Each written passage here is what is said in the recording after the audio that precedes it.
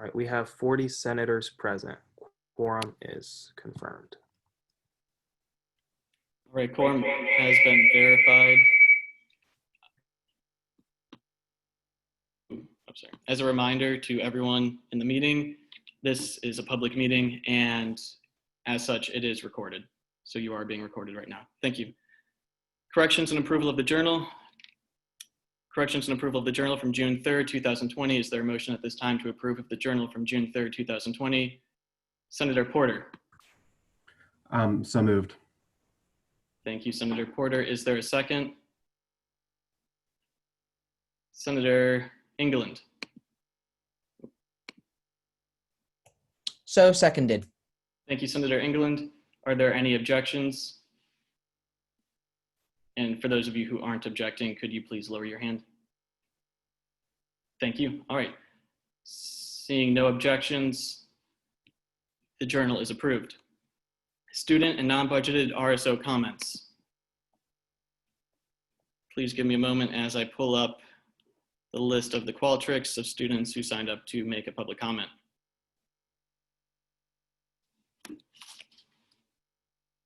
While Jack does that, I just wanted to go over some quick decorum in regards to the process of how we're going to be listening to comments. So with that, I just need to share the screen. Perfect. So, today we're meeting, special session, June 5th.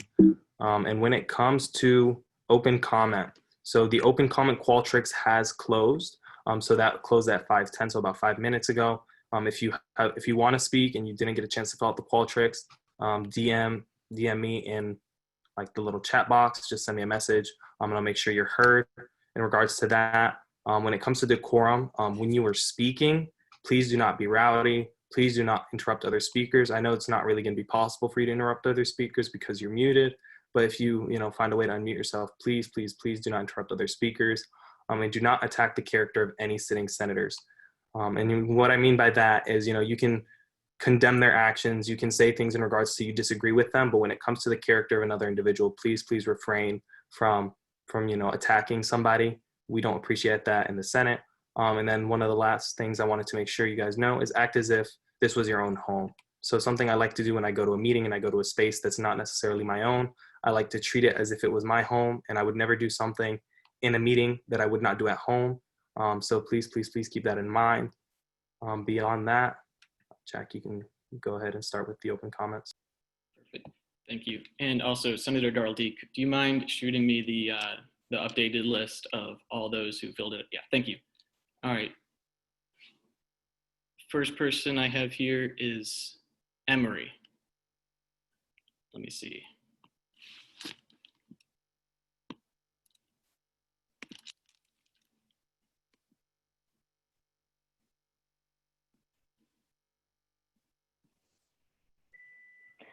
Hi, everyone. My name's Emery. Am I allowed to address Senator Jack, or do I have to speak in general to the people watching? It's a public comment, so you, as long as you follow the rules that Senator Darl-D just laid out, you are allowed to say whatever you want. Okay. So, Jack, as you know, we used to be friends. I actually reached out to you personally and texted you because, but you didn't respond. So I felt like I had to say this, and I think it's important for other people to hear as well. I understand that you're religious and you have your own beliefs, but there's a difference between having viewpoints and having beliefs that can negatively affect others. And as somebody who's in the position to be making choices that are going to affect students, specifically transgender students, you're going to have to make unbiased opinions that are going to include everyone, and it doesn't have to do with your religion and things like that. So you describing transgender people as evil, that's not just a viewpoint, that's actively transphobic, and that can contribute to transphobia, which can contribute to the violence of trans people. Comments like that. As a leader, the things that you say have consequences, they have weight. People are listening to you, people are paying attention to what you're saying. So it's important that you're careful with your words because they can be used as a weapon to hurt marginalized people. So I hope that I'm not trying to attack you, I'm trying to educate you. And I hope that you listen to your fellow students and that you educate yourself so that you can find that difference and that you're not continually harming others with your speech. And that's all I have to say today. Thank you for listening. Thank you, Emery. I just want to say I do hear you, and I will respond to your text in time. I've received a lot of communication in the past 48 hours.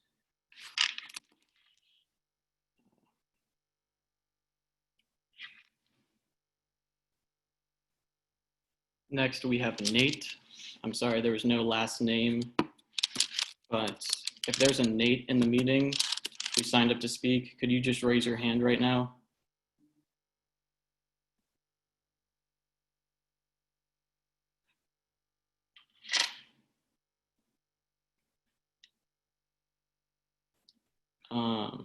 Let's see, Nate. No Nate, okay. Also, Senator Darldy, can you text me the Qualtrics with the updated Qualtrics? Yeah, there's just 100+ responses, so I gotta format it to get it all on one page. Gotcha. Okay, I wasn't sure if you emailed it to me or not. Okay, thanks. All right, next, Nate is not here. Let's go with Ash Soto.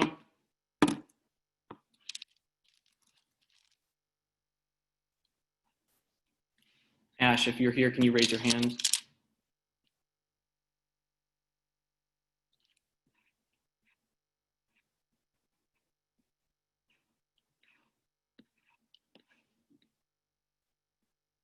Okay, I don't think you're here.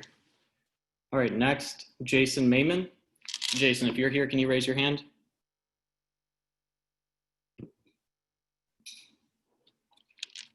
Thank you, Jason. I'm gonna unmute you.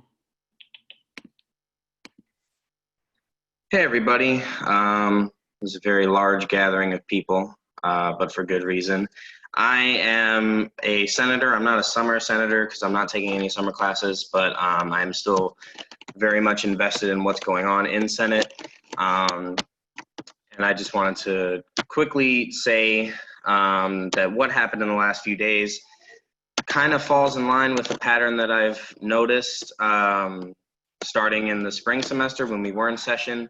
Anytime a controversial issue comes up, I have a few examples that have happened in my mind.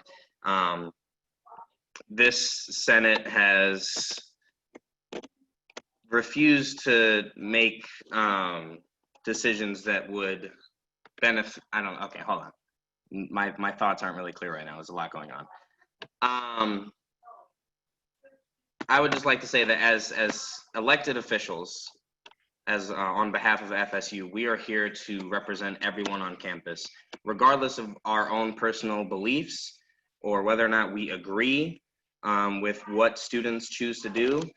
We are all here to advocate for everyone on campus. So the comments that were made, even if they were made in a group chat separate from SGA, the comments that were made a few days ago were very disheartening, and even more disheartening was the fact that the vote that took place on Wednesday didn't go through because certain senators, I guess, didn't want to. I don't know. So my thoughts aren't very clear right now. But one thing that comes to mind is this happened earlier this year when Bobby and Ann Bowden were in attendance at a Freedom Speaks Coalition event, and there was a resolution passed to speak out against that event, but in particular Bobby and Ann Bowden for attending that event because they have a very personal history with FSU. So it's in our best interest as an institution, as a top 25 university, to speak out against things like that happening. So I would just hope in the future that all senators involved, I haven't met a lot of the new senators, I'm excited to, but I hope that we are all able to make decisions and make statements that appropriately reflect everyone on campus, all students on campus. So that was a very disorganized way of talking, and I apologize, but yeah, I'm done.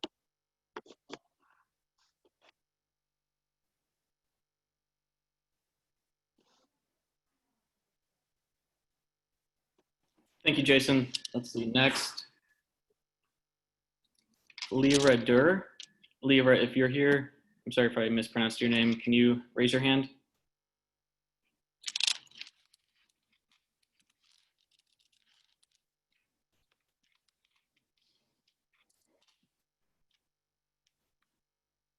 Okay, it appears that you're not here.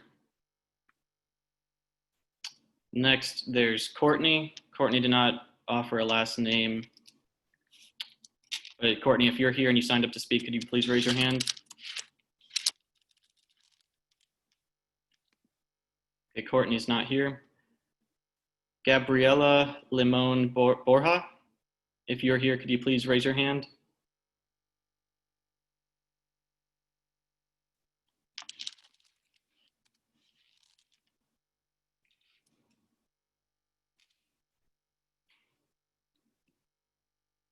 Okay, it appears that you're not here either. Johns Palmer, could you please raise your hand if you're here?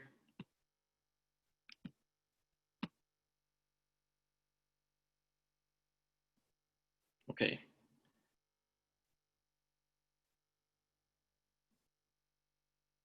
Lucy Serpa, if you're here, could you please raise your hand?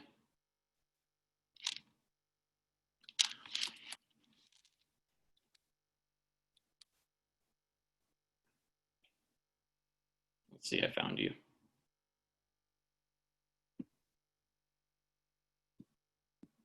Hello, like Jack said, I am Lucy Serpa and I'm currently a rising senior here at FSU. The past few days I've had a lot of emotions that have come about from the events that have transpired. I would like to call myself a very good friend of Jack's, someone who I have known for the past 3 years that I have been at FSU, someone who I have come to love, to respect, and gladly call my friend. And so I know there has been a lot of anger in my own heart for the comments made towards him. And I have prayed a lot to come before you not filled with anger and not filled with hate towards anybody for the words that have been said and the things that I have read online. I ask that I have come with a lot of understanding. And I really ask that each of you who are gathered here also come with your hearts and your minds open.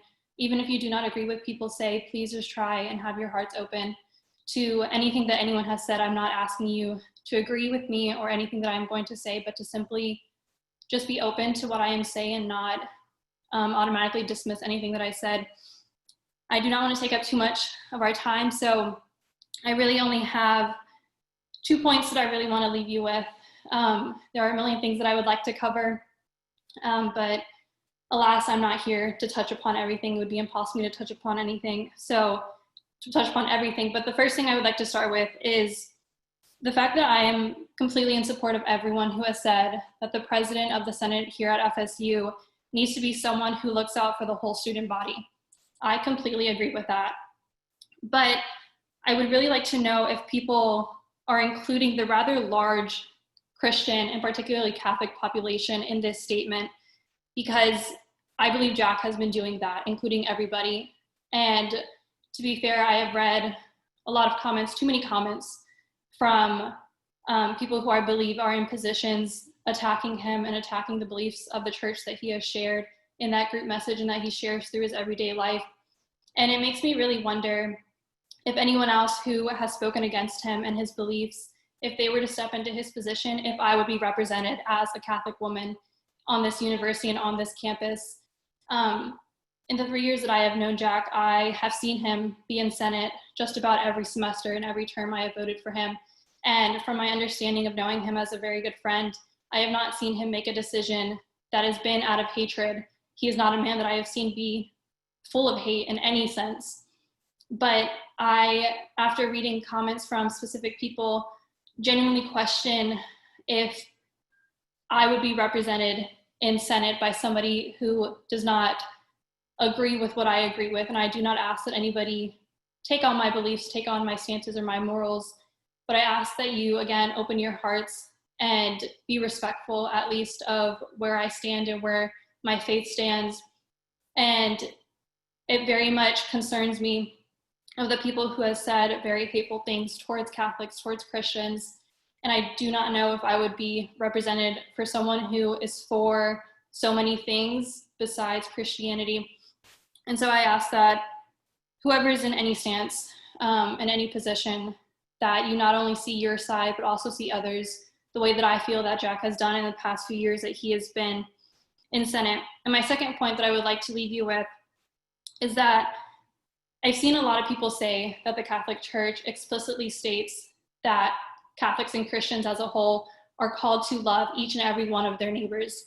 That is a fact. It is very much true that we are called to love each and every single one of our neighbors. But just because I love every single one of you here and every single person in this world, it does not mean that I agree or support with every decision that you have made or that you will continue to make. And I have seen a lot of people say that Catholics preach to hate the sin but love the sinner, and that is impossible to do. And I am here to tell you that it is not. It is very hard. I will be the first to admit that it is very hard to live a life based on that, to love a person but not necessarily love their sin. And that may seem impossible, and that may seem rather hard, and it is, but it's not impossible. It is hard, but it is not impossible.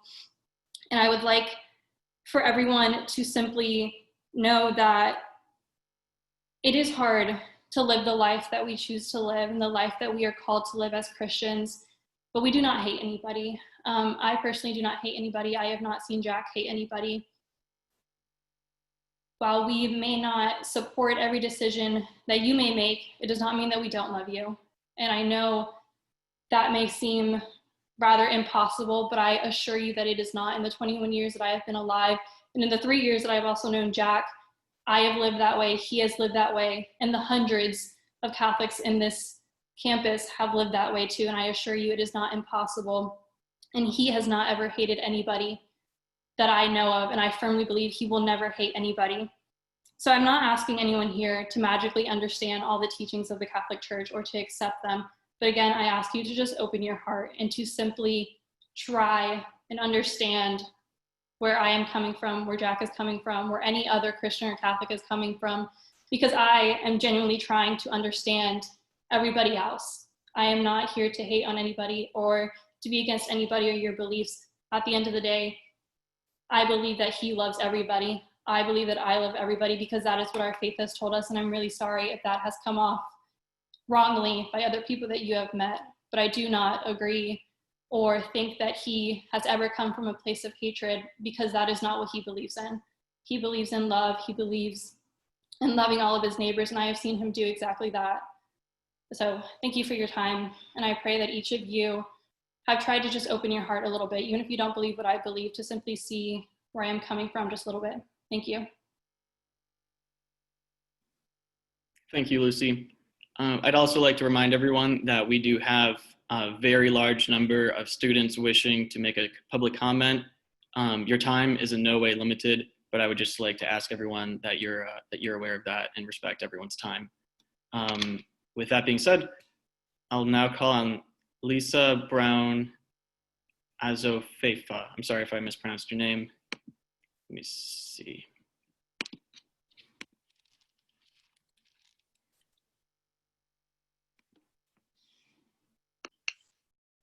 Okay, hi. I would first like to start off by saying that I'm speaking on behalf of Allison Ramos. She was not able to join the meeting because it's a 300-person cap, so she was not able to join it on time. I'm speaking on her behalf right now. These are her statements. However, I agree wholeheartedly with what she has typed up for me. She starts with, "Hi, my name is Allison Ramos, and I'm speaking because I believe that the messages that all of us have read show bias against groups that Jack Denton is supposed to represent, as he is supposed to represent all communities. In the meeting on June 3rd, he stated he would never say something like that in a public setting. However, as an LGBT woman of color who volunteers with Planned Parenthood, I do not feel comfortable with someone saying they represent me, then using words of hatred towards people like me behind closed doors or private group chats. While everyone has the right to freedom of speech, not everyone has the honor to represent the diverse communities we see on this campus. This is why I believe that Jack Denton should not only remove himself from the position as Senate President, but also resign from his spot in the Senate. With the comments shown, my trust has been broken in him representing me in any way, and seeing senators support him even after they heard how his words hurt the communities affected has hurt me almost as much as the messages. I hope that Jack Denton educates himself on the communities he hurt, but I think he should do that before having the honor to represent FSU's diverse community in any way, shape, or form. Thank you. Thank you, Lisa. Let me see.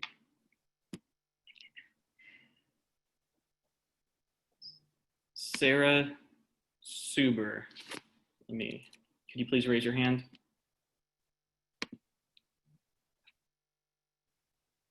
Sorry, hold up here.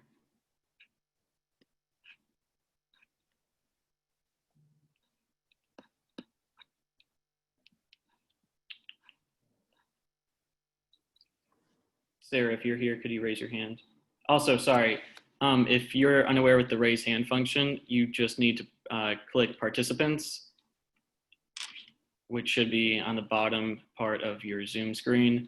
And then there should be an option to raise hand, just in case if you're not familiar with the Zoom. All right.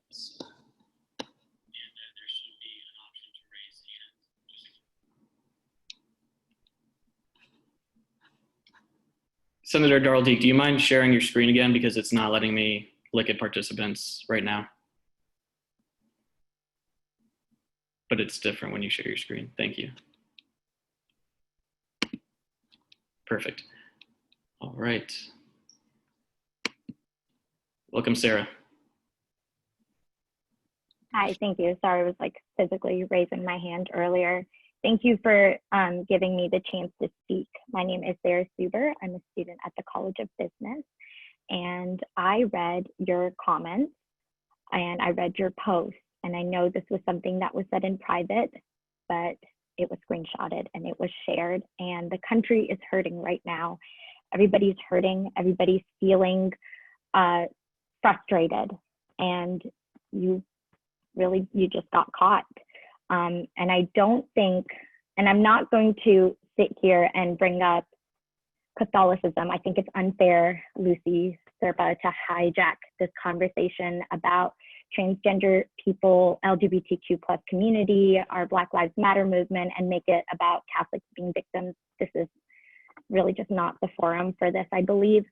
But I will say that your words should have consequences. I think that along with the consequences, that this is really just an opportunity for you to step up and show us that you are willing to grow from this and that you're willing to learn from this. I know that the community here, people of color, LGBTQ plus, and our peers and our students here don't really owe you a lesson. They don't need to hold your hand and walk you through their experiences. You know, they're hurting enough. But I think it would be important for you to step down and take some time to get to know your peers and your communities, the people that you think are participating in sins, the people that you find are grave evils. I think it is important for you to show up and be a part of Black Student Union, LGBTQ+, and other minority groups here, and get to know these people that you think are sinning. I think it's important for you to just get to know that these are people that would like to exist and that do not want to be continually systematically oppressed. I think that's important. So, you know, as a student here, I don't feel comfortable with you representing me or my voice. I think that a majority of the students here, because we are so diverse, probably just don't feel comfortable with you in a leadership position. I don't know if you're going to treat everybody fairly. By your comments, it doesn't seem like you would have your role without bias. I don't think you made those statements out of hate or malice, but I will say that they were said out of ignorance. And I think the best way to combat that ignorance is to learn, but that's really on you to go out and learn. But thank you for your time, and thank you for letting me speak.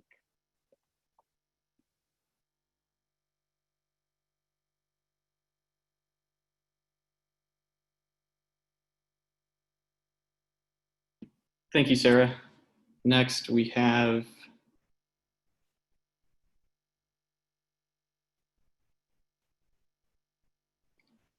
Monica Can.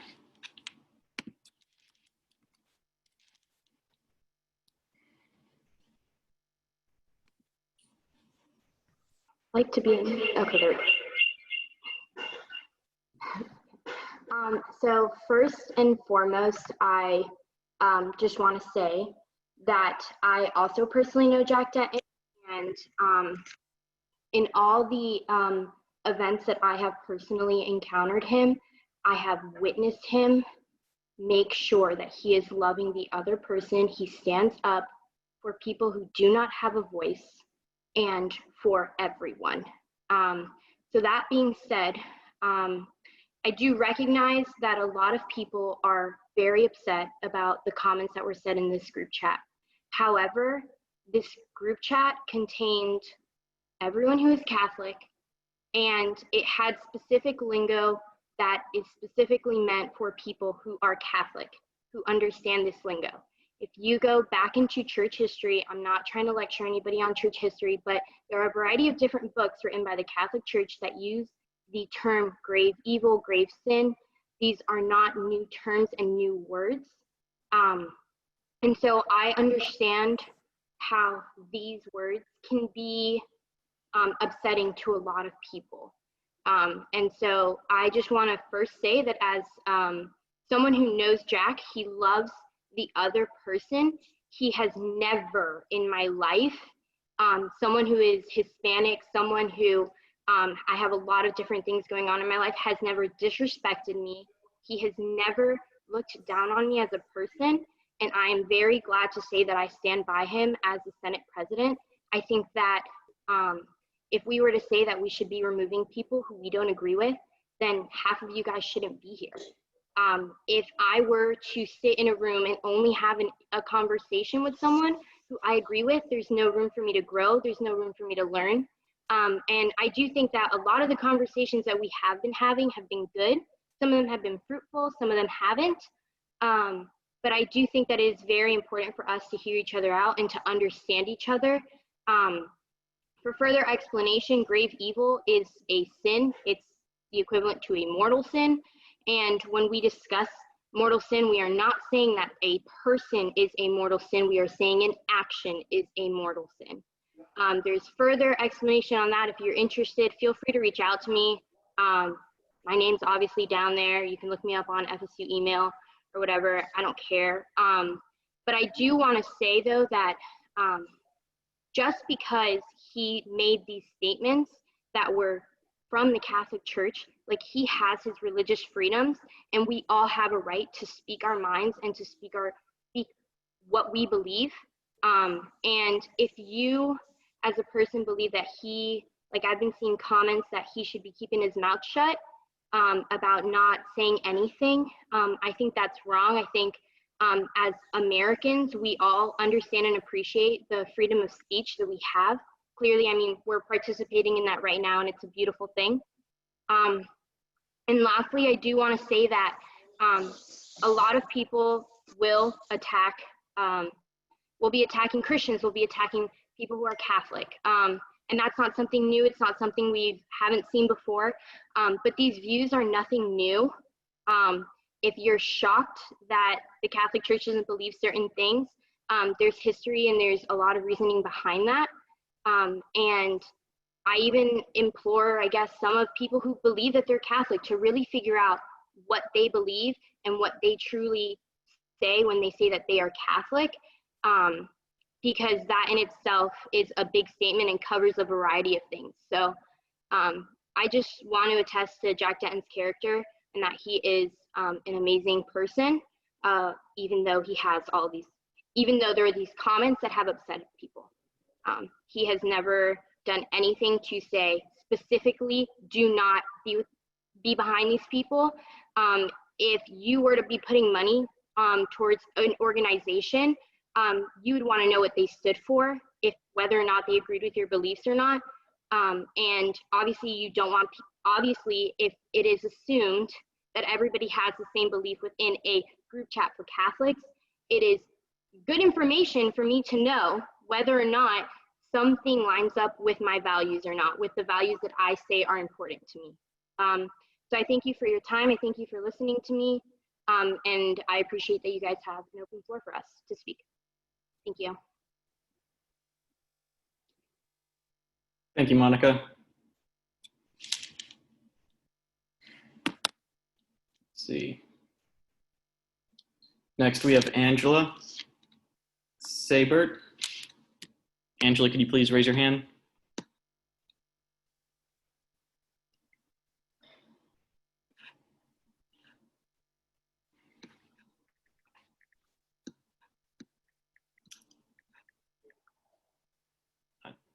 There we go.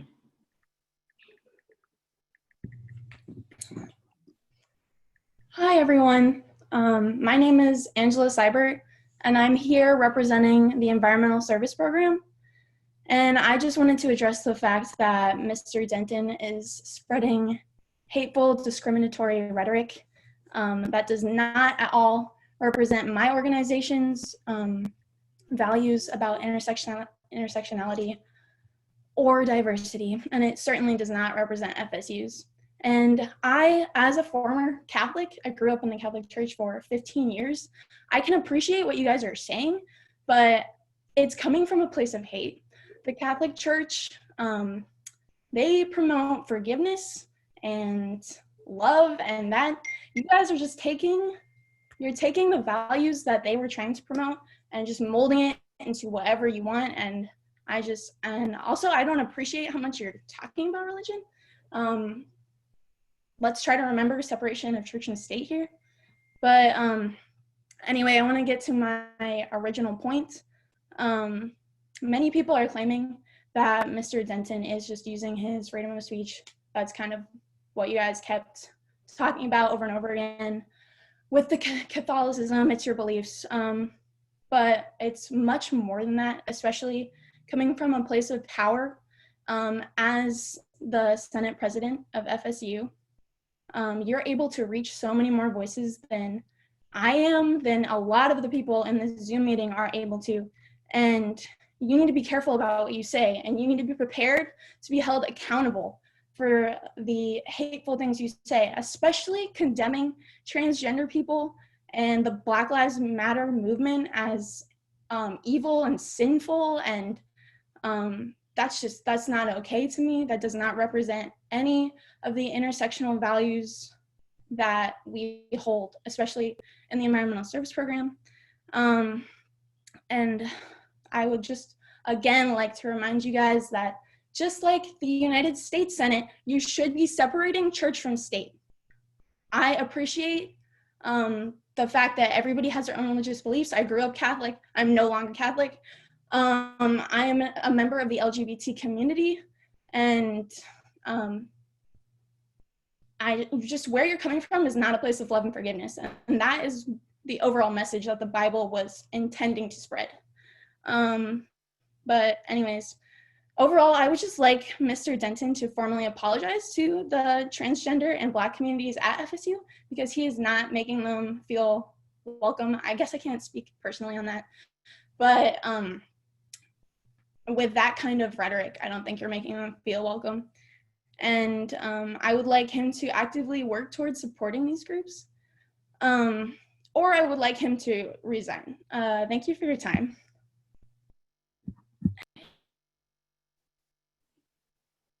Thank you. Next.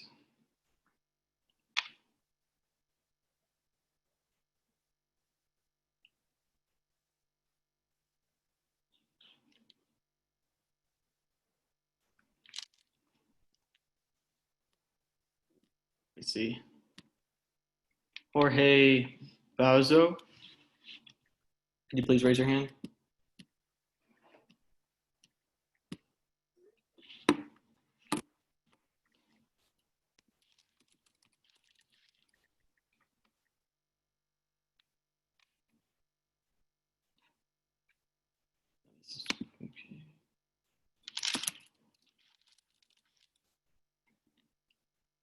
Can't really see if he's raising his hand.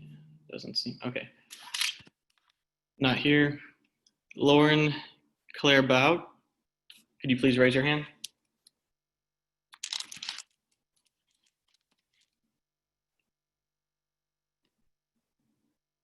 Thank you.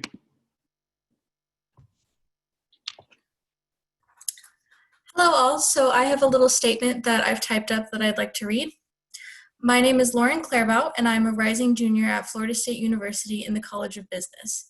I would like to thank the Student Government Association for allowing me to speak up against Senator Denton's remarks regarding transgender people. Senator Denton, I hope that you know that I have the utmost respect for you as a fellow Seminole and as a human being, and I hope that knowing that will make you more inclined to listen to what I have to say.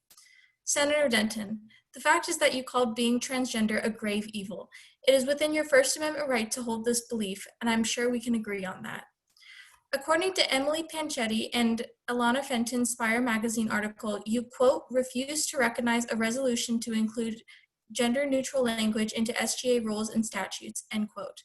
I'm not only here because of you condemning transgender individuals in a private group chat. I am here because you are inaccurately representing the student body by using your beliefs to harm others instead of engaging in open conversations with LGBT students about how we can make campus safer and more inclusive. As you may know, on May 27, 2020, a Black trans man named Tony McDade was killed by an officer from the Tallahassee Police Department. Transgender people are much more likely to be murdered in this country than those who identify as cisgender, and this is an issue that is prevalent in our own community. While I understand that you hold beliefs about transgender individuals that I do not agree with, instead of refusing to pass legislation that would benefit LGBT students at FSU, I would encourage you to engage in meaningful conversations with members of the LGBT community such as myself. Because of your actions against LGBT students at FSU, I will recommend your removal from the Student Government Association. Thank you for listening. Thank you, Lauren.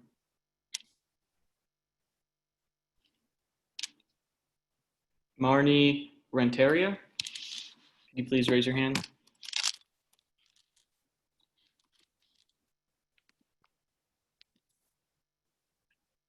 Not here. Kanisha Chameleon, are you here?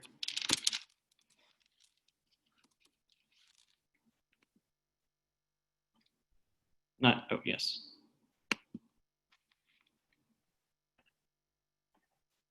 Hello, my name is Kanisha Shawman. I am a rising junior here of course, here at FSU, I'm sorry. I just would like, I wrote down a few ideas and I'm not gonna repeat what most people said because I do agree. I believe Jack should be held accountable for his actions. I feel like accountability plays a big part in this whole situation. We need to be cautious in how we treat others, and leaders especially should know how to think and should think how their words and their actions may impact the people they promise to represent. And unfortunately, your actions and your words do not represent the world we are trying to progress towards and we're trying to progress towards a more inclusive environment where everyone feels safe and where everyone feels seen.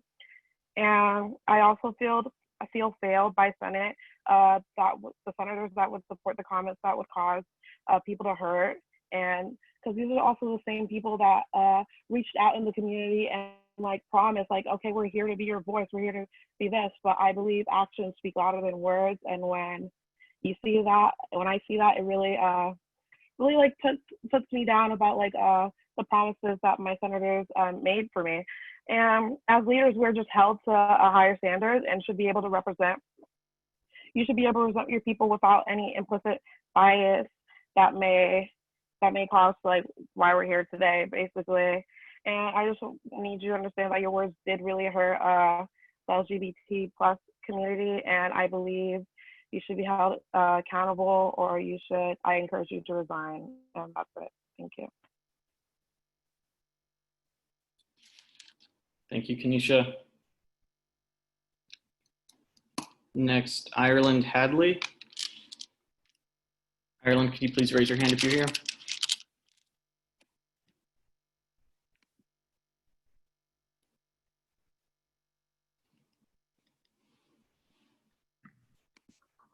So I'm supposed to be speaking during agency time. I'm representing AASU.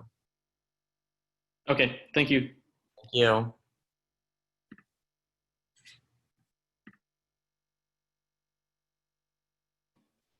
Rawin Abari.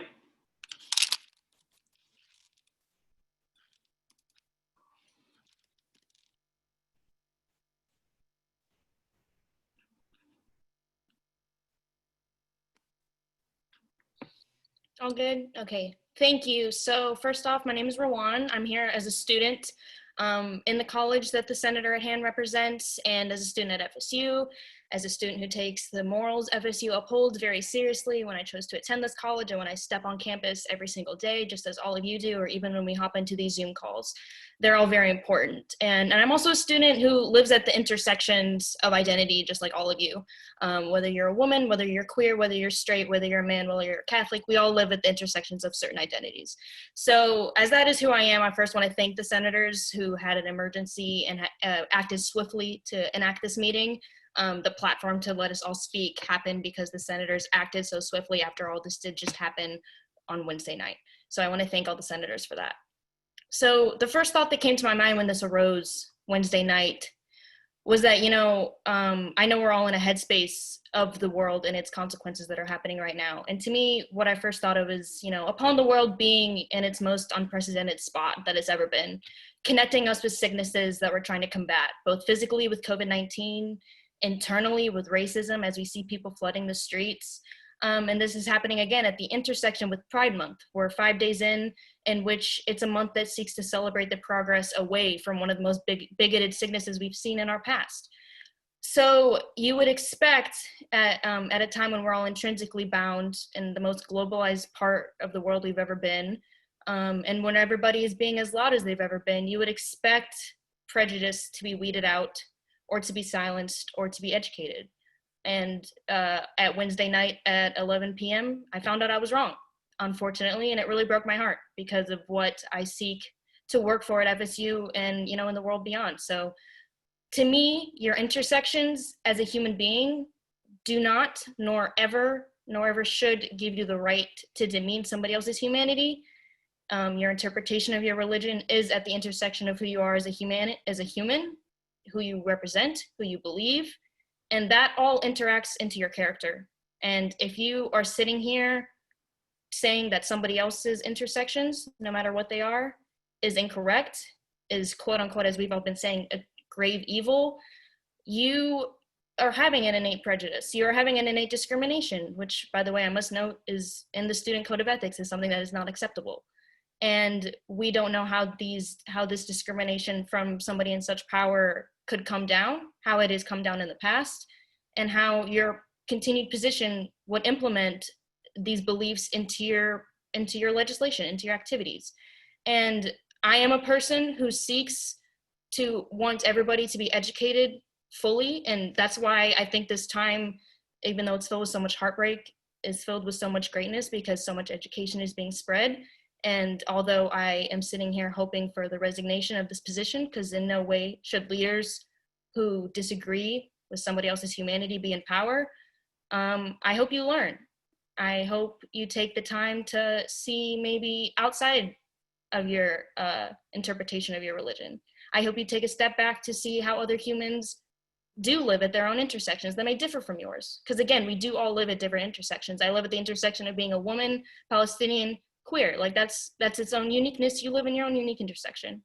And so my open heart advocates for your education, but my love for FSU, my love for diversity and inclusion, no matter how much of buzzwords those are, that is something that FSU is seeking to fulfill and achieve, just like America is. So, I seek for your education, but in a position of power, nobody in a position of power deserves to negate somebody else's livelihood. Not now, not ever, when the streets are empty, when the streets are full, when people are loud, when people are quiet, never. So that's all I have to say. Thank you, Rawan. Next, we have Rahan Moore.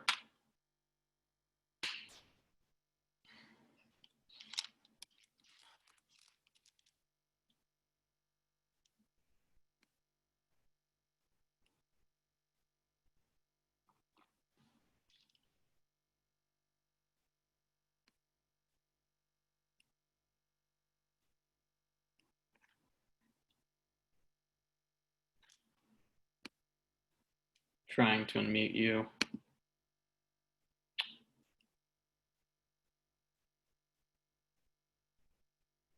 Senator Darrell D., can you try to unmute Rahan Moore?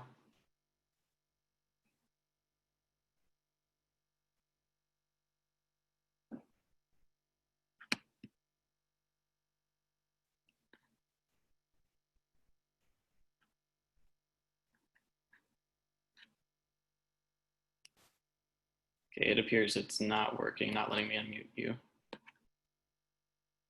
All right. Patrick Duchesne.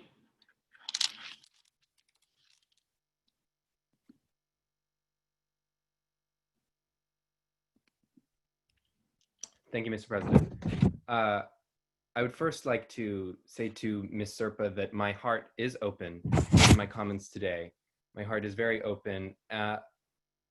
First, I'd like to remind this body why we're here today. We're here because the president of the Senate referred to Black Lives Matter, Reclaim the Block, and the American Civil Liberties Union, all as, quote, queer affirming networks, unquote, that, quote, defend transgenderism, end quote, and support, quote, cutting PD's funds, end quote, and that, quote, sue states that restrict access to abortion, end quote.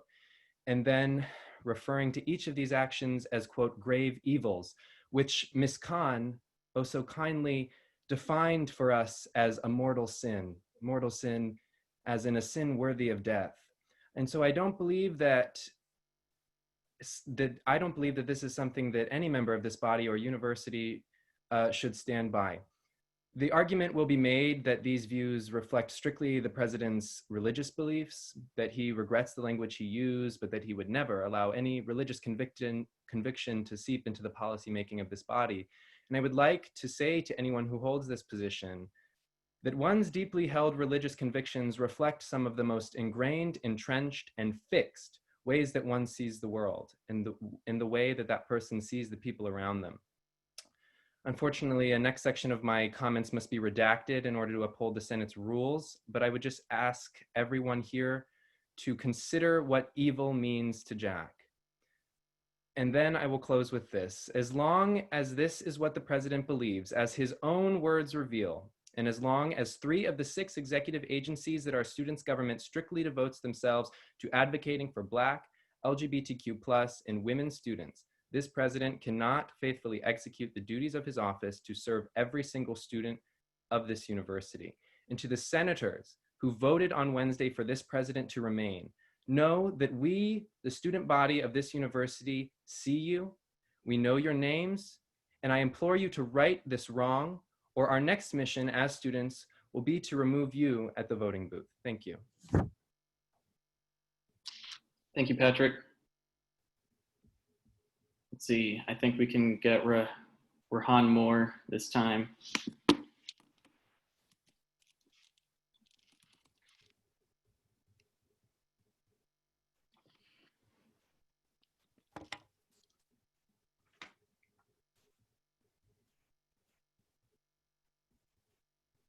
It appears that he's joining. Just a moment.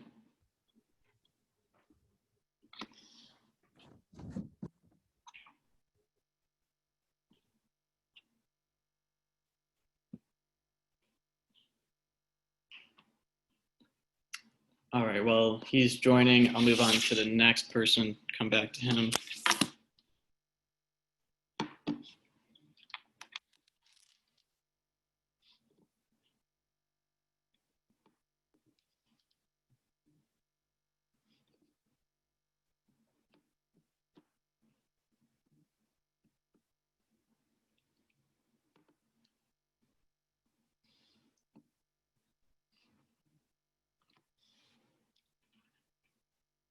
Let's see, Lauren Kelton.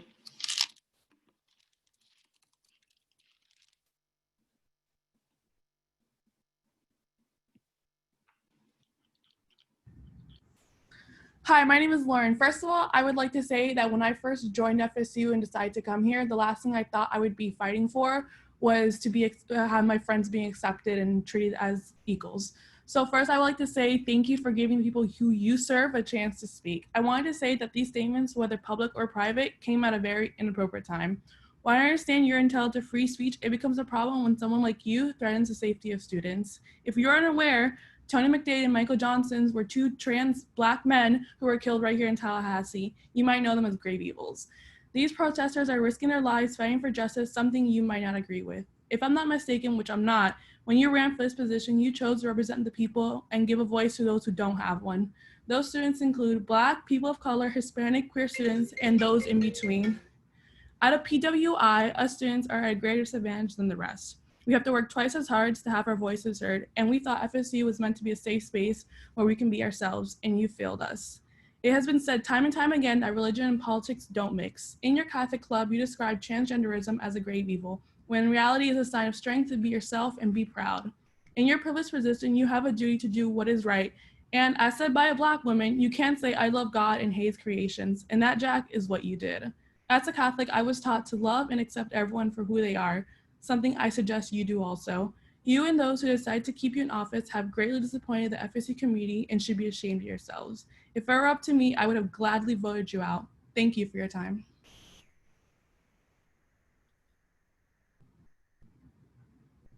Thank you, Lauren. Shana Cohen.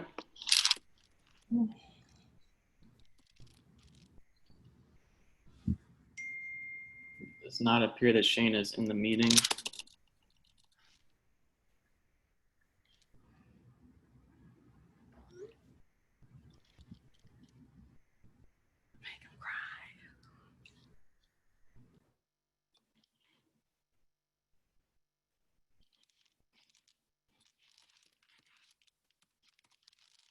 All right. Next, Jack Fox.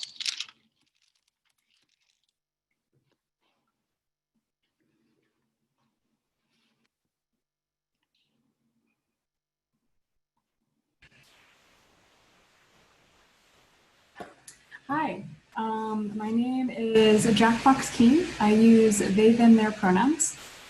I am the chair of the Student Leadership Council for the College of Arts and Sciences, and I want to reiterate a statement that we released yesterday, which is that we do not condone any remarks that promote racism, homophobia, or transphobia in any form. As we are in the middle of the Black Lives Matter movement, I want to emphasize the importance of understanding implicit bias. Just as it would be completely unethical to have a police officer who has described members of the Black community as grave evils, it would be unethical to allow our Senate president to express the trans community as a grave evil. Just as the public could not trust a racist police officer to protect the Black community, the student body cannot trust a transphobic president to protect the LGBTQ+ community.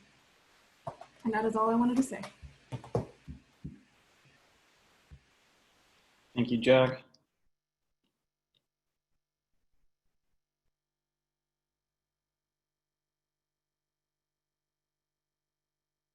Jackson Oberlink.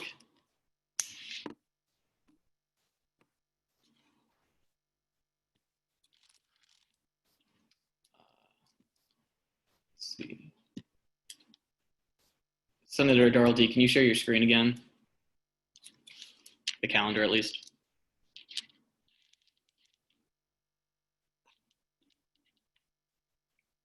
Thank you.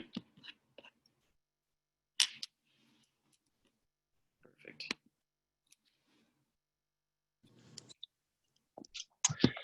Good evening, SGA Senate members. My name is Jackson Oberlink, and I am the co-president of the FSU Environmental Service Program. I would like to acknowledge all of the students who could not join this call because the Zoom meeting reached capacity at 300 members. I do not know of a time that an SGA Senate vote has had this much attendance. As a proud member of the LGBTQ+ community, I was horrified when I heard about the comments that SGA Senate President Jack Denton made in a private Catholic student group chat. Jack spoke out against donating to the Black Lives Matter movement because they go against his Catholic beliefs that LGBTQ+ people are sinners.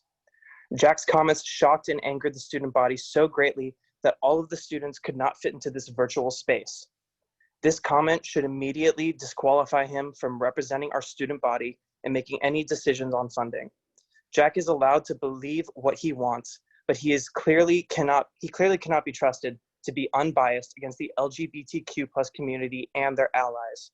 His comments were hateful, ignorant, and entirely disrespectful of my existence. I am ashamed that the FSU student body unknowingly elected a bigot to represent us. We already have hate speech like this coming out of the White House. We don't need it coming from our SGA student leaders too. Shame on all of the SGA senators who voted to not remove Jack Denton as SGA Senate President. I apologize, I will probably mispronounce some of these names. Senators Kenley Adams, Corey Adamick, James Bateman, Andrew Colvin, Bradley Kusnier, Christian Dean, Julia Ezer, Nimna Gabadaj, Ashley Gonzalez, Connor McKay, Olivia Maddox, Brooke Murray, Sarai Palzio, Mark Porter, and Nicholas Stinson all voted to allow him to remain as Senate President. We will not forget, and we will be watching how you vote tonight. Jack, I hope you are listening and you're paying attention to your peers and your fellow student body, and you understand why your beliefs are so vile and wrong. Thank you.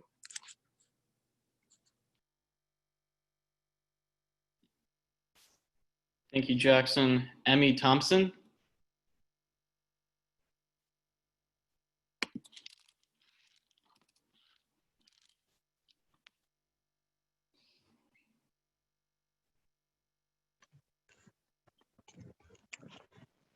All right.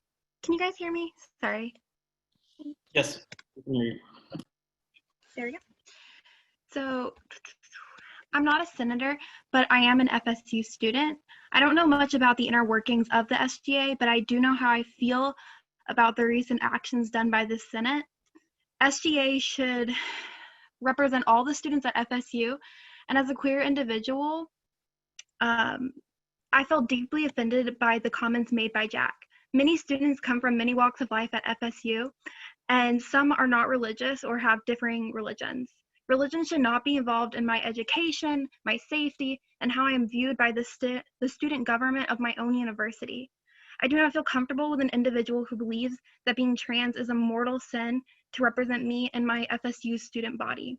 Religion should not be used as an excuse for transphobia. Being Black and being trans are not choices. Our senators represent FSU while they are in sessions and when they are not in session. I hope that the Senate takes these comments and addresses these issues more in depth, and for Jack to publicly apologize or resign and educate himself further on trans and Black lives. If the Senate does not address these issues, they are being complicit in allowing their members to represent FSU and to withhold and hold transphobic ideals. Thank you.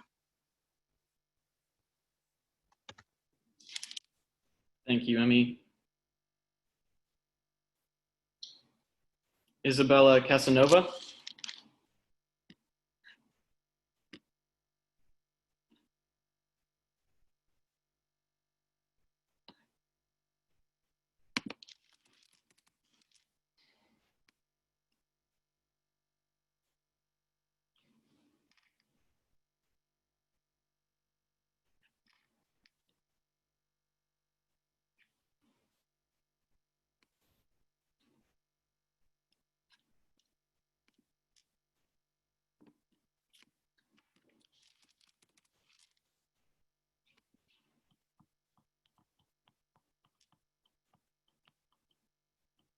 Pro Tempore Doral D, can you try unmuting Isabella Casanova? It's not allowing me to.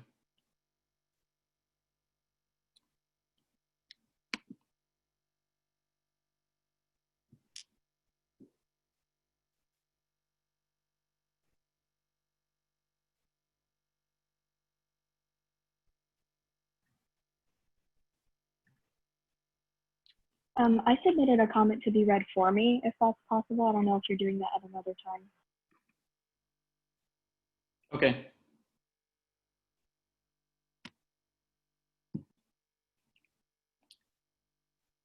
Emily Pacenti.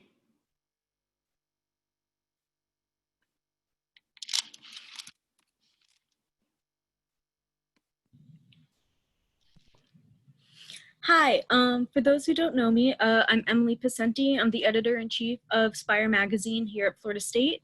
One of our goals of this magazine is to uplift marginalized voices on campus. And I want to say a quick thank you to Lauren Clairbout for shouting out the article that me and Alana Felton, who is also in this call, wrote together about the ongoing situation.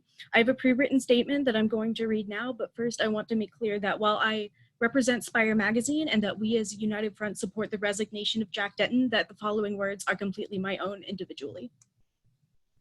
Many queer students have never been able to be themselves until they leave home for college. While every single one of us has our personal biases, opinions, and values, when you represent the entire student body, the basic requirement for those values entail that you cannot be against an identity or a group. Being against identities people are scientifically proven to be born as, including race, gender identity, sexuality, eliminates you from the trust required to treat all groups fairly. The public comments by Senator Jack Denton prove that he is morally against groups of students that exist at this school. We have transgender students here. We have students who are participating in the Black Lives Matter movement. We have students who have had abortions. Jack, your statements condemning these group of people who exist at our school proves that you are absolutely incompetent and incapable of leading our student body. This is in response only to the public comments made by Senator Jack, not his character, but incompetency as his role as president. Even if you truly believe yourself to be unbiased in your Senate seat, you have lost the trust of the student body. Those who have defended Jack keep making the critical assumption that there is no overlap between the populations on this campus that are queer, that are pro-choice, that support BLM, and that are dedicated Catholics. I'm a confirmed Catholic. My saint's name is Cecilia, and I was confirmed in the church in 2017. You, as a Catholic on a predominantly white and Christian campus, have your interests institutionally represented, protected, and upheld, while transgender and students of color have experienced discrimination and hate directly on this campus. You have alienated an entire part of the population that you represent, and it is of my opinion, as a queer student on campus, your obligation to this university is to resign, as you can no longer be trusted by the student body to make decisions on our behalf. Those of you who have come to this meeting saying you have a personal relationship with Jack and you know him and you know he's unbiased, that does not matter. Jack Denton is not a personal friend of the thousands of students at this university. They know him by how he represents publicly. I also think it's very telling that most of Jack's defenses at this meeting thus far have come from personal friends and not from students who know him exclusively by his public record alone. No matter what you say, the students of FSU who belong to the groups you condemn saw you call them gravely evil and cannot trust your representation. That is all. Thank you, Emily.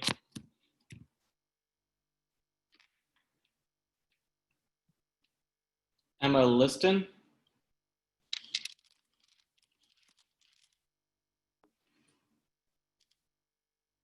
Can you raise your hand if you're here, Emma?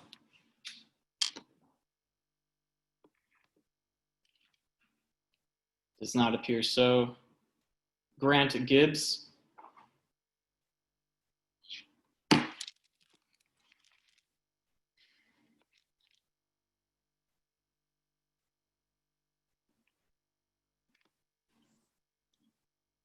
Hi, everyone. My name is Grant Gibbs. If you don't know me, I'm a senior on the cheerleading team and also going to be a freshman interest group leader this coming fall. These following words are also mine individually, not FSU Cheers, not the FIG program. But I'm also a member of the LGBTQ+ community. Jack, I've never met you, but I think you know who I am. Your comments about the community are disgusting. A simple apology doesn't fix this. Apologies are for mistakes. This was not a mistake. This was conscious, this was outwardly hateful, and this is something bigots say. I don't think you're not sorry. We do not attend a Catholic institution. If you wanted to attend a Catholic institution, you could have gone to one. But hiding behind religious rhetoric is no excuse for your hate speech and discriminatory views towards human beings. Also, the leader of the Roman Catholic Church, Pope Francis, supports the gay community. So again, quit hiding and making not only Catholicism, but Christianity as a whole look bad. I want to bring everyone's attention to the fact that not only is Jack the Senate president, but he's also a fellow freshman interest group leader this coming fall. For those who do not know, this program's sole purpose is to create a safe and welcoming space for incoming freshmen, providing them with resources to help with their transition into Florida State University. I cannot imagine being gay and sitting in that classroom with Jack as my teacher. that is my first impression of Florida State. I would feel unwelcome, uncomfortable, and unsafe. Imagine the dangers of an LGBTQ student sitting in that classroom. Imagine the dangers of a Black LGBTQ freshman sitting in that classroom. To conclude, someone with such radical views towards human beings does not deserve to be in a position of power. Burning spear or not, I urge you, senators, to make the right moral decision. Do not let this man cower behind his religious views. Again, these are not opinions, these are human beings. And to Jack, someone who cares that strongly in such a negative light towards the queer community must only be queer themselves. Thank you for your time and happy Pride Month.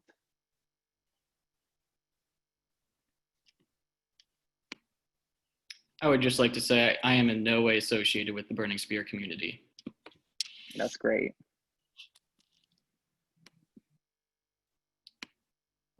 Nor am I part of your community either, Grant, but I appreciate your comments.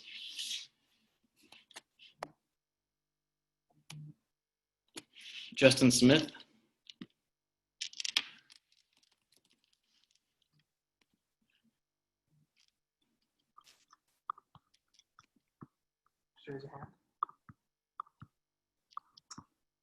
Hello all, thank you for recognizing my right to speak. My name is Justin Smith.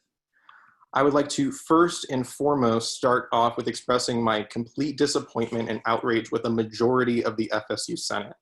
On Wednesday night, 16 of you, as Jackson Oberlink listed in detail, voted in confidence of Jack Denton and chose to retain a known bigot as your leader and sole representative. The names of those senators are readily available, and I implore all students listening to this call to educate themselves accordingly. Additionally, requiring students to sign up via a form to make a public comment at this special session is direct censorship and an unprecedented hurdle. SGA made no attempt other than a tweet to inform the student body of this special session. That was not on the calendar. You needed to send an email to every registered student at this school. I could not even get into the Zoom call at first on my personal computer because this call reached a maximum of 300 participants, completely unprecedented. You are censoring students and disallowing participation from your university. I would like to explicitly condemn the Amplify Party for sheltering Mr. Denton and allowing him to rise to power in the first place. These few screenshots are not his first actions of bigotry, and they will certainly not be his last.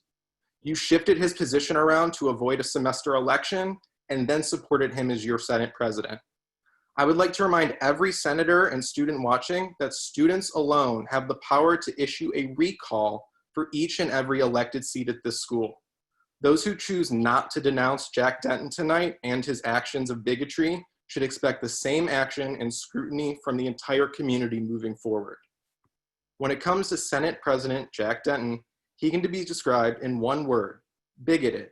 Regardless if he feels his God is telling him to actively hate or disown members of a marginalized community, there's absolutely no place for organized religion in student government. This is not a Catholic university, and you could have chosen to attend one if that was so important to your lifestyle. I am disgusted that other Catholics are attempting to stand behind him, and that, in my opinion, is a sin in itself. The Pope himself has accepted queer members of society. Why can't you, Mr. Denton? I, for one, am seriously concerned about the mental health of the thousands of queer, transgender, and Black students at FSU who now know how their Senate president truly feels about them, and that he does not feel he can morally support them with his outdated and extreme cult mindset. Senate President Denton has purposefully and knowingly misgendered fellow senators and students at our university. Deplorable actions by any means. His comments revealed in those screenshots that we are lucky to have show Senate President Denton using his position of power to call on other FSU students to withhold funding and donations to charities that foster a, quote, queer network. Are you a current student at Florida State University? I'm an alumni and I'm allowed to speak. I've been confirmed by SGA. You have said this to no one else, and I ask that you respect my right to speak. As this is for student comments only. Dr. Acosta, do you know if alumni are allowed to speak? As far as I know, in the past we haven't allowed that.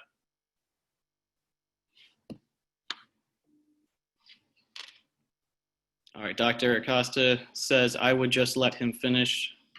Direct quote. All right. Everybody saw that. This is the 25th anniversary of Pride as an SGA agency and is the direct job of Senate President Denton to foster a queer network themselves. Instead, you are alienating us. Jack Denton clearly does not represent all students and should have never been able to hold this position in the first place with his known beliefs. All emotion and personal stake aside, the fact of the matter is this. Mr. Denton may choose to personally abide to scripture, but the one and only guide he must attain to as an elected representative of our school are the FSU statutes and code of conduct. If you look at the Florida State University statutes, chapter 205, section 205.3, paragraph F, no officer or employee will practice any discrimination as defined in the Student Government Association anti-discrimination policy. Those screenshots show us just that. I would like to specifically call for Jack Denton to return his entire wages earned from his position and donate them to a queer-affirming organization in solidarity. I would like to end my statement by recognizing the national unrest regarding social justice happening right outside our doors throughout the city of Tallahassee. Instead of having the human decency and courage to resign from his position, as over 6,000 students have demanded in petition, as well as the Amplify Party in a whole that he was vice chair of, Jack Denton's ego is apparently so large with white entitlement that he would rather us spend time on this issue. If Jack Denton would like to truly apologize for denouncing Black Lives Matter, I request his direct resignation by 7 p.m. tonight so that we may all participate in the vigil for Michael Johnson, who was slain by TPD. Thank you for allowing me the opportunity to speak. And I hope, Mr. Denton, that your audio is on for this entire call and that you are actually listening and trying to learn from this experience. I implore you all as members of the Senate to do so much better moving forward. And that starts with removing Jack Denton from office immediately, as he does not represent the diversity of his school and is unfit to lead. That is all.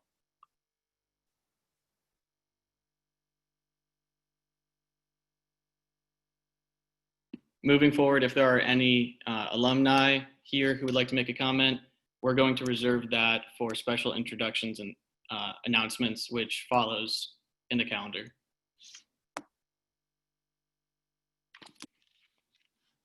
Next, Claire Schaefer.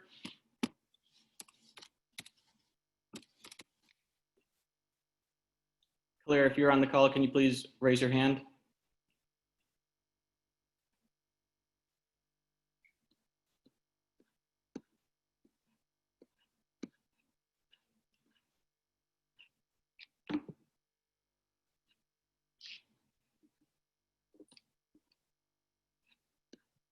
Does not appear so. All right.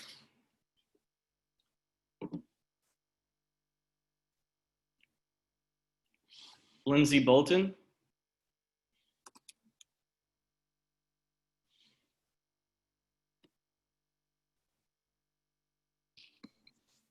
Hi. First of all, I would like to say thank you for allowing students a chance to be heard today. As someone who isn't currently an SGA and isn't a part of a government-centered major, I've heard nothing about the student government except that they do nothing meaningful in the school and are slightly annoying near election time. Now, I know this isn't true and that SGA is able to make a big impact at FSU. But as someone on the outside of student government, I'm comfortable saying that that stereotype I mentioned is the general consensus. The first time I have seen the student body get excited about an issue of the SGA is this situation with Jack Denton. There was a petition with over 7,000 signatures to get him removed, and I've seen so many comments and essays written by those disgusted with his words. However, Denton has not stepped down, and many of our senators voted against his removal. How can the student body ever feel as if the SGA is meaningful, impactful, or that it stands for them if Denton will not take responsibility or educate himself? When we as students actually take interest in student government in numbers like this, shouldn't we be heard if you're meant to stand for us? I, along with so many others, are calling for the government to ask for Denton's resignation. Jack, you do not stand for me. Thank you.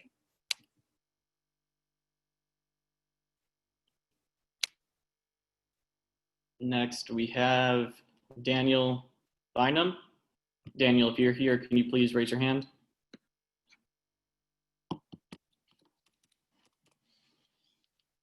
Thank you.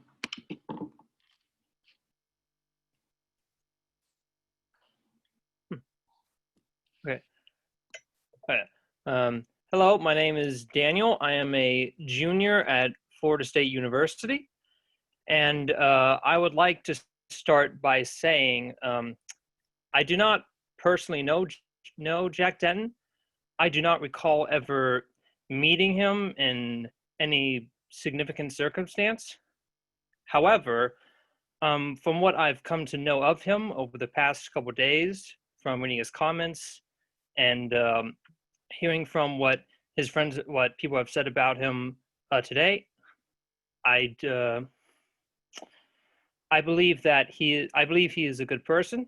I believe he is an upstanding student of Florida State. I believe that much of the criticism towards him is unfair and unwarranted. I believe that his comments have been greatly mischaracterized, distorted, and I believe that he does not strike me as being anything like what anyone here has said he is. And so, lastly, I think I'd like to say that Jack, while I do not know you, I believe you're a good person. I believe that you mean no ill will, you mean no ill harm to anyone. I believe that you care about serving the students of Florida State, and I would hope that you will continue to serve the students of Florida State as a senator to the best of your ability, with impartiality and with all fairness, and to keep fighting the good fight. Thank you for the time. Thank you, Daniel. Ryan Villacorta.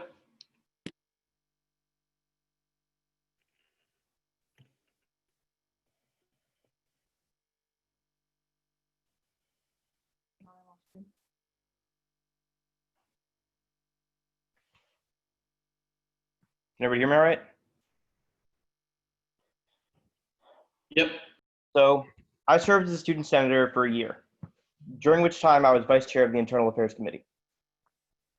During that time, after we had forwarded a candidate for confirmation to the Senate floor, Jack Denton misgendered that student, who had come to Senate for confirmation after they had stated their preferred pronouns not once, but twice in a span of 10 minutes.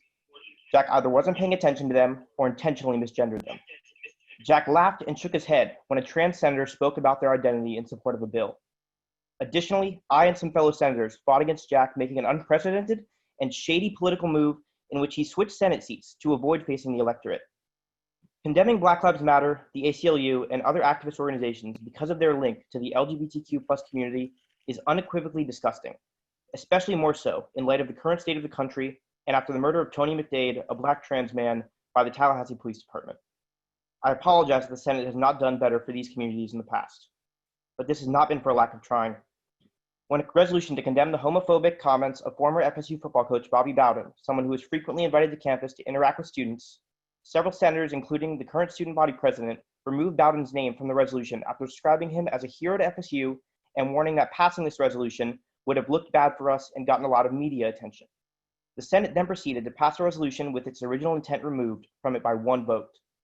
I have heard a lot of people defend Jack and his beliefs in the context of their faith, but I have not heard them condemn his words or offer apologies to the communities he affected. Jack must be removed from his position, as he clearly cannot remove his own bias while presiding, and cannot be counted on to protect and represent the students who he called grave evils. To my former colleagues, I call on the Senate to immediately pass resolutions supporting the Black Lives Matter movement and the trans community, as well as pass resolutions commemorating Pride Month and the 25th anniversary of the Pride Student Union becoming an SGA agency. Commit to supporting these communities. I also call on the Senate to start an ad hoc committee to hear testimony from students who may have faced discrimination from Jack Denton or other SGA officials. And should Jack Denton remain in power, I call on you to not show up and not allow the Senate to meet quorum under any circumstances, especially not under Jack's leadership, as any business done under him after these revelations is not done in good faith. And for those listening who are angry, who are scared, who are upset, thank you for showing up. I ask you to consider taking action. Hold your senators and SGA as a whole accountable for every vote they cast and every action they take. Vote in elections, learn who the candidates are as people, not just what party name they have next to theirs on the ballot. But most of all, fill these seats yourselves. Take back your leadership and demand that they hold themselves to the standard that you deserve. Thank you.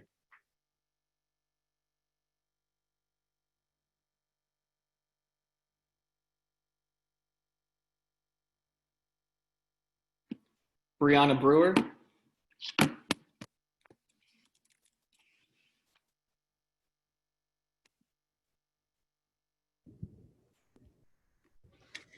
Greetings, everyone. My name is Brianna Brewer, and I'm going to start this statement by saying I am a third year here at Florida State University. In my past 2 years on this campus at Florida State, I've had the privilege of serving in many capacities on campus, and I'm very well versed with the needs of students on campus. So tonight, I come to you all as a Black woman and also as an ally for the LGBTQ plus community to address President Jack Denton and as well as the Student Senate. I would like to first say that as the Senate President, your job is to represent the vast majority of people on this campus, everyone, people of color, Black people, LGBTQ, it doesn't matter, disabled people, it really doesn't matter. And in the comments that you've made, you failed to do such. You failed to do your job as Senate President. As a former senator, I sat and I served the institution. I served the beliefs of the people and not myself. So to the senators that voted in confidence of Jack Denton, you need to do better, and you should resign yourselves. To you, Jack, you allowed your religious beliefs to affect the students and how they serve on this campus. I am also a woman who chooses to follow Christ, and like you stated, in my walk, I will never hate on another person. I only show love. Your comments towards calling people grave evils, that did not show love, that only showed hatred, and that showed your character. I'm not attacking you. I'm attacking what you said. I also understand that this is your First Amendment right to freedom of speech. And all that may be true, Jack Denton, you used your right privilege, a privilege that myself and others like me will never see. It is 2020. Where if you look outside, if you scroll on social media, you will see we're over here fighting for our rights. And for you to disown Black Lives Matter, allies, and people that are not like you, that's you just pushing your privilege off. That's the basic human right that we all need and we're fighting for right now. So I'll leave you all here with a quote that I looked up. First, they came for the Mexicans, and I did not speak out because I was not Mexican. Then they came for the gays, and I did not speak out because I was not gay. Then they came for the Blacks, and I did not speak out because I was not Black. Then they came for the Muslims, and I did not speak out because I was not Muslim. Then they came for me, and there was no one left. There was no one left to speak for me. Just because it does not directly affect you does not mean it does not affect the people around you. Be the voice, speak up. I'm calling on you as a true leader, Jack Denton, to apologize to everyone and also step down from your seat. Thank you.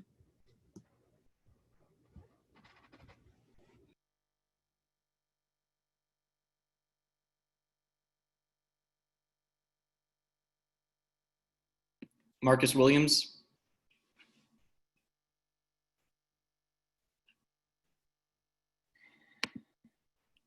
We'll have so much about this.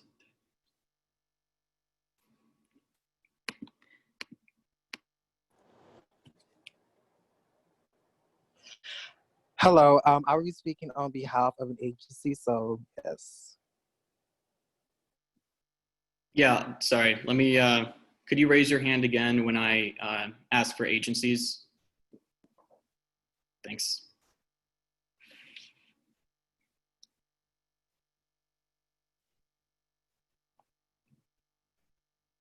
Liam, I'm sorry, I don't know how to pronounce your last name. Fineout?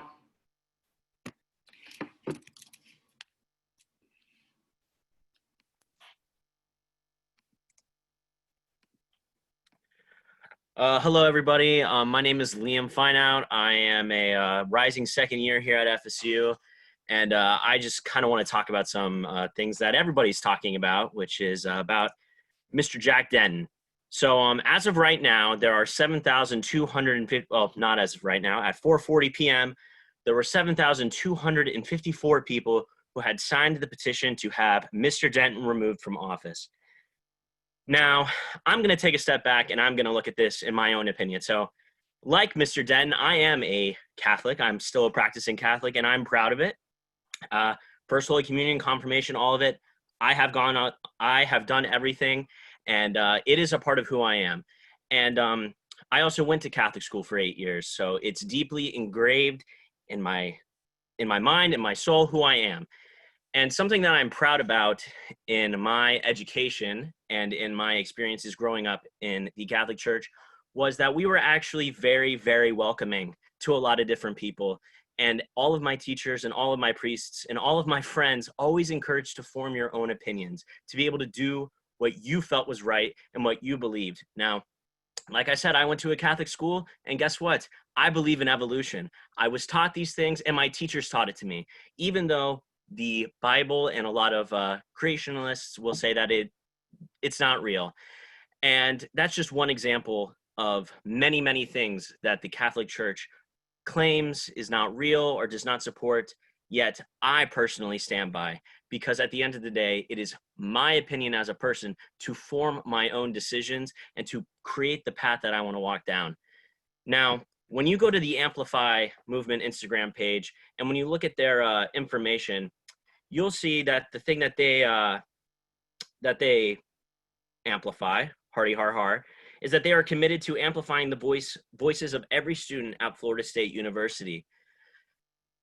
These comments that Mr. Denton has made do the exact opposite.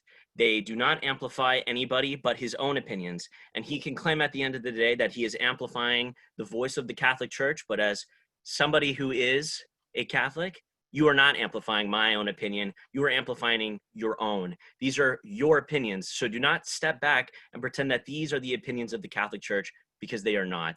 And at the end of the day, when we take a step back, chances are a lot of people who are in the SGA Senate want to get involved in politics in real life, who are in real life. When they get older, at the state, federal level, whatever it is, chances are you want to get involved. It's why you do what you do. I am personally jealous that you get to do what you do, because as someone who has ran for SGA and did not get elected, I envy Mr. Denton especially, that he gets to participate in this great foundation that has been put upon him, and that he is able to serve the community. And it's even more hurtful that he has made the comments that he has made, that he has done what he has done, and that he has alienated the entire student body. It's disturbing, it is upsetting, and I'm not part of the LGBT community. I'm not transgender. I'm not any of these things, yet I feel the hurt. I feel the harm, because I understand that these students cannot trust you. They cannot look you in the eye. They cannot have in their deepest heart that you will be representing them through the thick and thin, because you won't be. I personally hope that you decide to resign, and truth be told, if after listening to several more hours of this, if you decide that you cannot resign, then I don't know what to tell you. It would be shocking to hear all of these people and then still decide to serve, because we don't trust you. Nobody does. The emperor has no clothes. Thank you. I am done.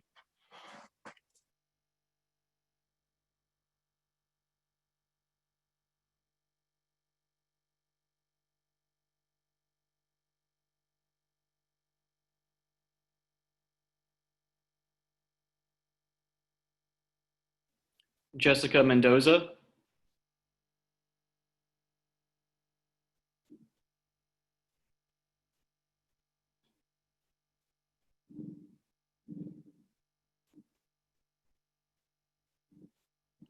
Senator Sam, do you have a motion or a point? Jessica Mendoza gave me permission to speak on her behalf since she had to leave, unfortunately. Okay, feel free. All right, I will be reading a statement that Jessica Mendoza sent me. Hi, I'm Jessica Mendoza, and I'm a rising senior at FSU. First thing I'd like to say is that I don't agree with what Jack said, but as someone who was raised by a Catholic mother, I can personally say there's no excuse for what was said by Jack, and that I only hope you can learn from this and learn to love everyone despite who they love or what they choose to do with their own lives. A lot of people have already addressed Jack and have expressed the same anger and hurt that I also felt when I saw his comment. So I'd like to address the senators who voted on Wednesday night.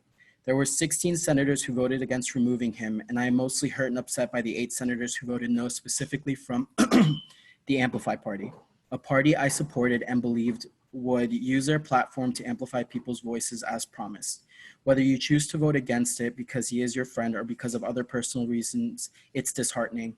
So to Jack and to the 16 senators that refuse to take action, I sincerely hope you all learn how to, 1, love all people regardless of who they are, and secondly, take this as a lesson to educate yourselves and to grow from this experience as leaders at FSU and as a human being.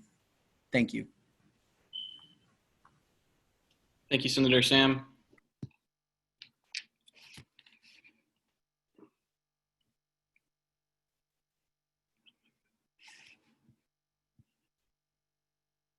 Allison Rameau.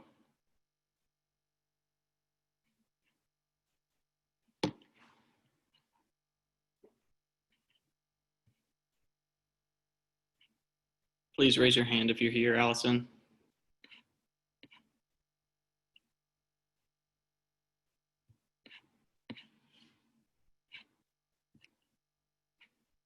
All right, does not look like you're here. Isabella Reimer. Please raise your hand if you're here.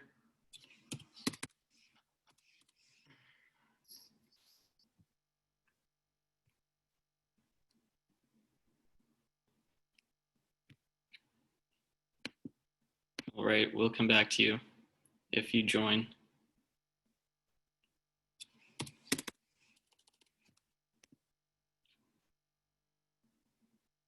Ali Odishelides. Sorry, I could not pronounce that name. Ali, if you're here, could you please raise your hand? There we go.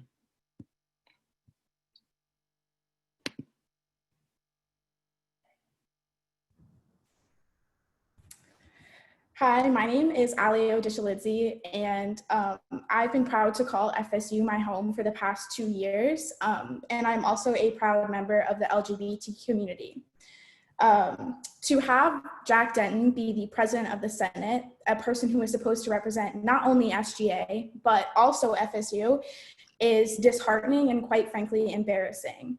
For someone to make such transphobic comments and comments that go so clearly against so many groups on the FSU campus, it hurts me because I know that there are people who came to college and this was their way of getting out of a bad situation. This was their way of meeting new people. And this was their way of finding an accepting community. And to hear you, one, use the word transgenderism, which is not a word, it's not accepted by the LGBT community, and is just offensive as a term, is disheartening. And also for all of those who are defending Jack Denton and vouching for him and saying, oh, well, he cares. Why would I listen to you? And why would that reassure me if this man is someone who's going to openly say that members of the FSU community, a community he's supposed to represent, are a grave evil? And for those who feel the need to explain Catholicism to me and to the rest of this call, and say, well, that's just a mortal sin. Well, a mortal sin is something that you should die for. And those who are also trying to defend it by saying, oh, you can separate the sin from the sinner, well, that implies that being a member of the LGBT community is a choice, and I can reassure you that it's not. To have Jack Denton continue to represent the FSU community is embarrassing, and I personally believe that he should step down immediately. I don't think that he should represent FSU in any way, and like I said before, I think that the only way forward from this would be for you, Mr. Denton, to step down. Thank you.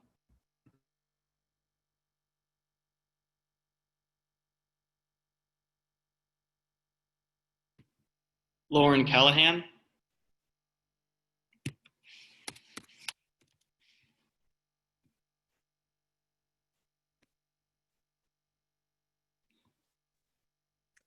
Hello.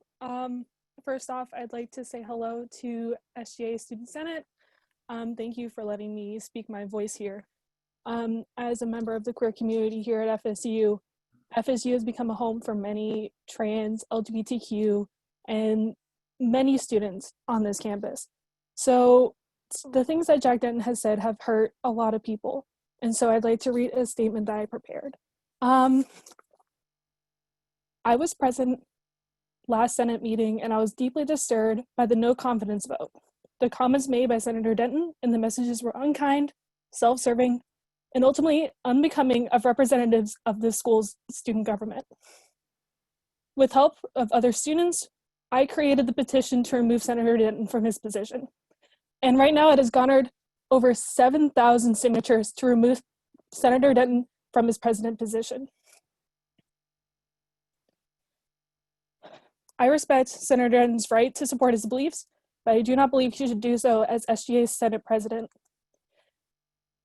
On this campus, this body has failed me Wednesday night, and I hope that any of you senators can do the right thing.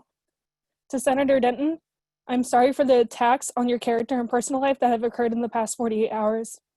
It is unjust and unkind and unbecoming of the queer community. I understand that you have your beliefs, but I hope that you understand how your possession at this school is to serve the student body without bias, but with tolerance and respect for diversity and inclusion. Please hear our message, and I ask that you please step down from your presidential position. Thank you.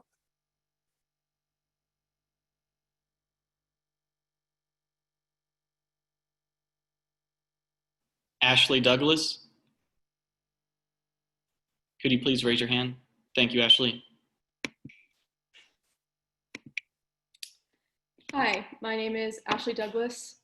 I want to first make clear that I have been listening very attentively to every comment made thus far, and I will continue to listen until comments are finished, because I do want to better understand how the FSU community thinks and feels about this. But I am here to advocate for the character of Jack Denton, which has been attacked repeatedly and sometimes with extreme vitriol in the past 2 days. I would also like to preface that I will at times mention religion and the Catholic Church, as I believe that these are inseparable from the issue at hand, whether I believe religion and state should be separate or not. I do know Jack Denton personally, and I have always seen him as a warm and caring person. I have never once had the impression that Jack was somebody that he said he wasn't. He has always been upfront about his Catholic identity, and he has always done his absolute best to live up to the principles of love and charity that the Catholic faith is founded in. Jack is passionate about serving the students at FSU, which he has done through SGA throughout his time here. He has never, to my knowledge, let even his most closely held beliefs prevent him from serving every person on this campus with equality and fairness, whether they share his beliefs or not. As a philosophy student, I have had many discussions with many people about morality and good and evil. In such conversations, there is never a voice of condemnation or commanding to do one thing or another, because a discussion is simply that, a conversation in which two sides share and defend their viewpoint. It is much the same for Jack's messages, which were sent in the context of a group chat that was composed of Catholic students at FSU, as they were in the middle of a conversation about which organizations to donate to support the movement for racial justice. His messages were never meant to go against the movement for racial justice, as the equality of all people is a central tenet of the Catholic Church. In addition, Jack spoke with no condemnation or commanding to do one thing or another. He simply presented information of particular Catholic interest. His messages were meant to inform members of this group chat about the Catholic Church's teachings, which not all have to agree with, but that Jack has every right to say, especially to a group chat made up of Catholic people. I believe that his messages make use of one very Catholic phrase in particular, which seems to have many people concerned about Jack's character, the term grave evil. I would like to try to shed further light on the true meaning of this phrase, as I believe it has been grossly misinterpreted, and that this misinterpretation has caused a lot of people a lot of pain. The term grave evil is never used to describe a person, only actions. Jack never called anybody evil. I can promise you as a member of that group chat that to a Catholic, these words carry no hatred and no discriminatory quality. They simply describe an action pertaining to the moral life of a human being. Grave refers to the gravity of a behavior. If an action is considered to be significant, it is referred to as grave. Evil is simply another word for sin. Another word which seems quite charged, but still carries no hatred and no discriminatory quality. Every Christian recognizes themselves as a sinner in need of God's grace, Every Christian recognizes that sin does not define people, and every Christian recognizes that people deserve mercy and grace and love before anything else. Jack knows all of this as well as the next person. In using the term grave evil, Jack was making absolutely no attempt to describe or condemn any student at FSU, whatever their sexual orientation or gender identity, nor was he making any attempt to describe these students' character or quality. Jack was simply participating in a discussion about morality, which can be a sensitive subject, but which is also no reason to remove him from the Senate that he has served our campus and its students so faithfully from and without discrimination. In frankness, I find it deeply disturbing that somebody could be punished so severely for such messages given their context and intention. To summarize, Jack Denton is a man of great character. He is not a hateful person. In fact, he is a kind and caring Christian man who follows his God's command to love his neighbor as himself. Given this and Jack's record of service to FSU in the past couple years, these messages should in no way cast doubt on his ability to serve the students of Florida State University equally and fairly. Thank you for your time and for allowing me to speak.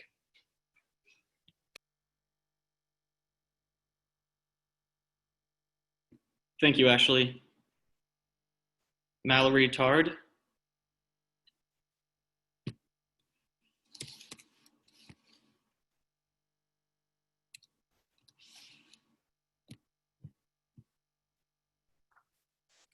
Hey, how you guys doing today? I just had a couple things to say real quick. One of the most disgusting things I think about the whole situation that I really just can't stand for is how consistent Jack has been in being so on the fence, but still in support of anti-Black movements, such as in 2016, I believe, this was on your LinkedIn, I checked, you had worked as a campaign representative for Robert Pittenger, and I know these views are not your own, but if you support somebody, you have to agree with them at least a little bit. In which he said, not Jack, this is the man you supported, the grievance in their mind is the animus, the anger. They hate white people because white people are successful and they're not. And I think talking about white people right now and, you know, racial relations is really crazy, especially because most of the Senate that had voted to keep you were white. They were white. And it's a very, very sensitive thing to be talking about. And you know this, you're a smart man, I assume, to have gotten to your position. To have said, I don't care about Black trans lives right after a Black trans man was murdered in Tallahassee. Now, you might respond like, I didn't say that. And you're right. There are things and there are methods that politicians, such as, you know, I presume you would like to be in the future, will use in order to push microaggressions forward, in order to push minority populations down, which people like me and people with my skin type and with my hair type already don't feel welcome. So to see people like you in the name of religion, as if because you're Catholic, you can hate people. I'm Catholic too. I've never used the word transgenderism, which I thought was a great point that someone else had brought up. That's not a thing. That you make it sound as if this is a mental illness that people catch. If you are transgender, you are transgender. That is who you are. Hating people for who they are is disgusting. And the fact that my tuition dollars go to fund SGA, which go to give you money, you make a paycheck off of what you say. So had this been an unpaid position, had this been a position you held for, you know, whatever, you know, just for fun, you can say whatever you want. But the fact that I and all these students in this call are paying you, we have the right to be outraged. And I think, and can you look at the screen? Because you keep like going like this. And I think that's kind of weird. For someone who's the president of the Senate, I think you should have a presidential appearance. And for that reason, I think you are unfit to be president of the Senate. And I'm calling for your resignation because you are the reason that I'm not at Michael Johnson's vigil right now, supporting Black lives. And I have to be here to stand up for the people I care about. Thank you so much. Have a great day.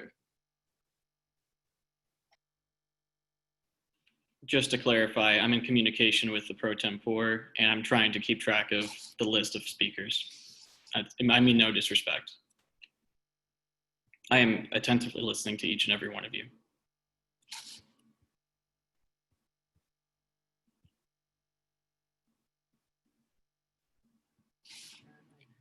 James Williams III.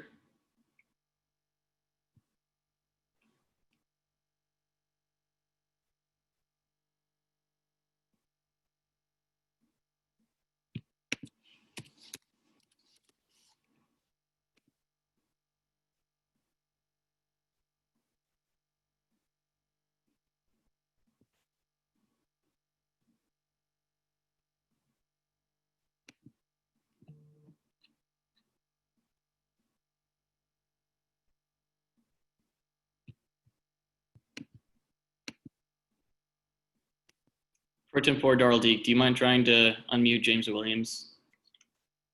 I can't.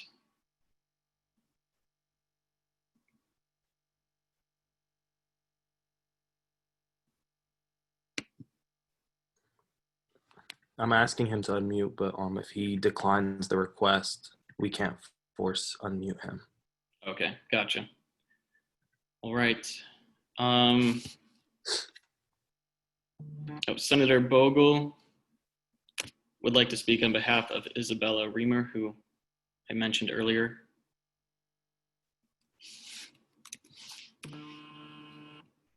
Thank you. She apologizes for not being here. She had to leave early. Isabella Reimer says, and I quote, "Denton's actions are disappointing. The idea that, quote, transgenderism and the rights of other queer people as well are grave evils. Disgusts me and hurts me like a punch in the gut. FSU is like a home away from home. And to know that people like myself are currently not welcomed by the current Student Senate president is discouraging. Denton's responsibility is to maintain a safe environment for the student body he represents. And by refusing to separate the church and the state, he fails to do so. Although he has the right to his personal feelings, I don't think he has the right to let them get in the way of the students he is supposed to be leading. Thank you." Thank you, Senator Bogle.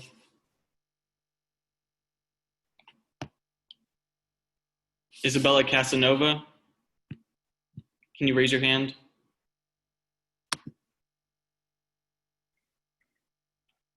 Hi, so thank you for waiting for me from before.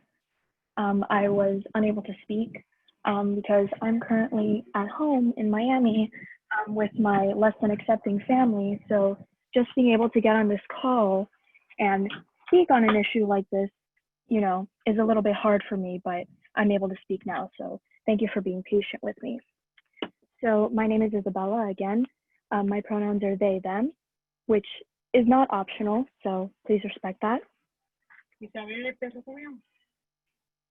So my comment is obviously in reference to the things that Denton said in a private group chat. Denton openly called transgender people a vile evil when he's meant to represent the student body, and this representation includes all students and most certainly includes trans people.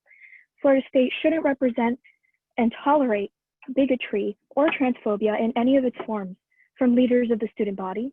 And we as a community demand, I'm not asking, I'm demanding that you be removed from your seat as SGA Senate President. I'm a Catholic myself, and I find it abhorrent that you would use religion to justify calling an entire marginalized group a vile evil. And as I said, I'm a Catholic myself, so I know what a vile evil means. So all of your, I guess, justifications for the use of that phrase, they don't mean anything to me because I'm a Catholic and I know what it means when you call someone a vile evil. The only vile evil on our campus is the tolerance of hatred from people like you meant to represent and lead us. You verbally attacked the Black Lives Matter movement for supporting the queer community. The queer community is the one fighting for your rights in the streets right now. The Black queer community is the one putting itself in danger every day so white, cisgender, heterosexual people like you can go to Madison Social and call trans people like myself, Black people like my friends and family, vile evils. Would you say that to our faces? Because I don't think so. You've rolled your eyes at several people on this call for being brave enough to call you out. You don't even have the respect to listen to us with an open heart and mind. You don't represent us. Lastly, into my last comment, shame on all of the senators who voted against your removal. I'm talking about Kenley, Corey, James, Andrew, Bradley, Christian, Julia, Nimna, Ashley, Connor, Olivia, Brooke, Sarai, Mark, Nicholas, and Jack. You voted against your own removal, which I think is really fresh of you. Shame on all of you. You have a duty to the student body and you failed us. And we demand that you be removed from your seat. Thank you.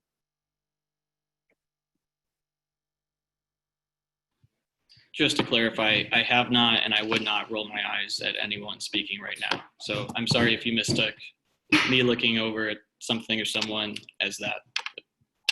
Nevertheless, Dawson Home.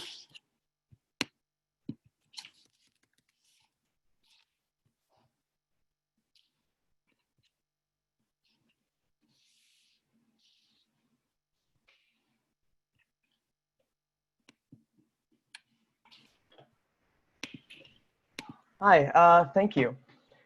Today I stand in support of Jack. While I don't know him personally, I certainly know the God to which he claims. I also don't claim to know his heart. And if it is indeed full of hate, then I would agree. A person of that nature has no place in leadership. However, it is my solemn belief that his statements and the widely shared screenshots do not necessarily indicate such a heart. I believe that his statements of care for his fellow Catholics indicate that he was saying these things out of love. So that his friends do not inadvertently and unknowingly support an organization that endorses beliefs and viewpoints that some in the Catholic community would consider grave evils. Nowhere did he say that we should harm, hurt, harass, or target, or in any way hate the people who identify with those communities or identify with those specific beliefs. In the very next sentence, he explains why he said what he said. That is out of a moral duty to expose the totality of information to his neighbors so they can make informed decisions. Flip the tables for a moment and imagine that instead he let a group of students know that Chick-fil-A supported anti-LGBT, pro-life, and Blue Lives Matter Christian groups. Do those students not deserve to know what their chicken sandwiches, which are objectively good things, went to support? Does him saying that those groups support grave evils mean that Jack hates all Christians? And I do recognize that Chick-fil-A is by no means equivalent to Black Lives Matter, but in both situations, people have a right to know and a duty to inform people what their dollars are inadvertently supporting. Regardless of if you agree or disagree what he or the church thinks the truth is, biblical or otherwise, a good leader must first have a good heart. And from what I can tell from what these just few short texts and the words of others who've spoken today, Jack seems to have that kind of heart. He seems to be a person who cares for all of his neighbors, even if he disagrees with their ethical frameworks. He is someone who seems to respect his friends, even if he has the uncomfortable position of educating them on the unintended consequences of the support. And he is someone that I feel has never let his personal and intentionally private moral frameworks and religious beliefs interfere in any way with his public duty to FSU students, regardless of his personal opinions of their private and public identities. Christians are taught not to accept people as they are, but to love them as they are, and aid them into growing into and coming to terms with who God wants them to be. What exactly that is completely up to interpretation. And there is a lot of diversity in Christian thought on this. But what the Bible does instruct is that that process is never comfortable for any Christian. Everyone on this Senate has biases. But if we can not all acknowledge our ability and duty to separate our biases and our positions in the political process, our country cannot go forward together. We cannot move to have bipartisan positions and policies because we'll be so caught up in attacking each other's personal beliefs. Instead, what we should do is work together. This is a secular university, so stop mixing Jack's religion with his politics. He sure didn't. Thank you.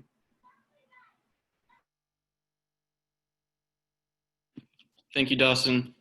An individual in the chat, not a non-senator, asked me to remind everyone to comment if you're commenting on me, to comment on my actions and not my character.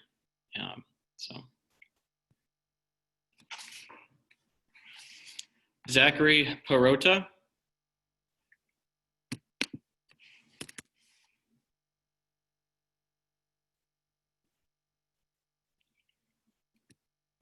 Do you mind raising your hand if you're here, Zachary? Does not appear so. Morgan Dobbins.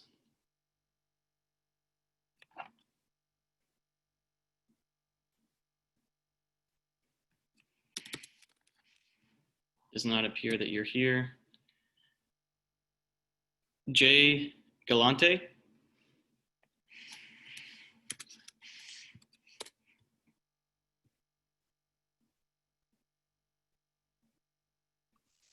Hello, my name is Jay Galante. I use he, him pronouns, and I am the president of Gender Odyssey at FSU. Gender Odyssey's purpose is to support, protect, and empower the transgender student community at Florida State.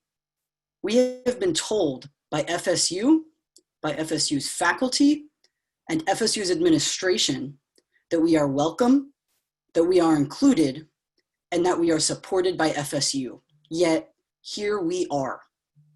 I am having to take time out of my day to put myself in a position where I need to beg my student representatives to support me. Are we lied to when FSU claims that they value diversity and inclusion?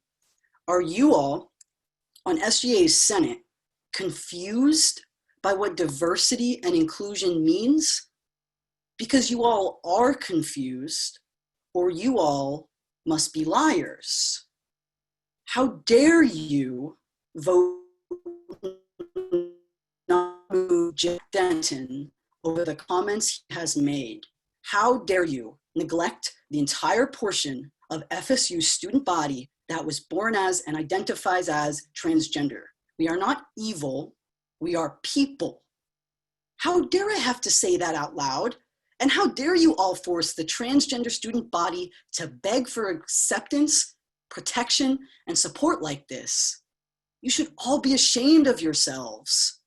I expect Jack Denton to be removed from his position.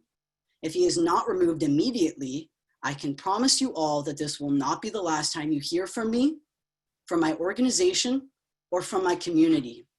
This will not be the last time that you hear from the hundreds of other individuals, thousands actually, organizations, and communities who support the FSU transgender student body. We will not be silenced, we will not be ignored, and we will not be disrespected. Transphobia is not acceptable, and Jack Denton, you do not represent us. Remove him now.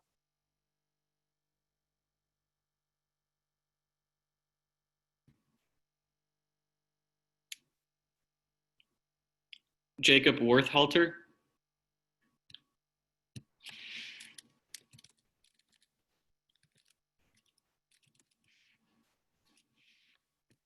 If you're here, Jacob, could you please raise your hand?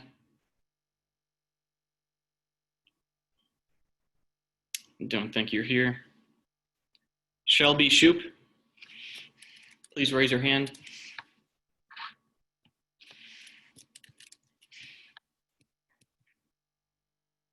Okay, I don't think you're here either. Michaela Robin.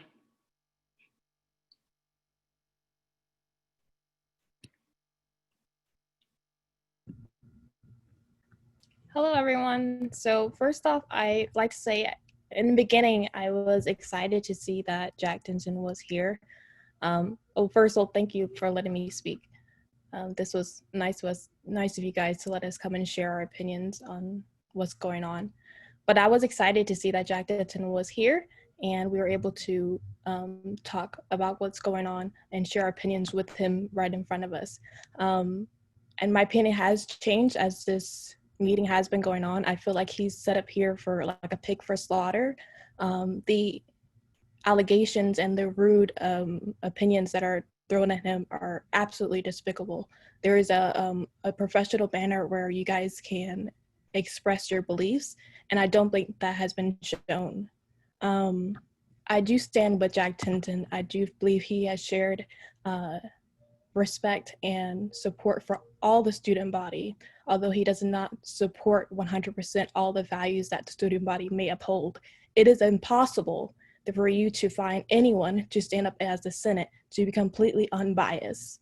They all hold bias. You have to find someone who is willing to show equal respect to all the student body, regardless of their opinions and things that they support and they endorse and they advocate. And I believe he has shown just that. He has good character. I believe that he shows love and respect to all. He does not wish them harm. He does not wish them to be persecuted. He does not wish them to suffer. I do believe he wants their protection. I do believe he wants them to be respected as members of FSU. He wants their identity and human persona to be respected. As a Catholic, I am Catholic myself. I like to make a shout out to those who claim to be Catholic. I want to say you guys know nothing about Christianity. You know nothing about Catholicism if you stand to say that you can love a sinner and support their sins and still claim to love them. You also have to love their souls and want the best for them. I believe that Jack Tinton is doing just that. He is taking a higher position that you guys may not understand, but he is loving the person as a person, and he is loving them even when it comes to their souls. He wishes the best for them. And it's a place of kindness to be here to share that some wrongdoings may hurt someone in the end. I like to say that as a minority myself, I do believe that Christianity is now the new minority. I walk into a university, I join a university expecting to be ridiculed for my faith, expecting to be verbally assaulted, which I have been. I have actually been reported to FSU. I had students on an FSU Facebook page report me to my job, wanting me removed from campus for just sharing my opinion and my support for Jack Tinton. I believe that is despicable. You guys are trying to shut down those who have different opinions than yours, and that is not in no way help anyone when you shut down conversation. I am honored to be represented by someone who cares for all students and holds up his Catholic beliefs even within his job. I believe that is the best way to handle the position that he is in. You want to hire someone who has respect for themselves and the ideologies that they uphold, as well as having respect for others. I do not believe that him being removed from his position and replaced by someone else, that I will be represented. I don't believe that Christians and Catholics or those who are conservative values are very well represented. And I didn't know anything about Jack Tinton until this happened, and I am fighting now. I want him to be able to stay in his position because I am not represented within the student body. I don't believe I am protected and understood within the vast majority of liberal students. So I want to say to the senators, thank you for fighting to keep Jack Tinton. I heard someone saying that Jack Tinton actually voted against himself. I hope that's not true. I'd like to make a statement that if you do remove him, you will be encouraging students that hate speech is simply speech that you do not like. If you remove him, you'll be silencing my own voice because I'm not in a place of authority to help those such as me with my beliefs. If you remove him, you'll be hypocrite to the belief that you accept all personal identities. I identify with my religion. If you remove him, you would thus penalize free expression, because I don't believe he has said anything harmful to anyone by stating his opinion in a private chat room. Whether or not it was in private chat, it doesn't have to be where he said it. If he had even said it publicly, it is an opinion of his, and there is no harm to anyone unless he actually advocates for harm to these minority groups that he mentioned. If you remove him, you are supporting that you can shut down speech that we just do not like. I like to also make a call out to Patrick Duchesne. I don't really know how to say his name. He's twisted the words of grave sin and claimed to say that Catholics believe that some people who commit certain sins that we want dead. That is very despicable of you to want to twist that and make it look like we want people dead. I applaud you, Jack Tinton, for sitting through all this. I'm sorry you have to sit through all this. I really wish I was speaking to those who want to remove you from your seat. I'd like to be advocating for why I'd like you and others like you to stay in a position of authority, but we're not doing that. I feel like you just sat through this just to receive a bunch of insults from the student body, and I apologize for that. But and then lastly, I'd like to say, as a Catholic, to those who are minority groups and find yourself offended by the Christian community, I like to apologize on the Christian community and Catholic community behalf and say that we do not come from a place of hate when we say that some things, some actions we claim to be evil, grave evil. We are not identifying you with a grave evil. You cannot identify someone as a grand evil. It is your actions that are claimed to be grand evils. Jack Denton did just that. He did not call transgenders, gays, or those who support abortion to be grand evils. He said their actions are. You guys are very good at twisting our words and making us out to be the villain, and I think that's very disrespectful of y'all. Thank you. Thank you, Michaela. Jack Fahey.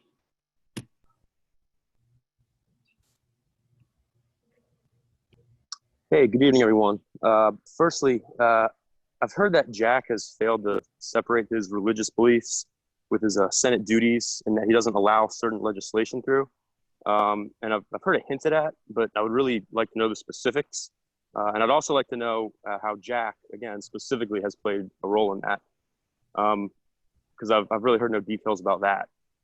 Furthermore, to demand that senators vote in a certain way is also wrong. It's a comment that I've heard made a few times tonight. I would urge people, while advocating to not silence speech, to do just that, not to silence speech. For those who believe that this meeting is, quote, not the space to talk about certain topics, are kind of misguided. Expressing one's beliefs is actually exactly what this meeting and this body is for. Also, Jack's comments aside, it's important to keep in mind the Senate is here to represent various views, not just one view. No one here should be calling on this body to fall in line and vote to be one-sided and only represent certain views. While it's not okay to espouse hate by any means, claiming that we are not a religious school and thus can't talk about religion is very incorrect. I would urge everyone to remain respectful of each other and to truly listen to one another. Thank you.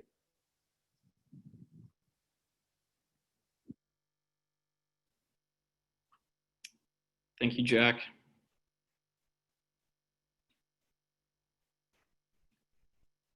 Next is Alexandria. I'm sorry, I don't see a last name, but if your name is Alexandria and you signed up to speak, could you please raise your hand?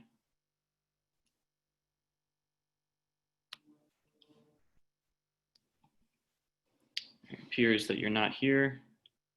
Zeke, again, no last name, but if your name is Zeke and you signed up to speak, perfect.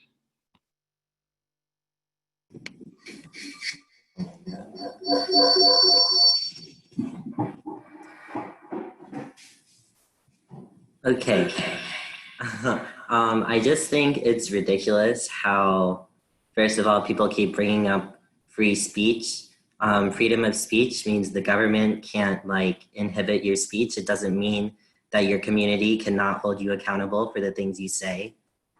And that's exactly what's happening here. No one has called Jack Denton evil or said that he's some horrible person. So I think it's ridiculous that people are sitting here saying we're attacking his character when that's not what's happening. We're attacking what he said, the same way he is attacking every transgender person. For you to sit here and call being trans a grave evil, and then for other people to sit here and say that it's not, it's loving the sinner but hating the sin. Being trans is not a sin, it is not a choice, and it is not evil. It is an integral part of my identity and every trans person I know. It is part of our identity. It informs how we have to navigate the world. And for you to sit here and tell us how we're supposed to react, this is to not just to Jack Denton, but to everyone defending him. For you to sit here and tell us how we're supposed to react to being told we're committing a grave evil, even if he's not saying that we are personally evil. He is saying our actions and our identity are evil. If you're calling the identity of someone evil, I don't see how that's different than just calling someone evil. I think as a senator of SGA, you have to be prepared to listen and to the student body. And it doesn't seem like most of your senators are doing that when you have thousands of people calling for Jack to be removed. And I just think that this whole situation is ridiculous, that people are still coming on here to talk about religious freedom, and no one's saying that you can't practice your religion. No one's saying you can't have that. We're not saying don't worship God, don't believe in the other teachings of the Catholic Church. What we are saying is that you cannot sit here and call transgender people or the act of being trans a grave evil and say that you love us or that you care about the students, because I don't know how to say this. Just because you are not explicitly advocating for harm doesn't mean that your actions and your words don't create harm in the real world. It's like microaggression, although I would say that this is more explicit than that, because you straight up just said being trans is a grave evil. And also you said not to support Black Lives Matter, which there's a lot to unpack there, to be honest. And I think you and everyone who supports you needs to take a good look at themselves and ask themselves how they can believe that and still claim to love people. And I think you all really need to be educated. And I don't agree with people's suggestions that you should go out and seek the help of trans people and people of color, because as a trans person, I don't want to talk to you. I don't want to educate you. And I don't think anyone else does, because this is something we have to deal with on the daily. In every aspect of our life, we have to worry about if people believe this about us, if people think this about us. And it's not fair. And it's disgusting to see it at a college campus where people are supposed to be being educated.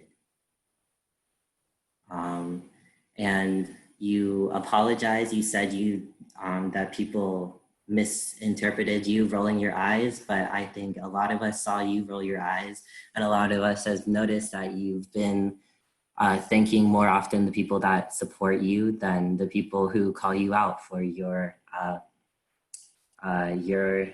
evil words. I think you should be removed, and everyone who voted against your removal should also resign. This is not against freedom of speech. We are holding you accountable for your words, as we should, and as we are allowed to do, because although you don't see it and many people don't see it, these little things add up to a lot of hate and a lot of harm in the world. And I know that anyone in a marginalized community has to understand this. And obviously you don't understand because you're white and you're cis and you've never had to experience the things that so many of us have had to go through.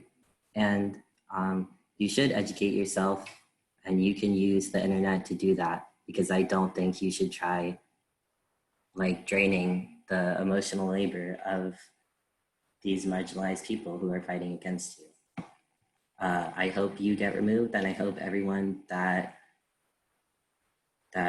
voted against your removal gets removed, and that your friends know what you said and grow to stop supporting you and learn how their actions affect others. That's all I have to say. I think you suck.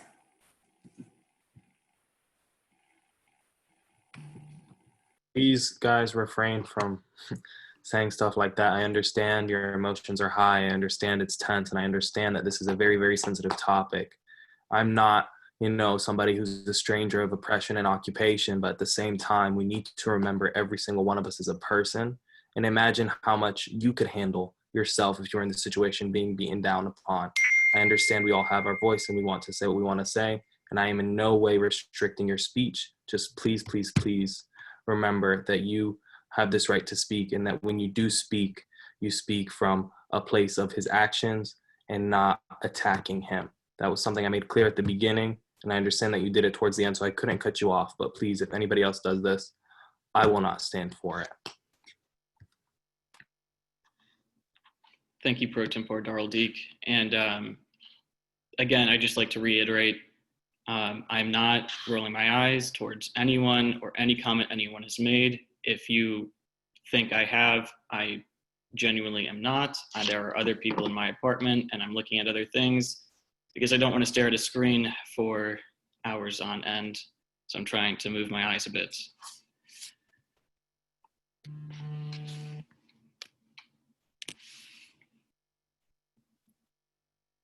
It's just kind of a nervous thing. I'm sorry. If any of you think that I've done that to you, I'm sorry, I really have not. Next is Alejandro Delfino. Could you raise your hand, Alejandro?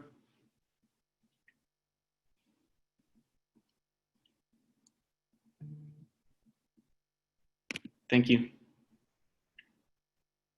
Hello, everyone. Can you hear me? Yep. Okay, my name is Alejandro Del Pino. I'm a biracial LGBTQ Colombian student at FSU, a place that, similarly as many of people who have spoken, felt it was a home. Very quick fun fact about Colombia. Colombia's population is 85, maybe 90% Catholic. Part of that Catholic population would be my mom. You know what else my mom is? Black. So to try to separate Catholicism from the Black community and from other minority communities is extremely insensitive, and I cannot believe there's people actually saying that. I also guess I should maybe apologize to some Catholics. Maybe it's on me, maybe I missed the part of everything that's going on where Catholics are being murdered by the police, where Catholics are being sent to conversion camps. Maybe I didn't see that. I didn't know Catholics were that oppressed then. I'm sorry, I thought Black people and LGBTQ people were the mistreated ones. I apologize. I wanna also say, the past weeks have been extremely traumatic. I wanna thank my ancestors, my family, and my friends for being able to give me the patience and the strength. And I'm trying so hard not to cry because I don't think you deserve my tears, like in terms of like what has been happening. Having to see people killed that for many of us could have been our moms, our brothers, our cousins, our uncles, is extremely emotionally draining. And on top of that, having to see that the institution you attend also has these kind of issues, it's just such a great damage that is done to the different minority students that attend this institution. All the trauma and pain that your comments brought to the community you serve is far too great. I think you have to acknowledge that. I think everyone here has to acknowledge that we're not living in a bubble. We're under stress, emotionally sad, and like hopeless. And then seeing that in the institution, we're gonna have to go back in the semester. We're also not safe there, that our voices are also dismissed. It's just extremely tragic. I am not here today. Oh, wait, sorry. I'm not here today to tell Mr. Jack Denton to resign, because I don't think we should be telling you to. I think you and your good Catholic heart know that that's the only right next step to follow. I also want to address the senators who voted against Mr. Denton, against him leaving. I think we deserve to know why you voted that way. And the last thing I'm gonna say, an apology is best when it goes accompanied by actions. So I really think, I don't know where you all are, but there's a petition going on requiring all FSU students to satisfy a race and ethnicity credit prior to graduation. And I think everyone in the SGA Senate should sign it, especially those 16 senators who voted no to the resignation. And I will be in the lookout for those 16 names. But more than signing that petition, I expect it to be promoted by SGA and the SGA Senate. I want to see that petition on your social media, on your Instagram, absolutely everywhere, as a first step to truly apologize. To all the students from a minority group, I'm so sorry that we have to deal with this. I'm sorry we have to take our time on a Friday afternoon to be here and pour out emotions and have more emotional trauma. I'm genuinely sorry, and I love you all. I love the FSU community that I have seen uphold true values of inclusivity and diversity, not what this is. Thank you. Thank you, Alejandro. I wanted, just before the next comment, I just wanted to make it clear that no person speaking, whether you are in support of Jack Denton or you are against Jack Denton, should be speaking upon his character. I do agree with many people. I've gotten a lot of messages in regards to people saying his supporters have been talking about how good his character is. I do understand your frustrations, and I do understand that, you know, that can take away from the issue at hand. I do agree with you, and I do understand. But please, both sides, refrain from character speech and stick to the actions that have been committed, please. It's a very difficult position where I am trying to maintain order. And so I would really appreciate all of your help in ensuring that we are doing everything by the book and making sure that everybody gets a chance to speak and everybody's voice is heard, no matter what they have to say.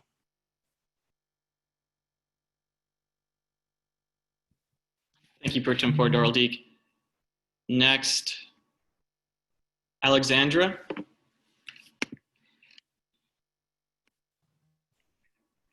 Hi, can you hear me? Yep.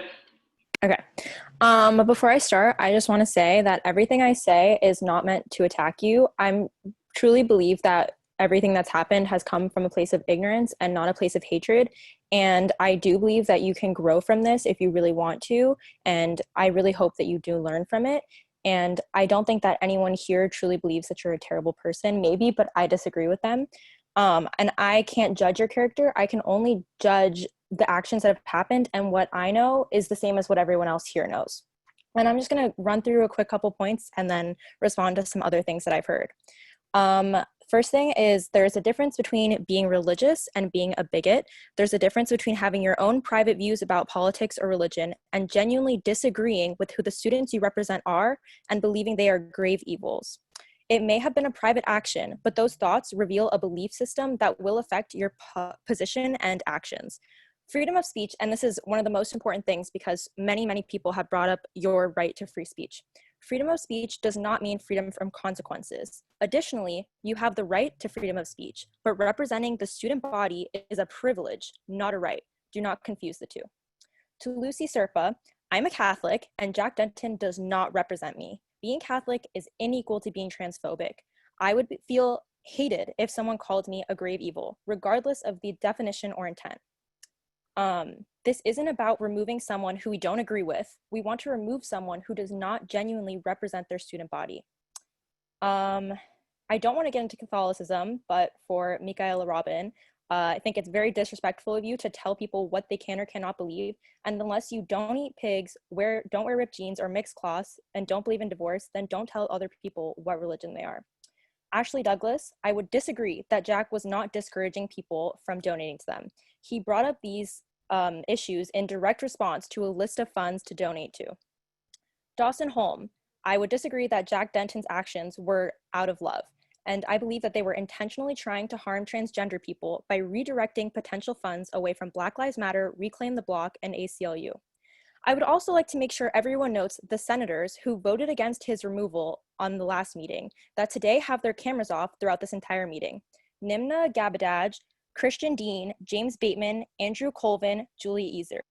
Disappointing that you care so little about what the people you represent have to say that you will vote against their wishes without listening to their words. Anyone who votes against removing Jack is knowingly not representing the student body. We know your names and we will vote again. Don't make the same mistake twice. Again, to Jack, I truly believe that you can grow. from this, and I really hope that you take to heart everything that you have heard. I would also like to note that there are still 336 participants in this Zoom. People who have been here for almost 3 hours because they feel so passionately about Jack Denton's actions. To quote the viral video from the LAPD commission meeting, "You work for us, never forget that." Thank you, Alexandra. Gabriella Hinks, if you could please raise your hand if you're here. Thank you.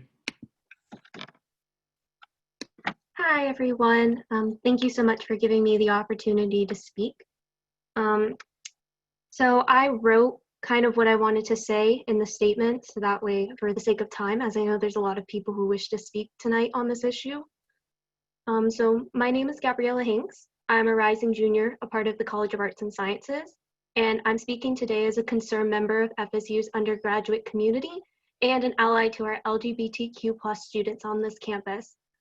As a student, I entrust that the elected persons that represent the student body in any capacity in SGA or other agencies will advocate for and support all members of our community, regardless of race, religion, sexual orientation, or gender identity. The comments made by current Senate President Jack Denton do not reflect these notions in my eyes. This rhetoric comes across as hate speech and ostracizes valued members of our campus community. The words spoken and actions taken by any elected official, both on and away from the Senate floor, reflect the values of the institution they represent, regardless if they were intended to be private or were spoken publicly. This is the same belief for any leader on campus, and the same standard should be held. I speak today because despite not being a member of the groups that these comments were targeted at, I am hurt and saddened alongside them. These are my classmates, my coworkers, and my friends. And to express the notion that they are a grave evil for being the person they were born as does not sit well with me, and it doesn't for many of the people on this campus, as you have seen. To also express intolerance and lack of support for organizations that are working to fight for justice and equality for our Black students and members of the society, especially given the current local and national circumstances, simply because they also support the LGBTQ members, as well, comes across as homophobic, transphobic, and racist. I do not know President Denton personally, so I cannot comment on his entire character. I can, however, state, as a member of the student body, that I do believe that this rhetoric should not represent the university I choose to attend, and that I do not wish for him to represent me within student government. There is no room for hate speech at FSU. President Denton, I respectfully ask for your resignation, or my senators, I urge you to put forward a motion for his removal. Thank you for your time.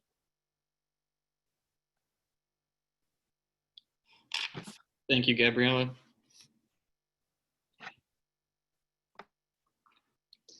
Paige Nielsen, if you could raise your hand if you're here.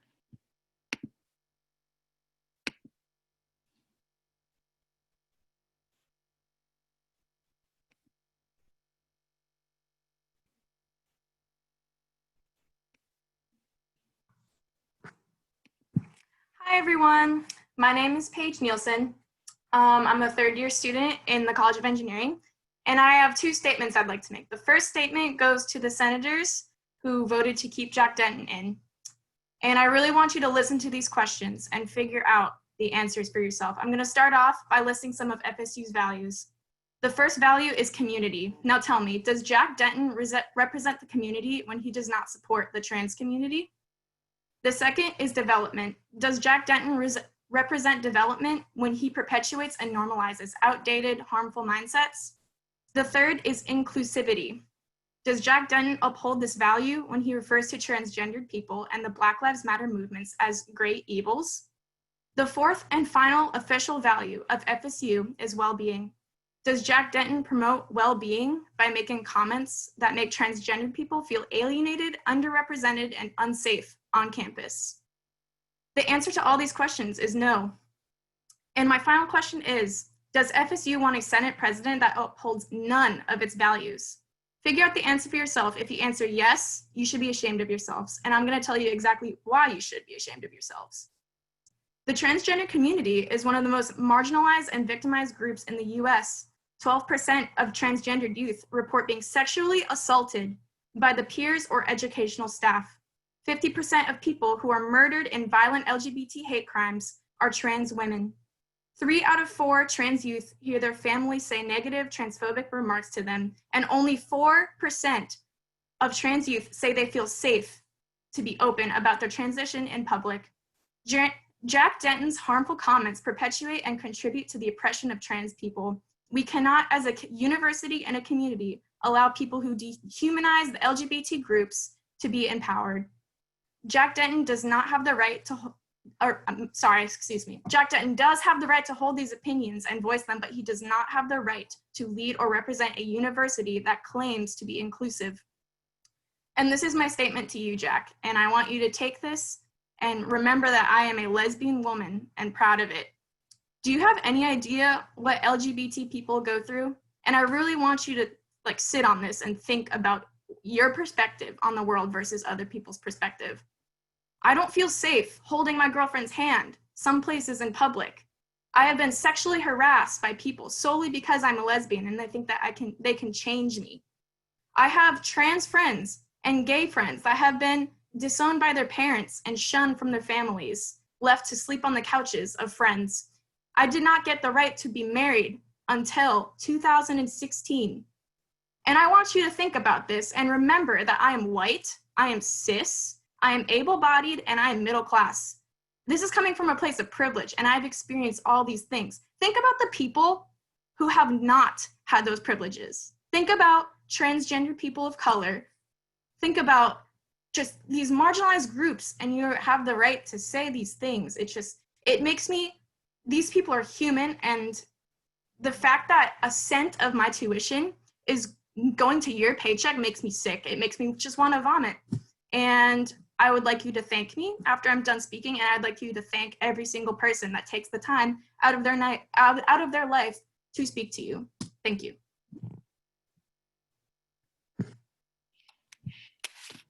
Thank you, Paige.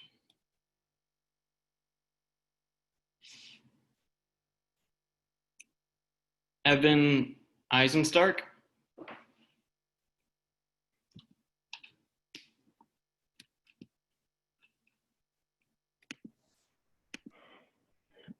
Hello, Senator. Before I begin, I would just like to ask, since I am a admitted student starting in the fall, would you like me to wait until the special meeting, or did you want me to speak now?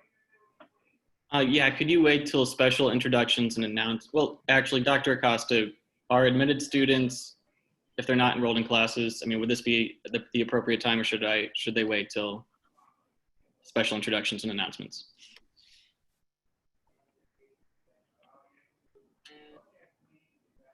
All right, Dr. Acosta thinks it's okay. Yeah, I agree. Okay. All right, thank you. Yeah, go ahead, Evan. Okay, so hi. I would just like to start by saying, as a newly admitted student, I've heard a lot of things basically saying how FSU prides itself on this diversity and its inclusion, and you go on the web pages and you see it all, and then you see the comments made by a leader of the student government itself. And for me, it's kind of disappointing, and it kind of made me a little upset. And not a little upset, it did make me upset, because as someone who's supposed to be a leader of and represent the entire student body, I wouldn't say marginalized, but by calling a group that is a part of, has a population on campus and is a part of campus, it definitely makes me disappointed. And I don't think a leadership position, especially one that is supposed to represent everyone, should have that, should be saying those things. I don't think anyone should be saying those things in general, but especially someone who is supposed to represent everyone on campus. I do have a few things, and a lot of the things that I wanted to say, someone before said a lot better. So I'm not going to speak for too long, but I just want to say that while I heard someone talking about how the context of the messages that the words came from were taken out of context, I was unaware and could not find the full context of the quote to even try and justify it a little bit. So I think that's my biggest issue, or one of the biggest issues, besides the actually saying those words itself. So I just want to speak and say, I really condemn what you have said, and I'm sorry for the community that you've hurt, and I hope that the senators will use their power to as they see fit in this in wake of this. Thank you. Thank you, Evan. Tanvi Maralendra.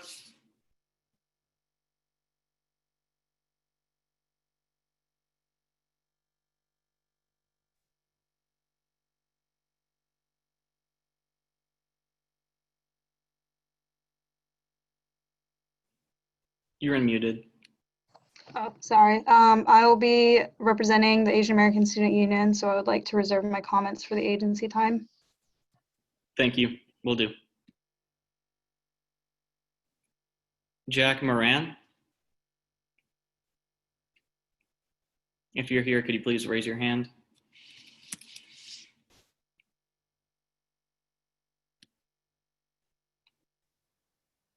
Hello, can y'all hear me? Yep. All right, excellent. All right, let me pull up what I had to say here. So first off, I've heard people thanking the SGA for their right to speak their minds tonight. And I am certainly grateful for it as well. However, I'm not going to really thank anyone for it because, in my opinion, something as basic as free speech doesn't really need to be thanked. And the only way there should be a thanks for it is if, what was I going to say? Is if those enforcing it have gone out of their way above and beyond to truly enforce it. And considering that I've had to sit and supervise this chat for hours and not be able to come back retroactively for when it's my turn on this Friday afternoon, I do not believe that, and also considering that many people don't even know this meeting is a thing because it wasn't that widespread that it was going to happen, I do not consider this to be above and beyond. And so I will make a deliberate choice in not thinking. So with that in mind, let me get to what I was going to originally say. Before I get into my main set of statements that I want to portray, I actually have a question to pose for Jack Denton. For whenever you, Jack, step up and start speaking and responding to everything that's been said tonight, I do have a question for you. I'm assuming, because in the chat you mentioned how you listed abortion as something you view as a grave evil. And as far as religion, as Catholicism is concerned, from what I know, abortion is considered to be murder. So I'm assuming that you yourself believe that abortion is murder. If I am incorrect in that assumption, I do apologize, but it's something I'm going to assume. Hang on a second, Mom. Okay, I have other things to say. Okay, sorry. Okay, my bad.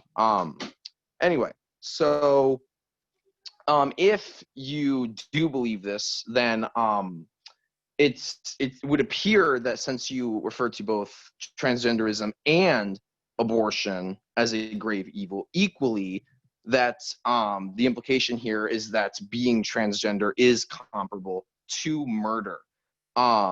If this is the case, if you did legitimately intend to communicate this, I would just like to ask why you believe this to be the case. And if you do not, I would like to ask if you condemn the fact that 15 people stood with you in making that comment by hearting you on the GroupMe, a detail that I believe has not been addressed yet, and whether or not you condemn the fact that they're supporting that notion that abortion and transgenderism are comparable. So that was the question part. And then I had an overall statement, not just for Jack Denton, but for numerous people here. So I'll begin that now.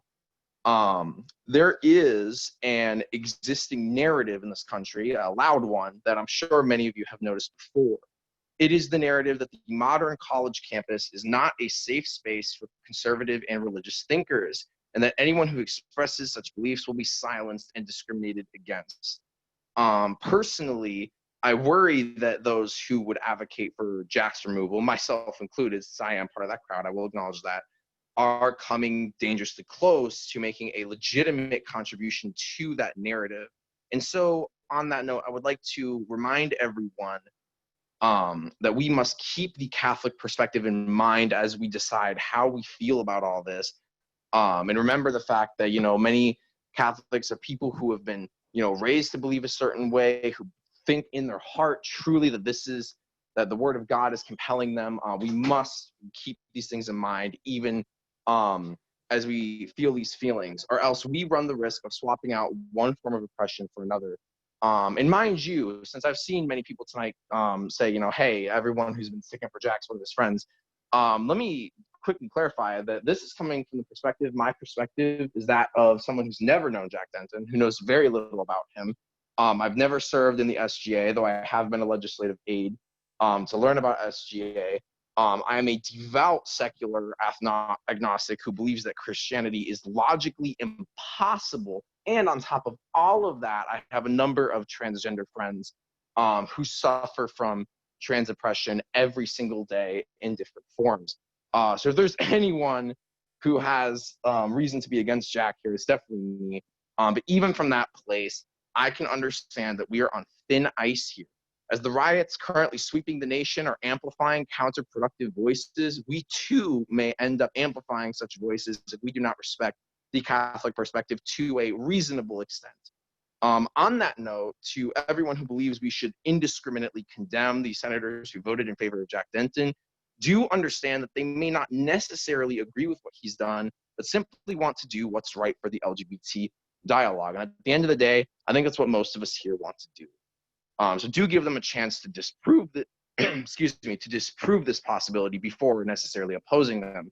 And for those who do not believe Jack and people like him deserve to learn from the trans perspective for any reason, especially for the reason that you personally would not want to talk to him, don't be surprised when he ends up on a Steven Crowder panel validating the worldviews of those who think with their privilege rather than with logic and reason. Now, naturally, holding people accountable and respecting others' perspectives is a two-way street. So just as I have turned my ideological blade up to those who would readily forget the Catholic perspective, I will now rotate it and point it at those who would readily forget the LGBT perspective. Mr. Jack Denton, as I'm sure you heard me mention, I do have a number of trans friends. Those friends of mine struggle quite a bit with their feelings, and for numerous reasons, come off as people who have been forgotten by society. They struggle with things that cisgendered people like you and I can't even begin to fathom. Things as simple as our voice that we take for granted are things that they hate about themselves, that make them miserable every single day, right? And because of these reasons, a few of these friends of mine are severely depressed and suicidal in a lot of cases. And it's I know that when you say, because I heard the argument from, I believe it was Lucy earlier, that you can separate the sin from the sinner. But unfortunately, when you say something like, transgenderism is a great evil, you are, whether you mean to or not, contributing to the misery that my own good friends feel, people who are very good-hearted people and try to uphold great virtues in their everyday life. And it's something that needs to be pointed out. And so if you want that that idea of separating the sin from the sinner to give you any form of credibility, enough to even come close. Please keep it on topic and on the point. We have a limited amount of time, and we have minimum of 40 plus people still wanting to speak. I wish we could please keep it more brief and to the point so that everybody has an opportunity to say what they need to say. Of course. Without, rambling. Please, I would appreciate. Yeah, I am wrapping it up. Don't worry. But I would just like to remind Mr. Jack Denton that if you want that to give you credibility, then please prove it with your actions. Prove it by going out there and contributing to the solution rather than just letting your words become part of the problem. And on top of that, just, keep that stuff in mind. For people, I remember someone named Daniel earlier said, keep fighting the good fight. Daniel, I hate to break it to you, but this quote unquote good fight could lead to one of my friends committing suicide on any given day and deprive the world of one of God's creations. So do keep that in mind. Thank you very much for letting me speak today.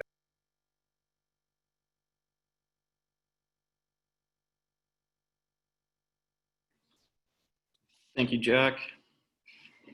Dean Rooney. If you're here, Dean, could you please raise your hand? Thank you. Oh, that's not my Hi.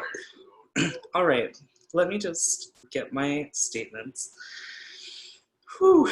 Okay, so I'm not only speaking on behalf of myself, but on behalf of people who didn't get to sign up on time, such as Jenna Ward and my friends Colin and Venus.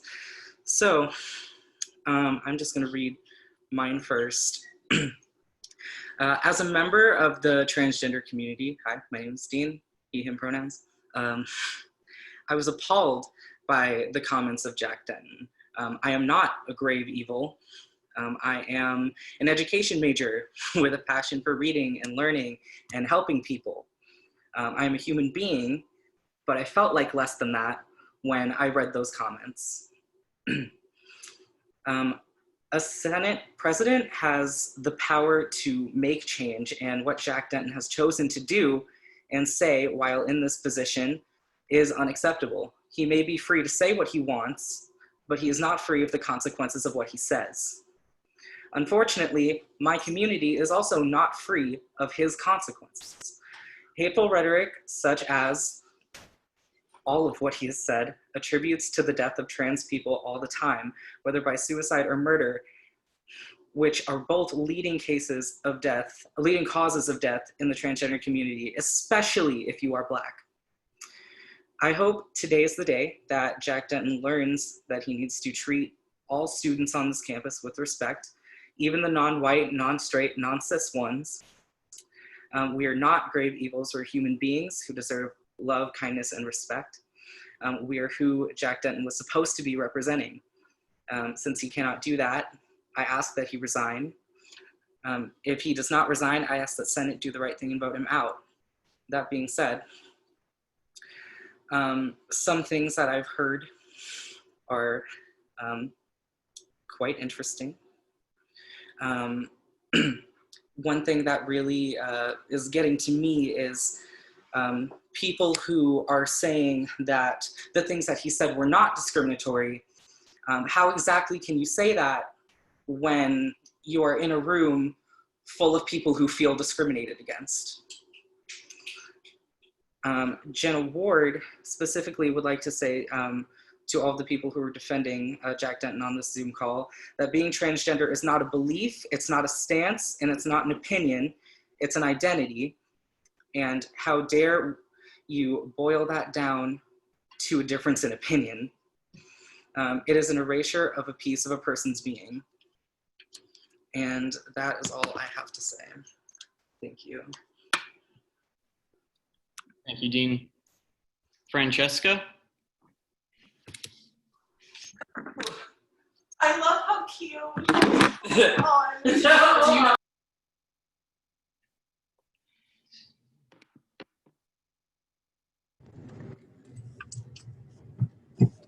Hello? Hi, yes, we can hear you. Yes, give me 2 minutes. Or, I'm sorry, you could call on the next person and I'll go next if that's fine. Because I had something briefly come up.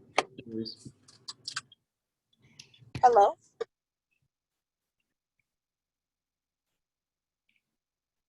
Annan? I'm sorry, there was no last name, but if Annan is here. I think Annan's for anonymous. Oh, makes sense, thank you. If someone who said anonymous on the form would like to speak now.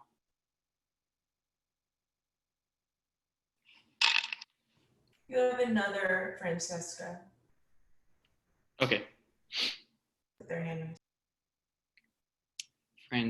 Francesca Martin.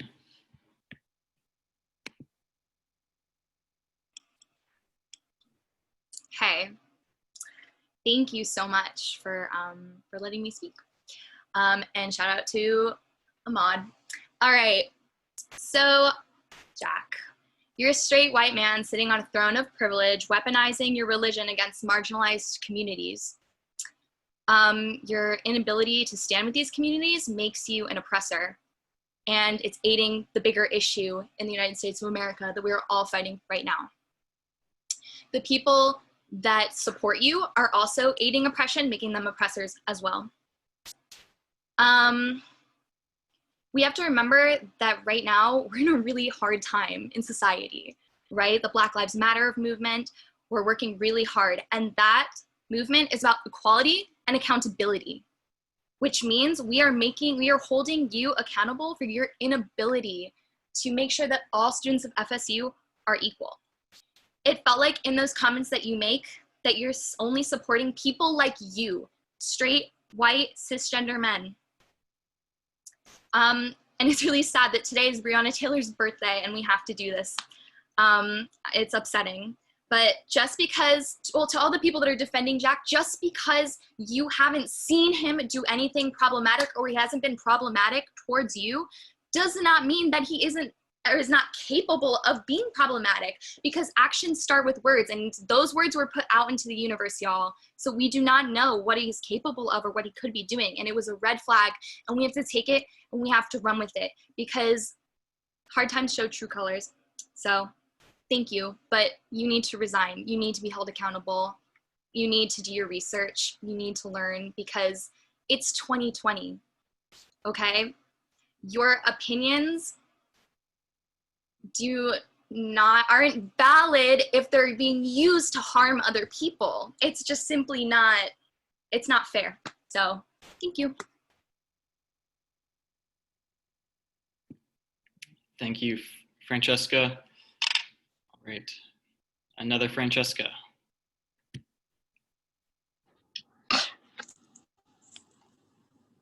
Hello, everyone. My name is Francesca Edward. I'm a freshman here at FSU. I come to you here as a Black woman, and a Black woman who supports the LGBTQ plus community. Jack, before I begin, I would like for you to give a public apology to Dea Medley Nera, who is on the call now and the first transgender woman in Student Senate. The pain that you have caused her is disgusting.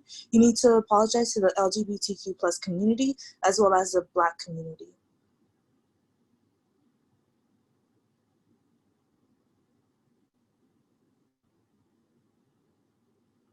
Was I clear or not? Thank you, Francesca. Is that your comment in its entirety? What'd you say? Is that your comment in its entirety? No, I'm pausing so you could give an apology.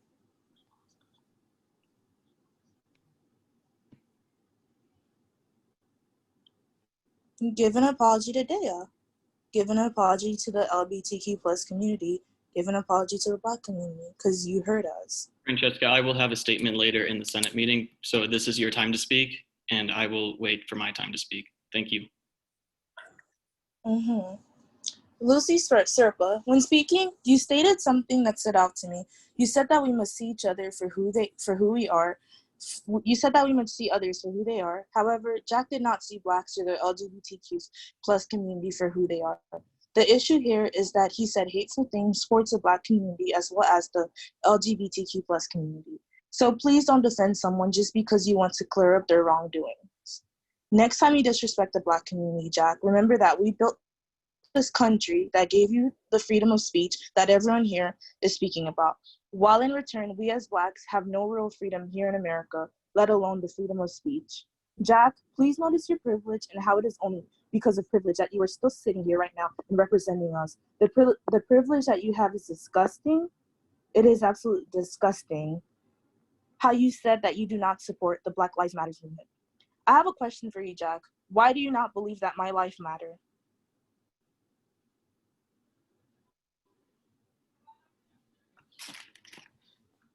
Francesca, again, my statement will be later, but I did not say that I do not support the Black Lives Matter movement. Answer the question. It's a simple. Yeah, you did. Answer my question. Why do you not believe that my life matters? I do value your life and every single human being's life. And I'm sorry if you mischaracterized. Clearly not, because you view some as evil. Anyways, For all of you defending Jack's action, you are just equally part of the problem. Please reevaluate the real issues here. If it's truly important to hear people out, like Monica Ken, who defended Jack, said, then hear us out before you tell us to hear you out. We live in a country where the privileged always want us to hear them out. However, they can never hear the marginalized community, which is why we face the injustices that we face today in America. As I speak, America is currently hurting. It's disgusting that the correlation of Catholicism to the Black Lives Matter movement and the LGBTQ community was even a thing that you said.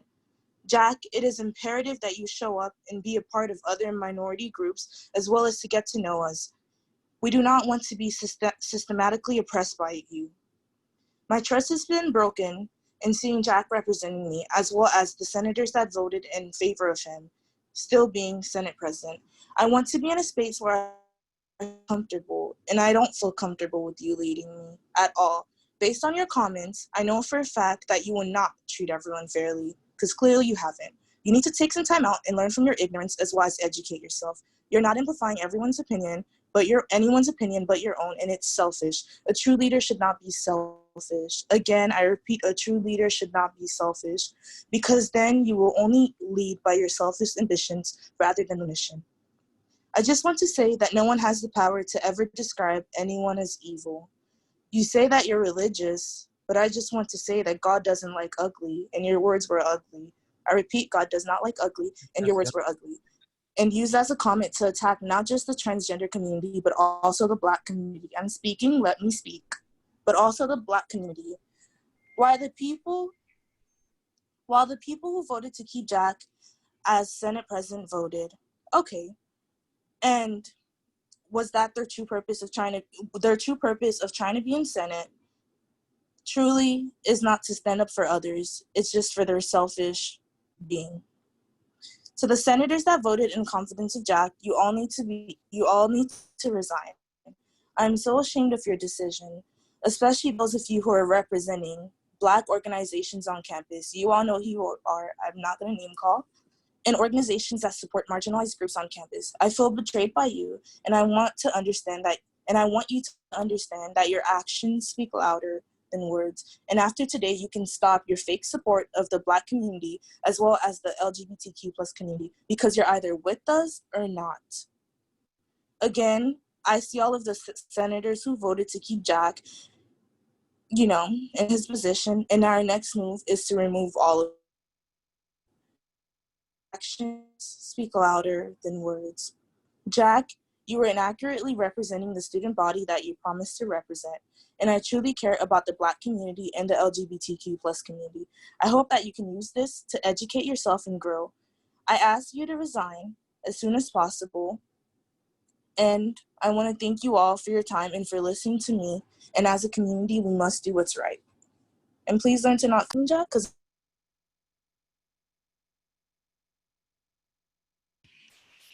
Thank you, Francesca.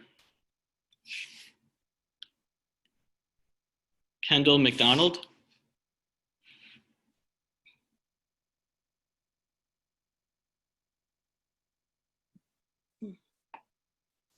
Hi, can you all hear me? Yep. Okay, awesome. Well, my name is Kendall McDonald. I'm currently a non-degree seeking student for the summer, but I'm between degrees. I'm getting my MBA in the fall, and I just graduated from undergrad in the spring. So obviously I'm very attached to FSU. I love the school. I wouldn't have been here for 3 hours waiting to make my comment if I didn't. And I want to preface by saying that everything that I say is out of concern for this community. While I do think, Jack, that your words were ignorant, I don't necessarily have the malice in me to just be in this to want to see you get knocked down, to want to see you be punished for something, even though I don't believe it's a punishment because it is a privilege to have the position you hold. But what I do want to see is a precedent. Because the thing is, when someone in your position of power speaks the words that you did in such a public forum, whether you like it or not, and whether you intended it or not, it sets a precedent. And it sets a precedent that saying those types of things in a registered student organization is acceptable at FSU. And that type of thing is what makes students who are marginalized, who are of color, who are transgender, afraid to be on this campus. When I met the first friend of mine ever who was transgender a few years ago, I was one of the first people that went shopping with her when she began to transition. And I saw her go from someone who had been stuck presenting in a male body her entire life to someone who for the first time was able to look in the mirror and see the person that she was inside. And it's one of the most beautiful moments I've ever witnessed. As a cisgender person, I always had trouble wrapping my head around, what the feeling would be like to not feel comfortable inside my body. But having a glimpse of that in that moment was just, it was moving. But then we had to go back to reality, and we had to go back to campus. And for weeks after that, she continued to present in her former gender because she was terrified to dress in the clothes that she felt comfortable in on campus. And it wasn't the type of terror that some of the Christians in this have been describing. I was a Christian for most of my life. And so I know what it's like to feel socially ostracized for those beliefs. And I recognize that that can be a difficult experience. But that sort of thing is not anywhere near the type of marginalization that transgender people experience. Did you know that gay and trans panic is still a legally admissible defense to murder in the US? Somebody can murder a gay or trans person and then claim that they had a panic moment over their sexuality or gender, and that gave them a right to kill that person. And that's legal in the state of Florida. My friends are not scared of being socially ostracized. My friends are scared of being hurt or killed when they go out as themselves on this campus. And when you say the things that you said, even if it's not intended, it contributes to a culture where students on this campus are afraid. And I don't want to go to a school where the students are afraid. And I also want to address, just for a second, because it really made me mad, someone earlier claimed that Christians cannot support LGBT individuals. And I would just like to say, I felt that that was a very arrogant statement. My mother is 63 years old, and when I came out to her as bisexual, she was very confused at first because she is a devout Christian, and she has followed God all of her life. And I have never seen someone who loves God more than her.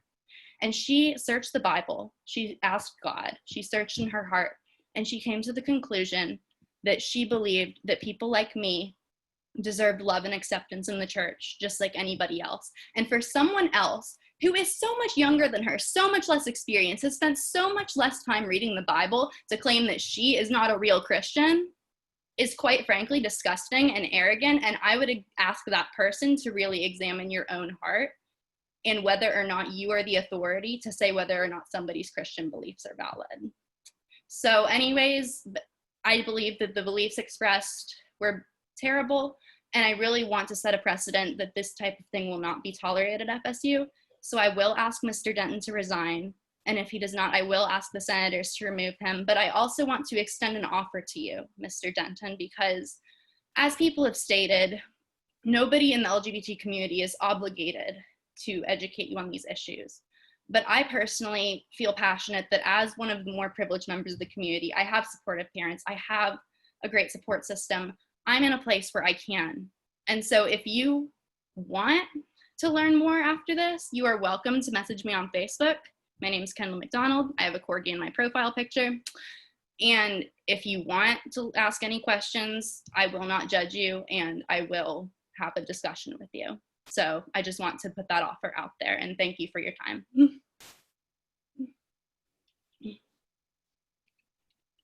Thank you, Kendall. We have another anonymous. If anybody put their name down as anonymous on the form but still wish to speak, feel free to raise your hand now. Okay, seeing none, I'll move on. If you did do that, if you did put down anonymous and you do want to speak, just raise your hand at any time and I'll call on you next. Or you can send me a message. Oh, yes, here. I won't say your name, but here's our next speaker. Hi, it's Jack, right? Did I pronounce it correctly? Yes. Okay. Hey, Jack. I was mixing up Jake and Jack, sorry.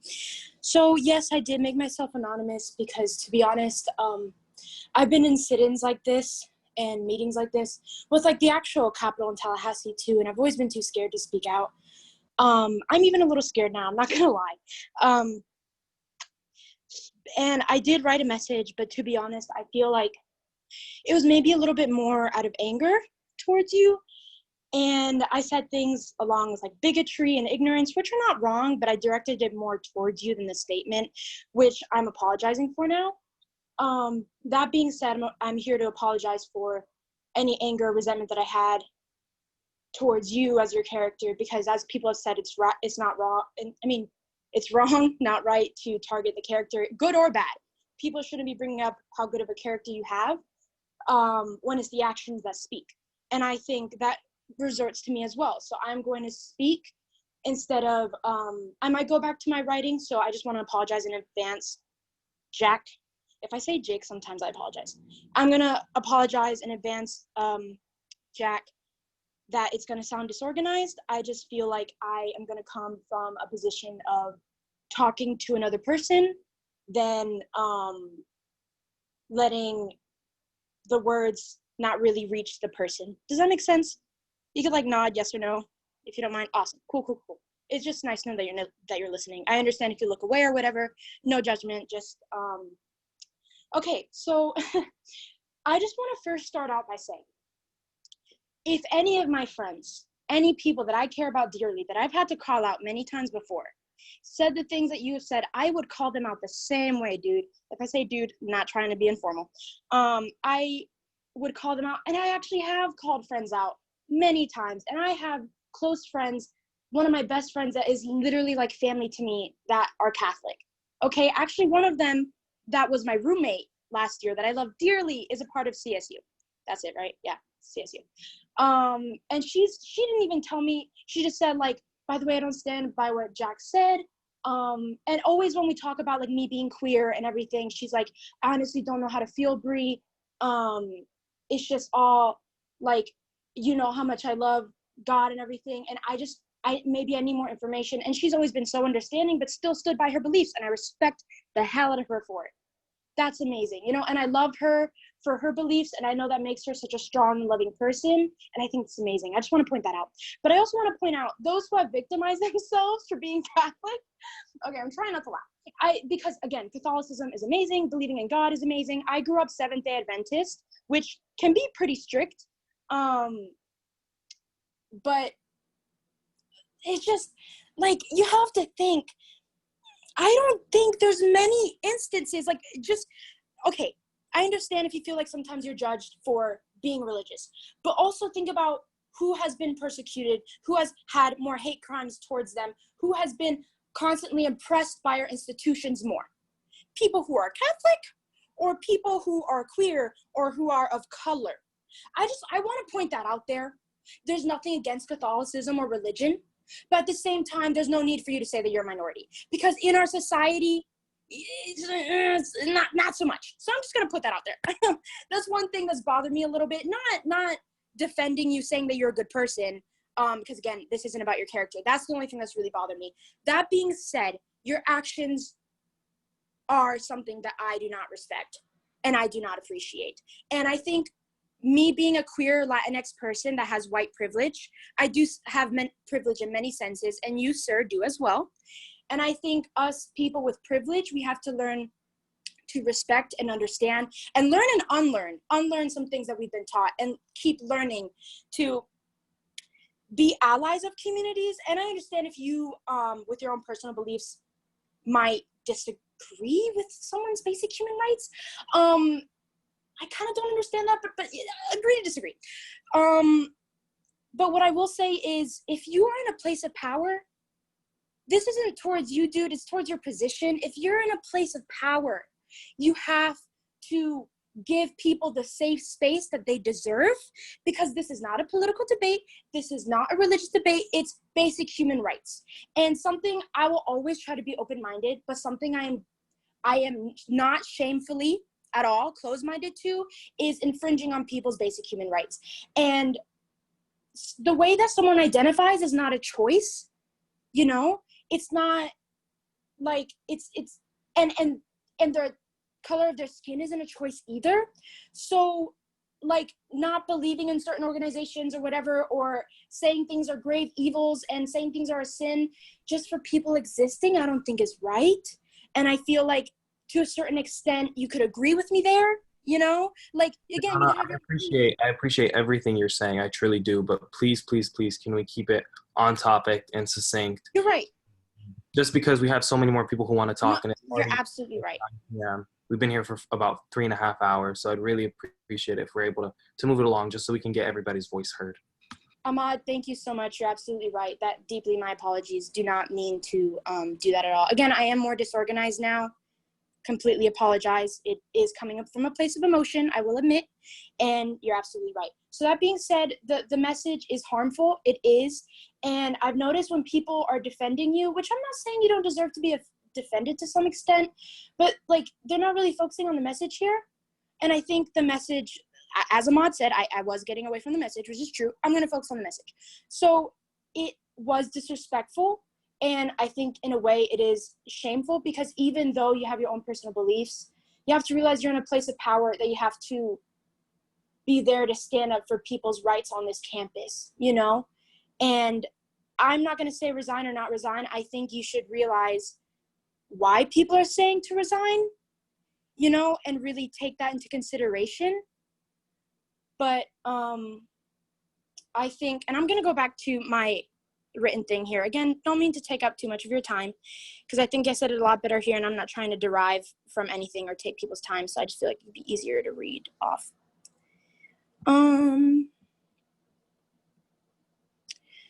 So our institutions and society have constantly failed marginalized communities and will continue to do so if we let those in power uphold values that they may find justified.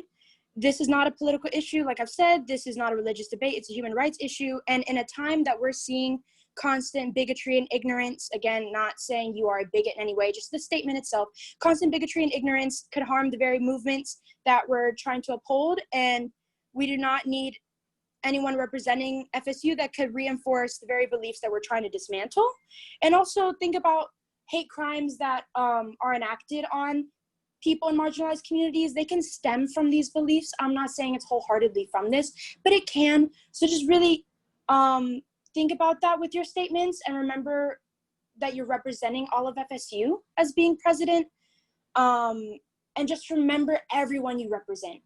I understand you represent the religious as well, and maybe even the white audience, sure. But just remember everyone that you represent and be cognizant of that when you do speak. And I think that's all I have to say. Thank you.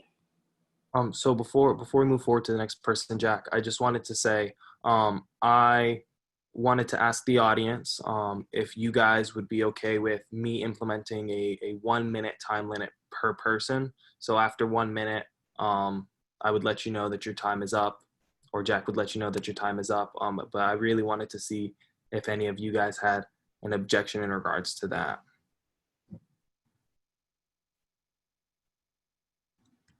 If anybody in the audience had an objection, you could raise your hand. Seems like we have a couple. Okay, so it seems like so are all these hands raised? I'm gonna assume you guys are objecting to 1 minute. So we're gonna leave it as is then. Go ahead, Jack. Thank you for your tempo, Darrell Deek, and thank you, Brianna. Looks like someone who signed up as anonymous would like to speak, so I'm gonna bring them up next.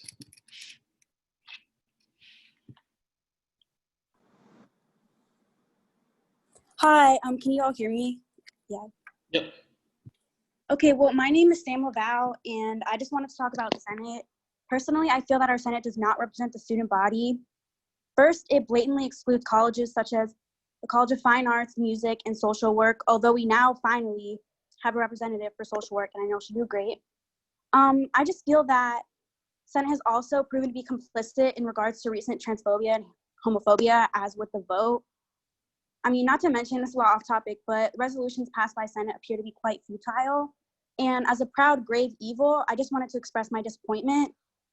I feel that no one touched on resolutions that have been passed in Senate, such as Resolution 1, which says that it commits Senate to continue to fight to make FSU safer and more inclusive for members of the LGBTQ plus community, which clearly is not happening. Not only that, but I feel that Resolution 7 also addresses that, where Senate states that they will strive to continue to make FSU a welcoming, safe environment for the LGBTQ plus community, which I want to know why Senate would even pass these resolutions in the first place if they're not going to uphold that and they're not going to truly represent students who are part of the LGBTQ plus community. And this is not only a representation of you, but this is a representation of all of Senate. I just feel completely disappointed that we have to fight for LGBTQ plus students to feel represented and feel that we have a voice, because clearly we don't, especially if multiple colleges, if it's clearly overpowered. I just feel like a lot of our voices are silenced, and I just wanted to say I'm straight up disappointed. And also stream Nicki Minaj. Thank you, Sam. I just wanted to ask if you guys would be okay with 2 minutes time limit, and then if so, please do the yes for yes and no for no in regards to that. So we have 20, it's going up. I just wanted to get a sense of how we're feeling, just because I want this meeting to move forward. I wanted to remind you guys also, this meeting finishes at 11 p.m. And so if the meeting finishes before we even get a chance to finish all the speakers and even get a chance to move forward past the speakers, then this meeting, nothing would have been accomplished beyond people expressing their opinions. So anything else that you wanted done would not have happened. As of now, it says 36 people voting yes and 19 people saying no. I think if those people who are voting yes right now, if you would like by your own free will just to keep it brief, that would be appreciated. Like the pro tempore said, we do have a rule here where we end at 11 p.m. So of course, everyone's comments are important, and I think that we're accomplishing a great deal by having everyone speak right now. So speak your mind, and thank you. Well, let's see. We have another individual here.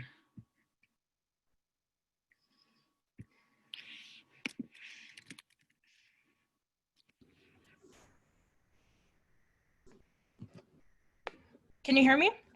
Yep.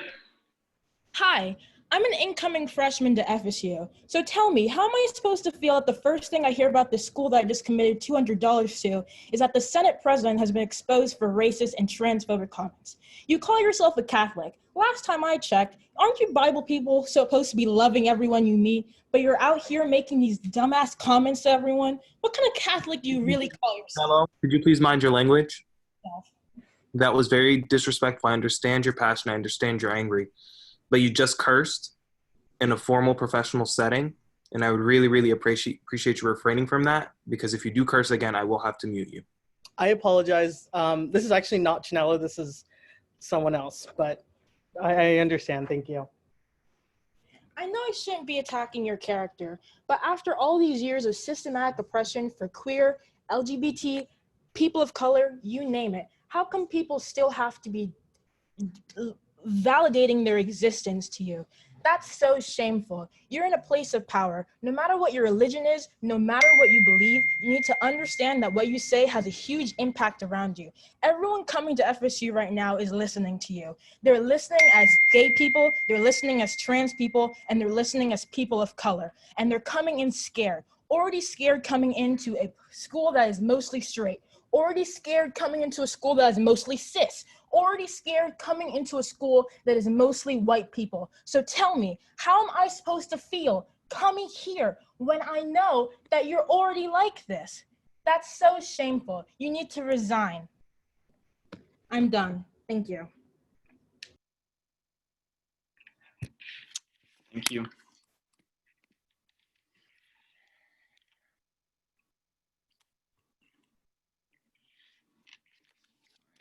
Let's see who's next.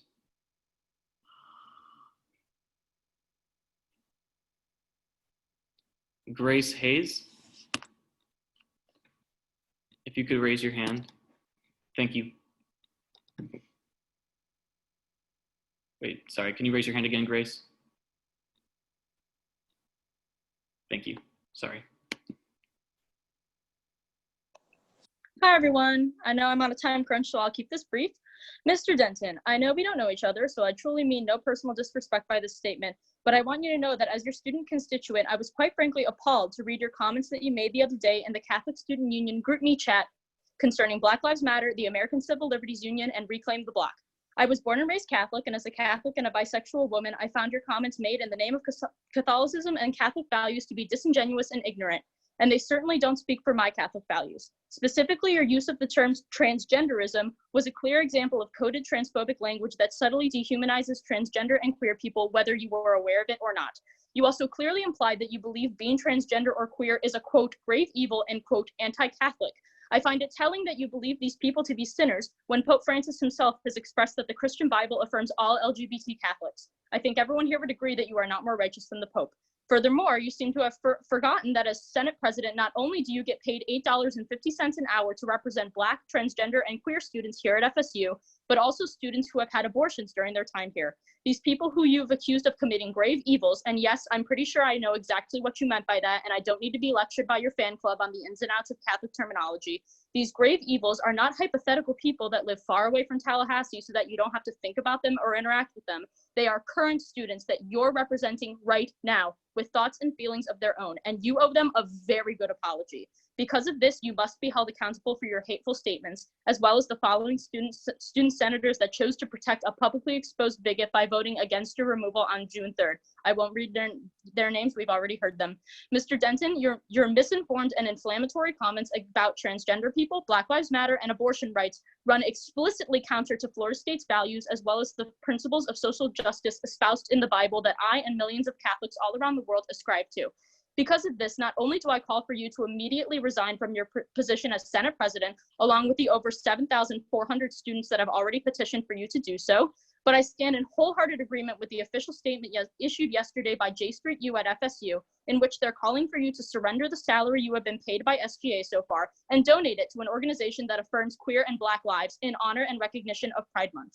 Given the events that have come to pass in the country over the past couple weeks, I feel that taking these steps is the only acceptable apology you could make right now towards the students you so boldly chose to insult, and it would also be the best way for you to begin your journey towards becoming actively anti-racist and to better live and reflect Jesus' teachings of fighting for the most oppressed of God's people. Jack, I'm sorry you're getting your feelings hurt right now, but quite frankly, I'm glad you're getting a taste of what it's like to be held responsible for your actions. Let me close my statement, Jack, by saying to you that you did not, quote, sin through your silence, you sinned through your hate. Thank you for your time. Thank you, Grace. Colin Shea. Could you please raise your hand, Colin?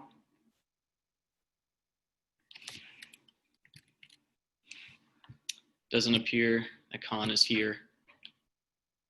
Jacob Gottlieb. If you're here, could you please raise your hand? It appears you're not here either. Laura, and Laura didn't offer a last name, so if your name's Laura and you signed up to speak, could you raise your hand?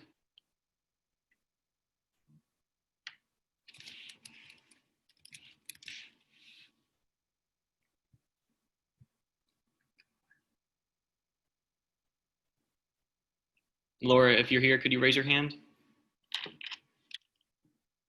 Okay, it appears Laura isn't here either. Savannah Kelly, could you raise your hand?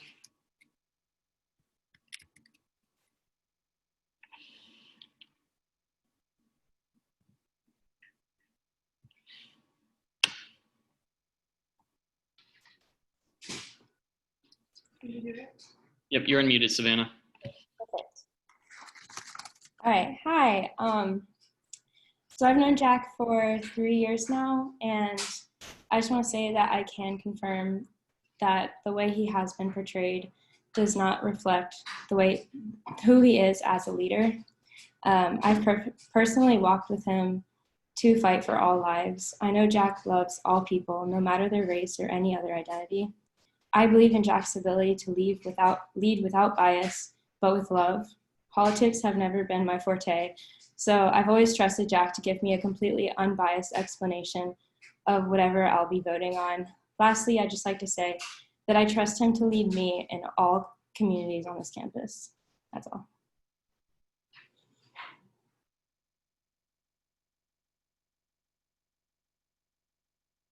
Thank you, Savannah.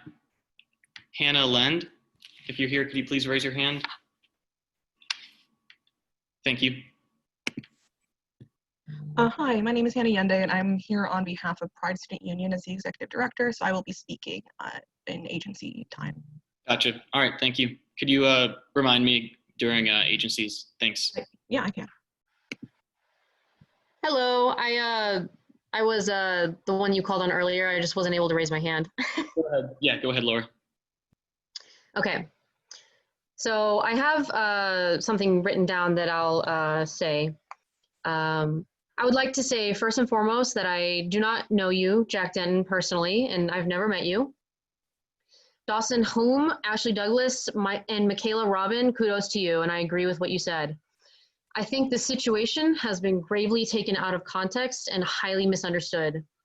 This happened in a private chat with solely Catholic FSU students. Jack Denton did not discriminate against anyone in his comments. People seem to be forgetting that there are countless people in our federal government of varying races, creeds, religions, sexual orientations, etc. It is possible to be in a position of power and to be objective, regardless of one's personally held religious beliefs. The issue here is that Jack's words are being misconstrued. And I will reference his text messages. After a list of various funds and charities to donate to different organizations, he, quote, said that they are fine causes as I know, showing his support for them. He then went on to state that certain organizations advocate, quote, advocate for things that are explicitly anti-Catholic. It is in this that he demonstrates the views of the doctrine of the Catholic faith and canon law. Jack's comments were addressing policies upheld by certain organizations and behaviors from the viewpoint according to the doctrine of the Catholic faith within canon law. He also, again, states what these organizations are believing in, quote, queer affirming network, and they defend transgenderism, transgenders, and the whole movement and the group of people. He is in no way condemning these people or discriminating against them. One, in fact, can care for other human beings as children of God and respect them and their rights without inherently condoning all of their life choices, behaviors, or actions. It is possible to love others and disagree with their lifestyle, period. Just because myself, Jack, anyone here disagrees with how a person lives their life, it does not necessarily guarantee or dictate that you will coerce someone else to abide by your values or inherently discriminate against them. Jack, do not resign. Do not let your freedom of speech and opinions be censored. You have the right to have these, and you have the ability to be in a position of power and to be objective. That's all I have. Thank you. Thank you, Laura. Jonathan Marcus is going to speak on behalf of an alum.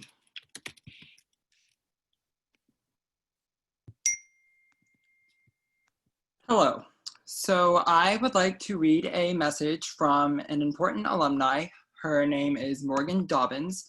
She is a former senator and she ran for Senate president during her tenure as a senator. She sponsored quite a lot of legislation in her time here at FSU, and here is her statement. I wanted to ask when SGA will conduct an independent investigation, meeting people outside of SGA, into outside influence on voting and bill creation. I watched Jack Denton change a vote from Judiciary Committee the night before a Senate meeting and go on the floor to change his opinion. I noticed Evan Steinberg, someone who is known to be in Burning Spear, texting and Jack checking his phone. It is apparent that the elite do not represent all or know what is best for our student government, end quote. Once again, these are not my words. These are the words of Morgan Dobbins, who is a former senator. Thank you for your time. I yield my time. Thank you, Jonathan.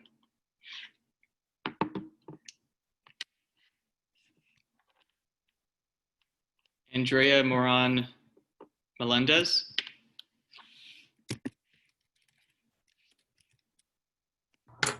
Yeah, girl.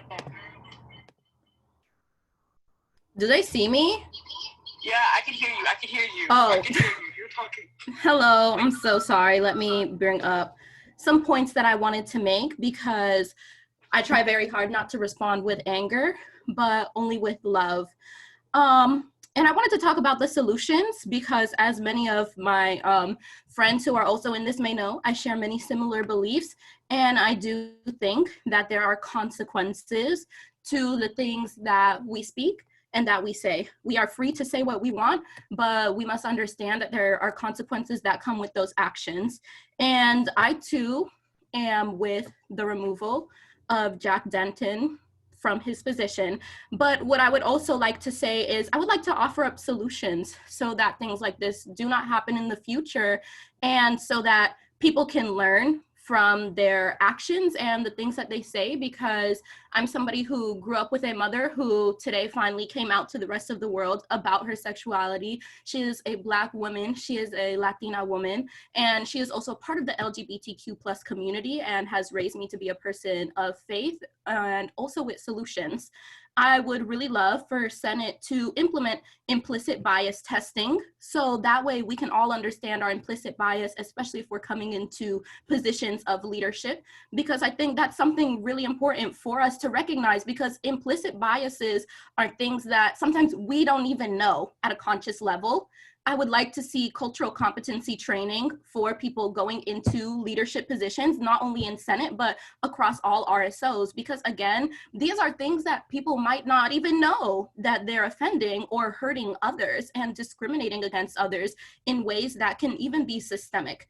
And I would really like to see senators being in leadership institutes and things to learn from that. And Jack Denton, I do not want to attack your character, nor do I want to spew a lot of anger that has been sitting inside of my heart, but I would really open and welcome you to meeting other people who are a part of the LGBTQ+ community, who are people of color, who might share your faith as well. And I really want to open up those conversations and get comfortable with being uncomfortable, because that's something that I've had to do as well, you know, throughout my life. And I'm sorry, I'm trying to be organized, but again, please, I would love for everyone to hear me out. Implicit bias testing, because implicit bias are things that we can be unconscious of. And I would really love for you to take that if that is something that you are open to, because I feel that, you know, if you are, you know, a true leader and someone who truly is trying to separate their personal beliefs from their position, then I think that you would be open to do that. I don't think that that position should be held any longer, but I do think training should be had, and that this is one of the examples that needs to be made. Thank you so much for this time, and that is all that I have to say. Thank you, Andrea. Let's see. We have another anonymous student.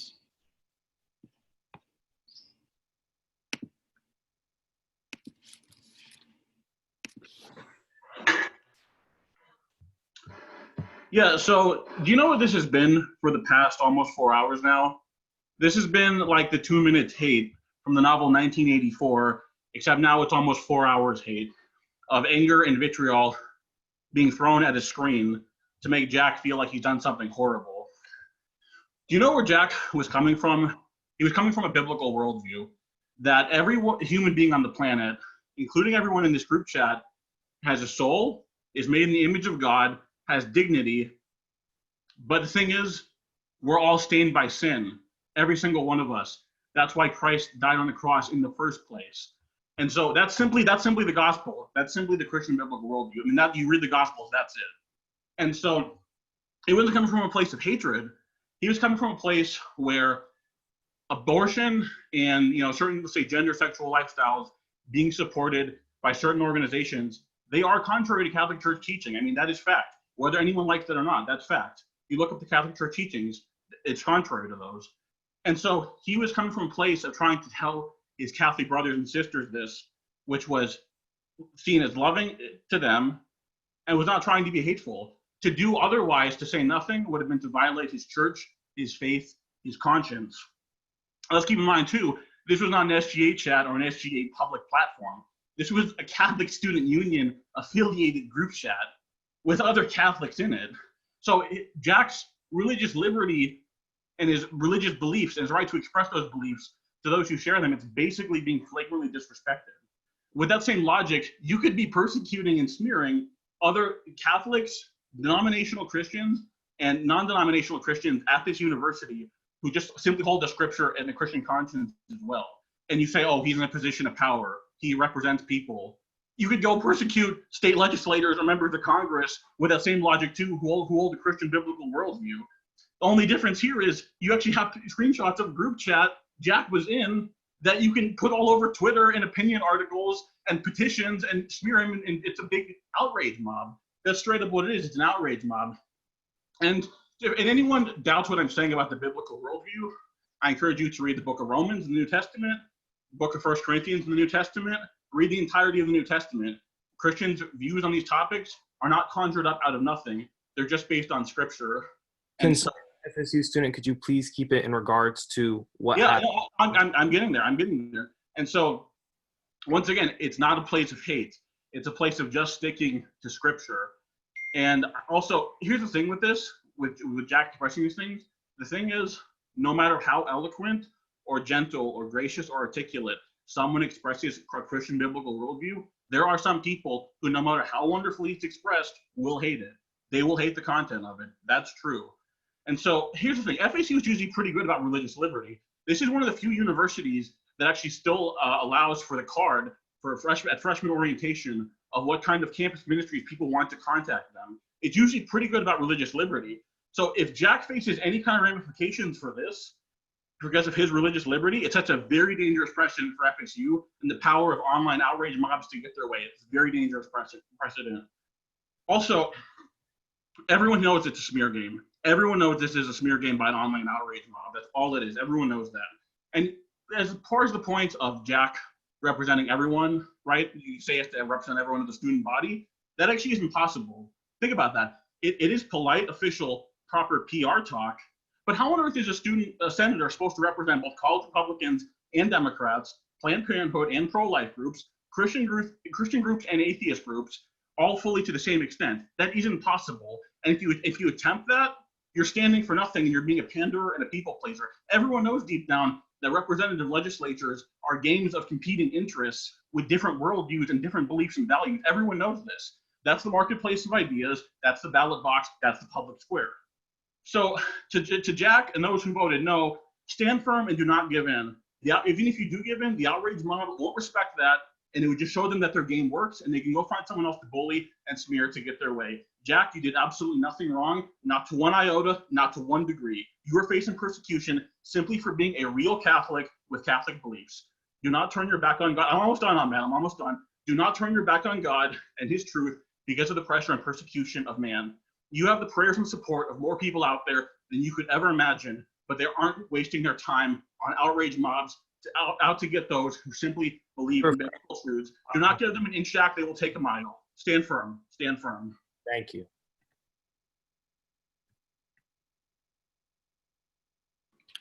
Thank you, concerned FSU student. Next, Sarah Shuminsky.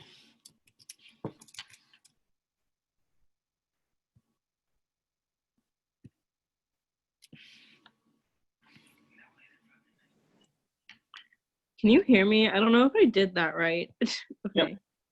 Okay. Sorry, I've never used it like on my iPad before. Okay, so I have shortened a lot of what I wanted to say to respect everyone's time.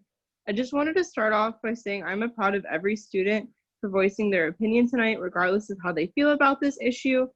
Like others have mentioned, I do think that actions speak louder than words. That goes for your words too, as in everyone who's spoken. Jack, regardless if you keep your position or not, I would urge you to consider donating what you would make and or continue to make in your position to an organization that supports Black and queer affirming individuals. I would also challenge you to attend the Ally and Safe Zone training that is offered on campus. I would be more than willing to attend with you. And I'm not here to change your opinions, but I highly encourage you to take the time to understand how we feel about your words.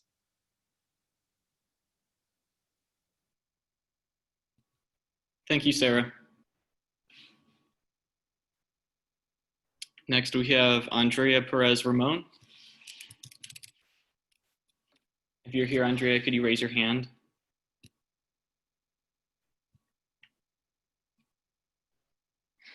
It appears Andrea isn't here. Jamie, there was no last name, but Jamie, if you're here, could you raise your hand?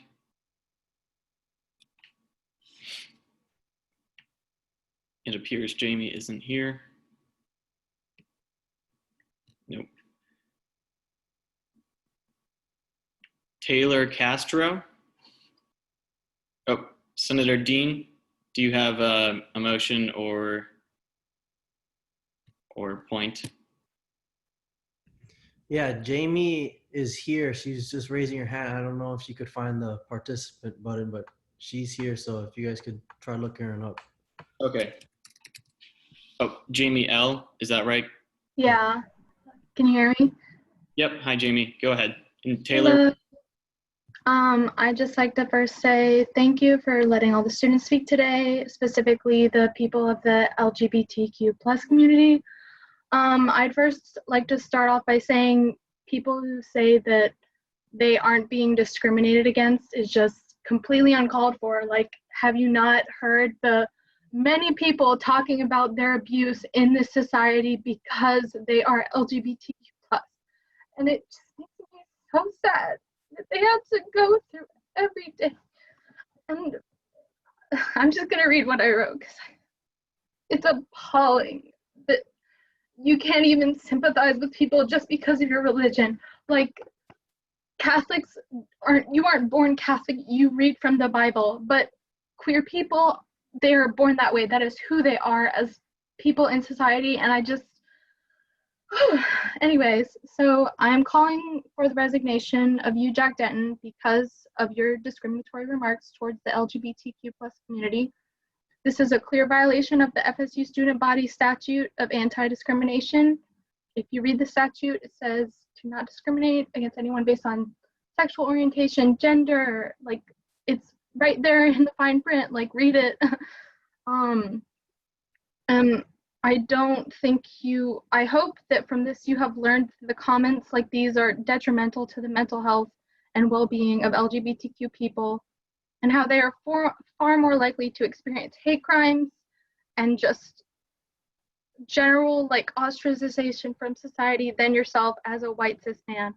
I encourage you to educate yourself on the LGBTQ+ community through academic resources. As this is an academic institution, you can have your personal views, but you should be aware of the whole of FSU society. There are multitudes of diversity in this community, and you need to educate yourself on them because they are valuable members of society. They have done so much for this country, and that's on period. By educating yourself, you can become less ignorant of the struggles of your fellow classmates and the ways in which your rhetoric affects people. You are already privileged in this society. As a white man, you are not criminalized, you are not sexualized, you are not discriminated against based on your gender and sexual orientation, and religion is no excuse to discriminate. It's no excuse. And I hope that you can make reparations for your wrongdoing. And with that in mind, I support the notion to donate your pay or any of your income that you earn as a senator president to an organization that supports queer and Black lives. And I hope you reflect on the hurt that people feel from this event. Thank you so much. Thank you, Jamie. Taylor Castro, could you please raise your hand again? Thank you, Taylor. Hi, I'm representing Club Down Under, so I like to reserve my time to speak for when organizations speak. Okay, thank you, Taylor. Thank you.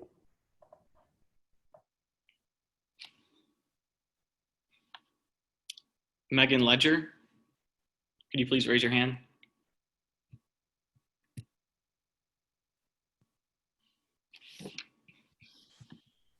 Hi there. There's not much that I can say that hasn't already been said and already been said in a much more articulate fashion than I have. What I do want to say is I don't think a lot of people are really listening, especially within the Catholic community. I know a lot of you have spoken out about the Catholic community, and I want to make it very clear, you are not being persecuted. Nobody's taking away your free speech. You don't have a target on your back, but the LGBTQ community does. We actually experienced the death of Tony McDade, a trans woman, a few days ago here in Tallahassee. At the end of the day, the comments easily make people within that community feel unsafe. It encourages people who already target them, who already wish them physical harm, to go after them. And at the end of the day, it's something about their identity, and we're bringing them down for it.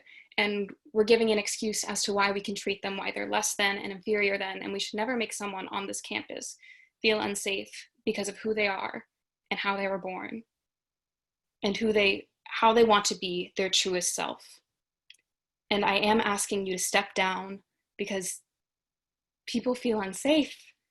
People don't think they can be who they are because they know that you will not represent them, and you might even go out of your way to harm them. So on behalf of all of them, I'm asking you that you do step down.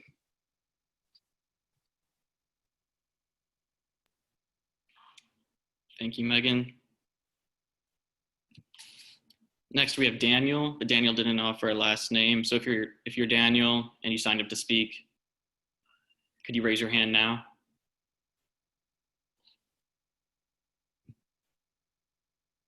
Okay, Daniel doesn't appear to be here.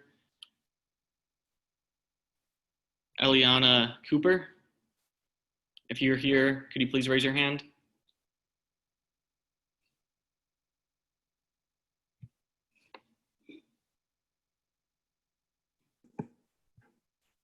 Great. Can you hear me? Yep. Okay. Good evening. I'd first like to note that this emergency meeting was scheduled during the Jewish Sabbath. While I appreciate the fast response of the Senate in scheduling this, I know of Jewish peers who were unable to make this meeting because of their religious observance, which prohibits the use of electronics. I myself have been on this call for the past 4 hours instead of observing my grandmother's Zort site, the anniversary of her death. I bring this up for 2 reasons. Firstly, the assertion that we've heard that Catholics or Christians are a marginalized group on college campuses is absurd on its face. Secondly, I am here because I care. The 300 other students that remain on this call are here because we care. Countless others who were locked out of this call initially care, as do the many students on the live stream.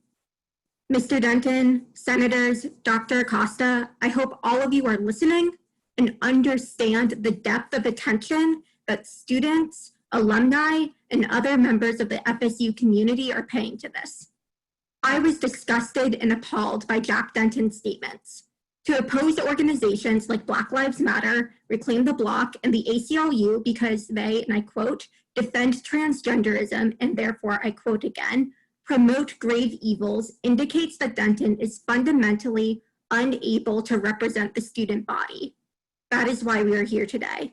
He has no business holding a position of power in which he has the ability to impact the funds, resources, and networks that marginalized groups, especially Black and trans students, members of the queer community such as myself, access on campus.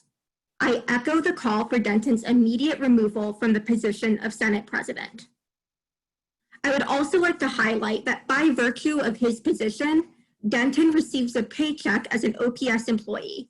He's paid $8.50 an hour from A&S fees, which are paid for by the student body, including trans and Black students.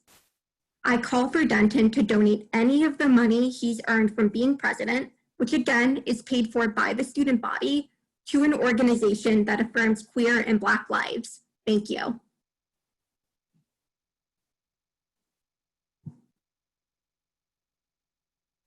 Thank you. Saskia Mayette.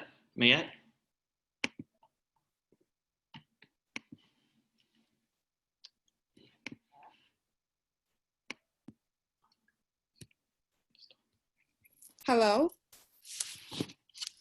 Hi, yeah, we can hear you. Hi. I don't know you, Mr. Denton. I've never heard of you before today.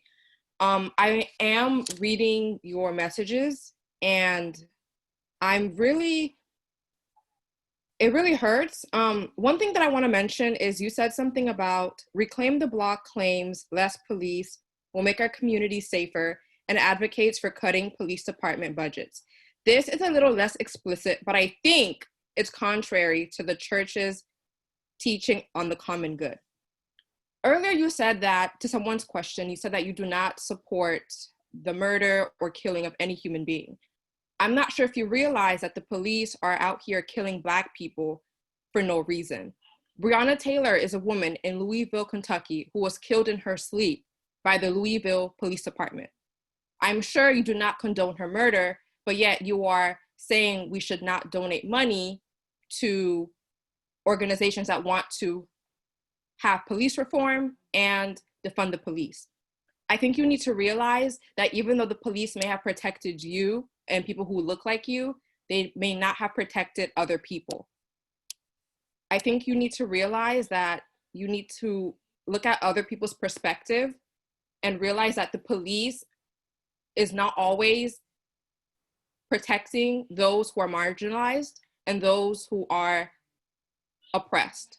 The police were founded on a system of oppression, and they are still committing those acts today.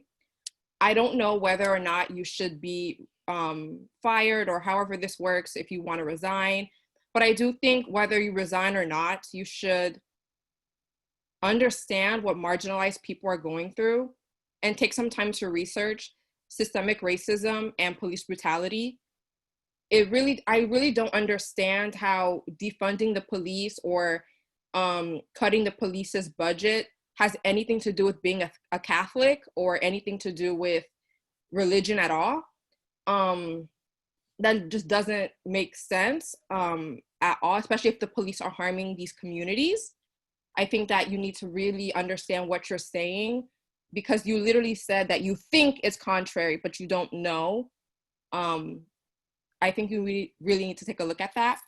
Another thing that I want to mention is a lot of your supporters are saying that like Catholic people and Christian people are being like discriminated against or marginalized on campuses across America.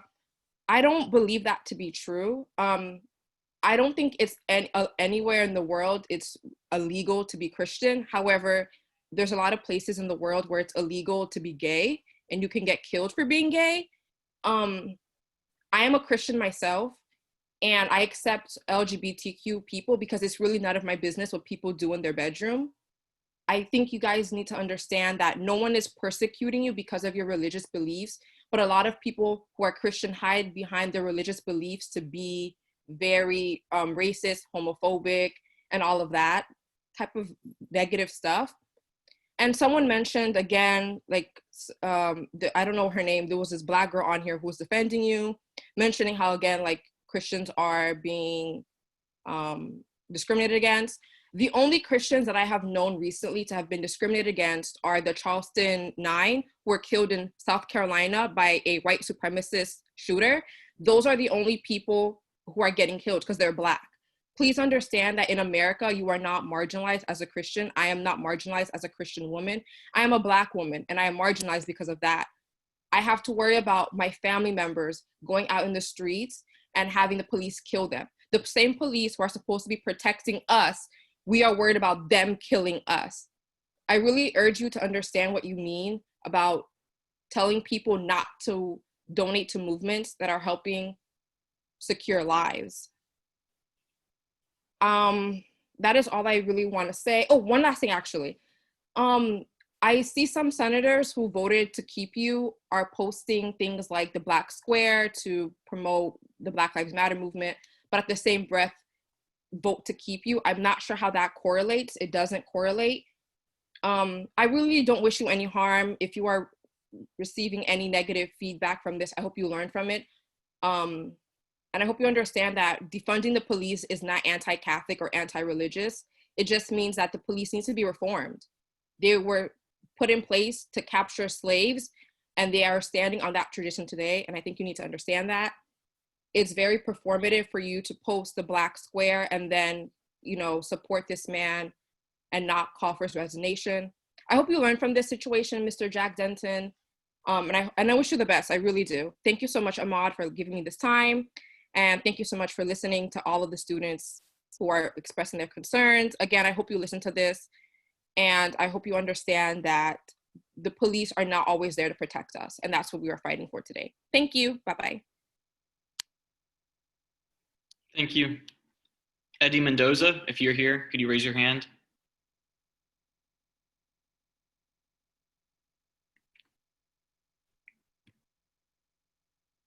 Eddie Mendoza.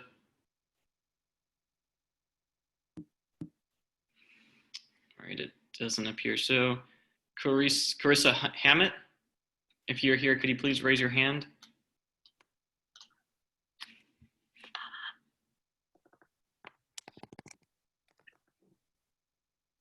Okay, it doesn't appear so.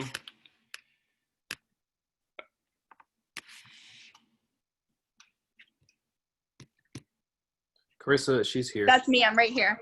Yeah. Right before you speak, Carissa, I just wanted to make it clear again. Please refrain from rambling, refrain from speaking for a long time, because again, we are still on a time restraint. Last time I told you guys to watch, you know, how long you speak. It was around 8:24. Now it's 9:10, and we still have minimum of people who want to speak. So please get to the point. Make it short and sweet. We feel you. We understand you, but we want to take action. And if you want us to take action, we need a chance to do it. So with that, you can go ahead, Carissa. It'll be brief. Thank you.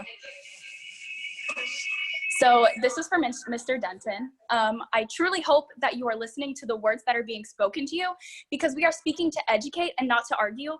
And the uneducated comments that have made by you, the Student Senate President, are alarming. As a woman and a member of the LGBTQ+ community, we have to work over 5 times harder than you to earn the respect that others already naturally give to you. Statistically, you are one of the most privileged people on earth. You are white, you are a man, you hold a position of power at a wonderful university, you live in the United States, a nation that prides itself on being one of the freest states in the world, and you have the privilege of never knowing the systematic racism and oppression that plagues our country. Instead of using your privilege to lift up the voices of others who have been systematically oppressed, you speak against the minority groups in the name of a religion that already calls for the love and forgiveness of all. While you are entitled to free expression, you cannot ignore that you hold a position in Florida State University in which others have looked up to you, or at least they have looked up to you in the past. When you are stepping into a leadership position, your actions and words are held to a higher standard already, because they are supposed to represent the voices of the unheard. And instead of using your privilege, you willingly chose to add to the hundreds of years of oppression that have suppressed the rights of others simply so you can get ahead, just like our ancestors. Lest we forget, this is not even a real Senate in which the laws of our nation are created. But if lessons are not learned now, when the ignorant words that have been said are already being spoken by possible future legislators, this will speak volumes and will lead to the regression of our civil rights in our nation that we cannot even afford to have. The lack of education that one has on topics that should not be issues to begin with, because human rights do not and cannot exclude others due to the identities that one already holds, this will speak volumes alongside their actions. It is not even up to any community to educate you. Once you hold a leadership position, it is assumed that you have educated yourself enough to stand up for everyone without any exceptions due to your own personal biases, and both inside and outside of your position, you have a responsibility to uphold these. God is a way to not validate actions when it comes to being held accountable for your words, and your words are a result of a hateful and historical ignorance that affects more than the 32,000 students at this university. It has been noted by everyone at Florida State University that you are unfit to fulfill your role as president of the Senate due to your lack of education and underrepresentation of minority groups. And with this, we call for your removal of a position that you have failed to successfully represent. Thank you. Thank you. Zach Perota.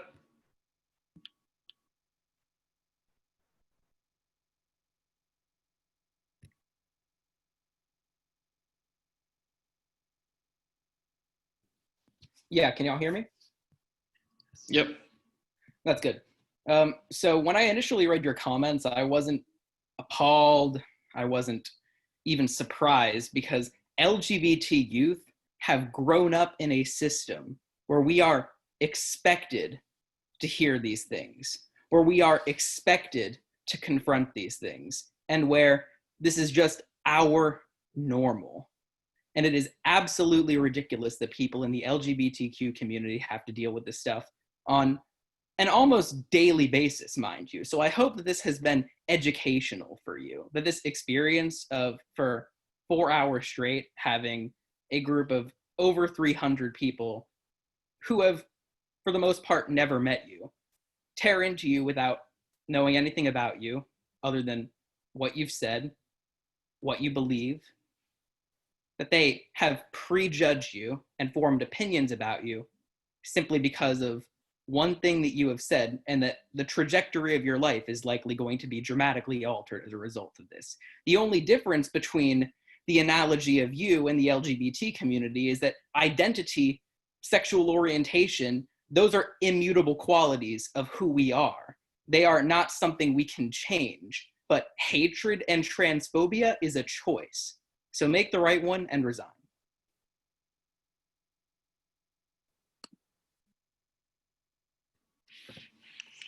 Thank you.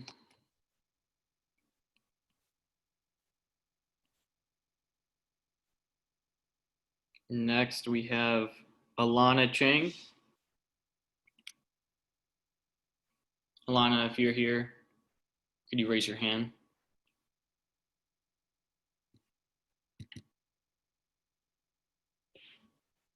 Don't see her. Senator Tillman, do you have a motion?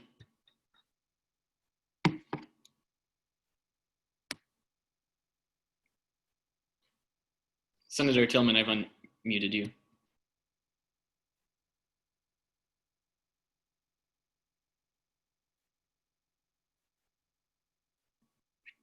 Okay, Senator Porter, do you have a motion?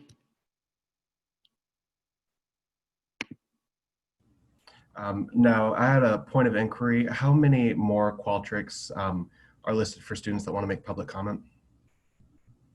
I don't have an exact number. You might, Ahmad, but to me, I would guess in the ballpark of 30 speakers left. That's probably 30-ish. Yeah, I would say about 30 from the Qualtrics form, and then maybe about 10 who want to speak that didn't sign the Qualtrics form, and then we still have the people from the agencies. Those are going to be about 4 people, and then we also have the executive branch that wants to speak, and then we also have a person from SCIRC. All right, thank you.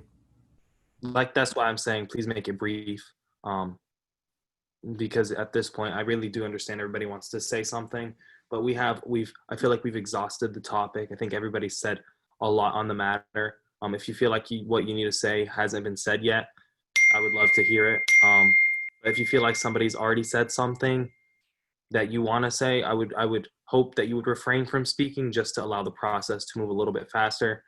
But it is your choice and your right to speak. So if you decide you still want to speak, even though somebody had said something similar to you, that is your choice. Yeah, go ahead, Jack. Thanks, Pro Tempore Darrell-Deeg. Senator Porter, you still have your hand raised. Are you're good, or do you have something else?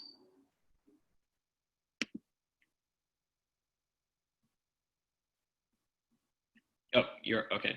Looks like he's fine. Senator Medley Nara. Hi, yes, I don't know what the official term is yet, but I do motion for us to move to the next section of the calendar. I don't know if we can do that. Dr. Acosta, do you know if we can bypass this part? Yeah, we can't do that. Sorry.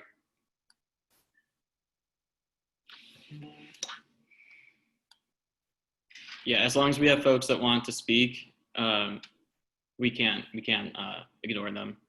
I was gonna say the only way that would work, Dea, was if everybody who still wants to speak from the student section decides that they would like to refrain from speaking to allow us to move forward. Yeah. Senator Lucky, do you have a motion? A point of information. Would it be possible to ask everybody else who wishes to speak to raise their hands, and rather than go through the Qualtrics, we click hands who wish to speak? Yeah, that would be fine. All right, yeah, let's do it like that.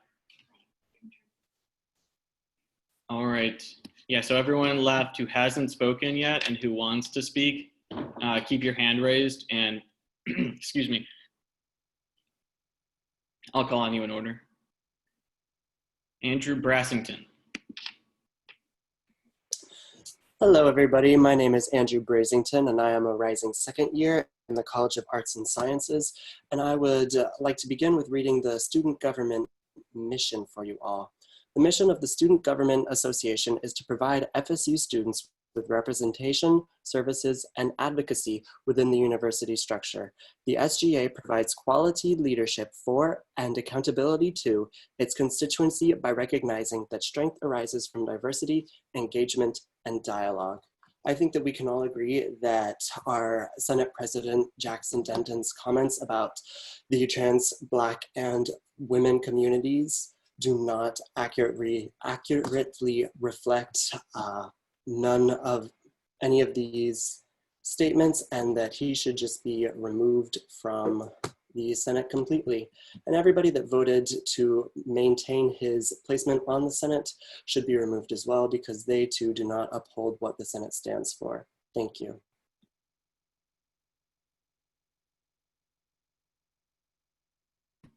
Thank you.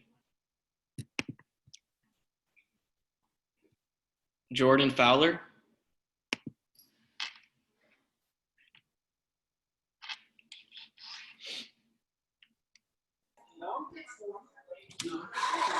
Hello. Can you hear me? Yep. Okay.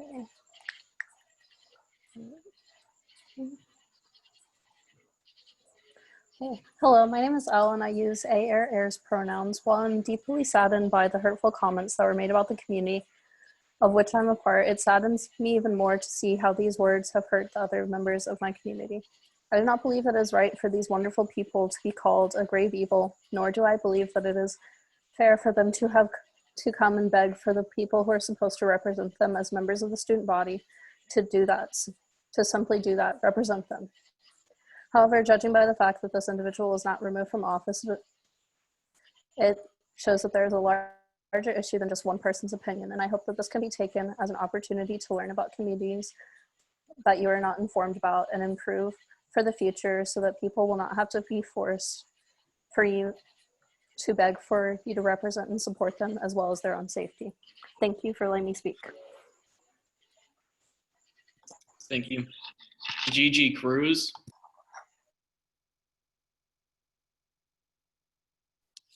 Thank you. I prepared a statement, so I'm going to read it. My name is Gisela Cruz, and I'm a rising junior at, hold on. Okay.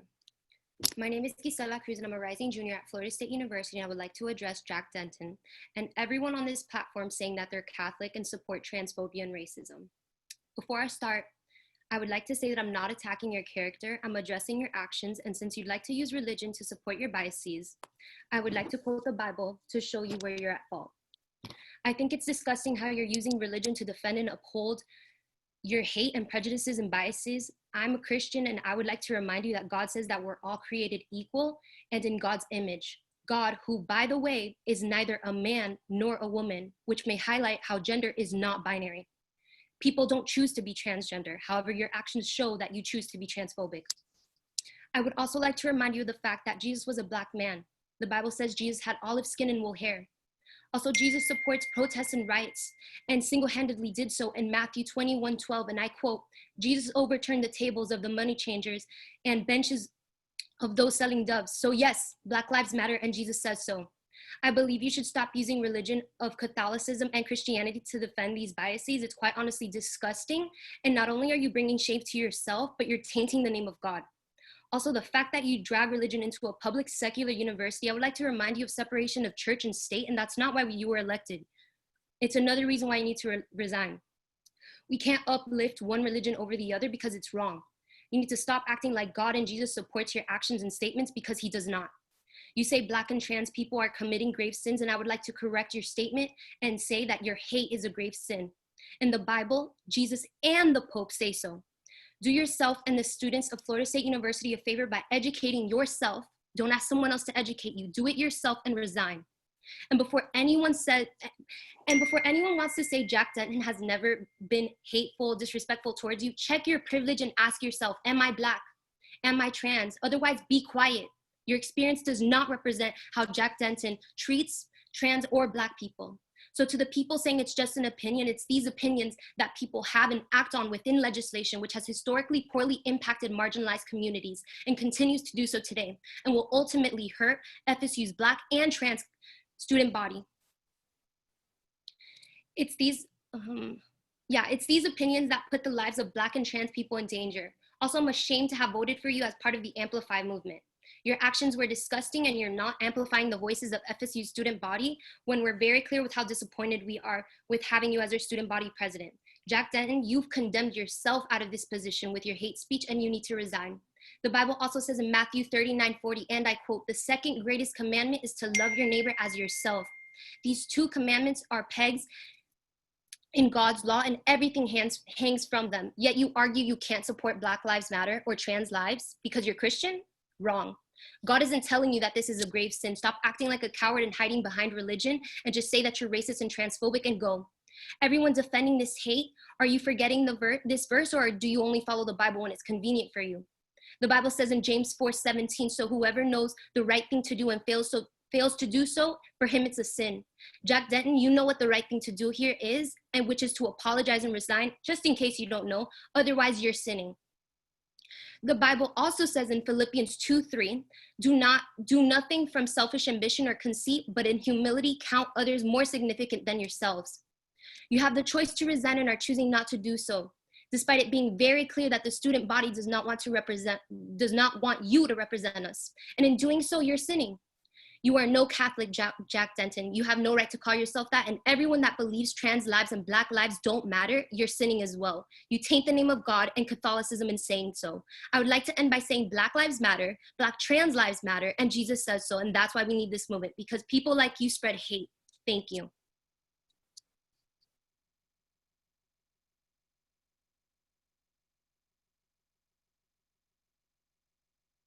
Thomas Mosley. Hi. I just want to say, I'll keep this brief. As a trans person, calling trans people a grave evil is so blatantly transphobic, like, and human, that it's like, I'm not even mad at it. I'm just kind of like, damn, that's like hate. Yeah, I mean, I don't know. I don't really care too much personally if you keep power or don't keep power. I just think having that hate in your heart is really shitty, especially in this moment when it comes to Black trans people. You know, Tony McDade was killed in Tallahassee as a trans man. You know, Black trans women, the average life expectancy of a Black trans woman is 35 years old. So when y'all are talking about being persecuted, I don't know, come on. Get real. But yeah, that's it. I mean, just stop hating people. If you're gonna talk about being Catholic and loving people, don't be a hater, don't be a prick. All right, that's it.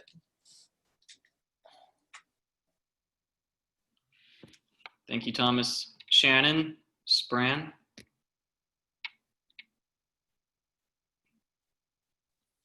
All right, can you hear me? Yep. All right, give me a second, hold on. All right, so I prepared this document here, so I'm just going to read it. All right. Hi there, my name is Shannon. I'm a rising sophomore in the FSU Honors Program in the School of Information. I'm a proud non-binary she/they lesbian who loves all of her queer friends and family members. I withstood a lot of stuff from CSU and SCL throughout my past year at FSU, and it is incredibly disheartening to see yet another FSU student so blatantly disrespecting and discriminating against LGBT people and people of color. You do not understand what it was like hearing the words, "You're being tempted by Satan to love women and will be going to hell." I was on my way to take a biology test and I panicked and cried for hours. It hurt me a lot. I cannot believe that I have to fear for my life and worry about being attacked on campus. It makes me hate myself and feel ashamed of who I am, and you're contributing to this shamefulness. I'm constantly scared walking on campus, and I constantly think about people looking at and judging me. It is a literal hell. I have nobody to turn to for support. I have to think about and choose who I can come out to and talk about LGBT stuff with, as I am always scared of homophobia. I have to go through the fact that even if I had another woman by my side who could provide support, I would be inevitably sexualized by men. Alongside this, there are many states where it is legal to murder LGBT people and get away with it because you were afraid of them and it goes against your beliefs. This society has made me afraid of being somebody that I can't help being. Catholics and Christians do not know what it is like being marginalized. You do not get to play the victim card here. I have dated people of color and I have dated trans women. I know the pain that they go through every single day. My trans girlfriend especially wanted to hurt herself every single day because she never thought that she'd ever be a real woman. She felt worthless and like she didn't have a bright future. She never chose to go through this. She never decided to become a woman because, oh, it's trendy and fun. She was a very wonderful girlfriend, and it hurts me a lot knowing that she has to hear these kind of comments on a daily basis. As a past Catholic, Jesus, of whom was a person of color, told us to love our neighbors no matter who they are. He supported the blind, the lame, the crooks, the prostitutes, and the Jewish people who were all constantly attacked and discriminated against. He would have never supported the actions that you have taken. He sacrificed himself and died on the cross for the people who were seen as pests, people who deserved deaths by the Romans. It is people like you and all of your little supporters who have pushed me away from the church, as I will not accept these disgusting and terrible viewpoints. FSU does not support your actions either, as our campus does not condone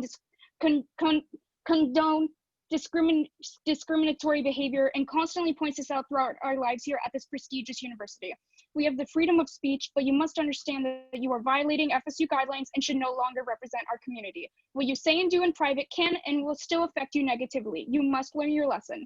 Before I stop talking, let me say this. Don't be afraid of fighting for what you believe in, no matter what. You are loved and I'm here for you. You are not a disgrace and you're not a horrible person who should be labeled as a grave sin. We live in a country that guarantees the freedom to be yourself regardless of who you are, and your actions are taking this freedom away from us. Thank you. That's all I have to say. Have a great day. Thank you, Shannon. Valentina Barone? No. Wait. Hello, can you hear me? Yep. All right, I just want to make sure that my video's on. I've been sitting here for the past 4-ish hours listening to everybody's comments and concerns, and while some of them have been really inspiring, a lot of them have been really disappointing, to be honest. And I am a rising senior currently. I'm a political science and international affairs major. I have been on the FSU campus for a long time, and I can tell you that as a Latinx student and as a person that uses they, them pronouns, who is also trans, has a trans boyfriend, has trans friends, I can tell you that the trans community doesn't feel safe with you being the FSU Senate President, Jack. And to be honest, I appreciate the support from other people. I appreciate people's comments. What I don't appreciate is people who are not part of the LGBTQ plus community, especially the trans community, saying that we are not being discriminated against because, frankly, it's not your voice or your opinion to say when somebody is being oppressed. And all of this has been so disappointing, to be honest. I am in a group chat with my friends and they have been listening the entire time, and some of them have cried, some of them don't know what to say, and I can tell you that I don't feel safe with you as president. I think it's deplorable to say that trans people are grave evils and then with that same face say that you can represent them.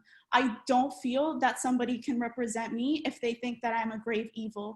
And to say that it is our actions that you are condemning is simply false. You are condemning our identities, an integral part of ourselves and our nature. So no, not only do I think that you should resign, I fully agree that you should donate the money that you have made in this position to other queer charities.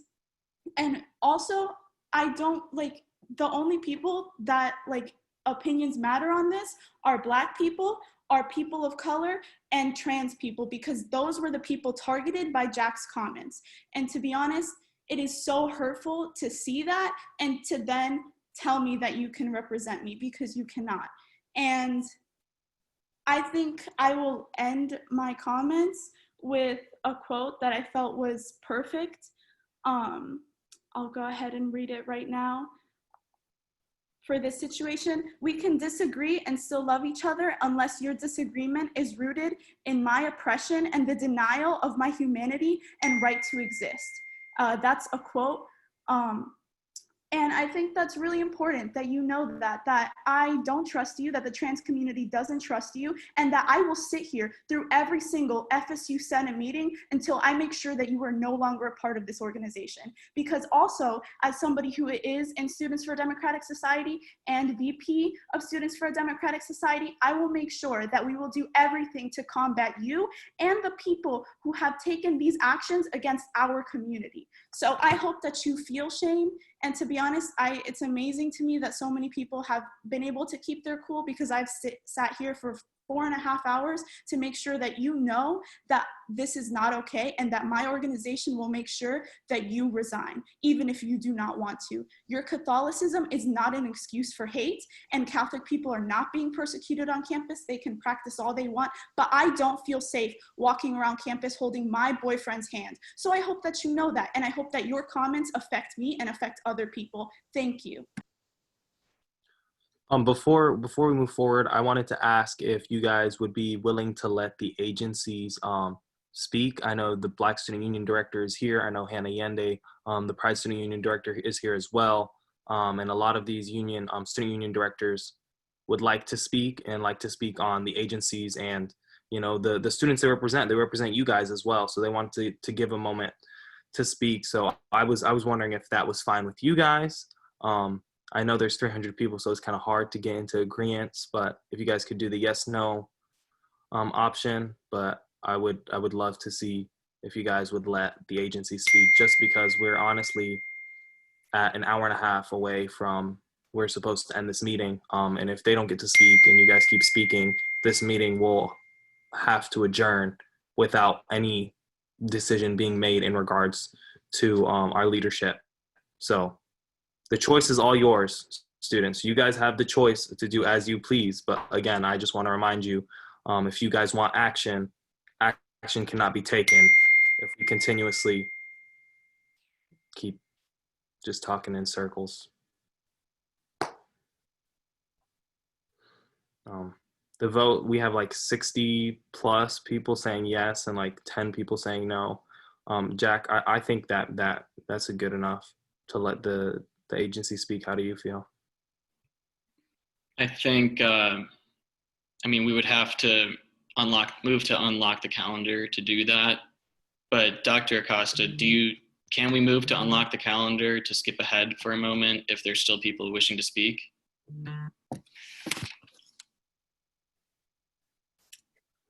Yeah. Seems like a gray area. I sympathize with wanting to let them speak, but out of respect for the order of the calendar, I think we just got to continue to let the students speak. But like you've been saying, just be for all the students wishing to speak, please just be mindful that the agency directors would like to speak as well, and they come, I think, directly after you. Yes, sorry, Pro Tempore Darldeek. Senator Murcia has a point, if you could recognize her. Senator Murcia.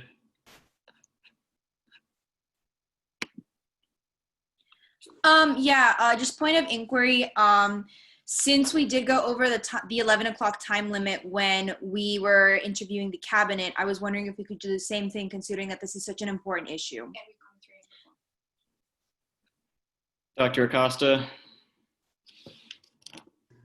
This meeting has began at 5 o'clock. It is almost been at 11 o'clock. It will be 6 hours. That is not, we're not going to extend the time. It is at 11 p.m. So you can finish where you are, and if you need to pick up and have another meeting, but the 11 o'clock end time, it is late. People have been in front of their computers for a very long time. And so your end time is at 11 p.m. and you are nowhere near a motion to even be having a conversation about that when you still have 25 people to speak, as well as all of your SGA leaders that want to speak. Senator Tillman.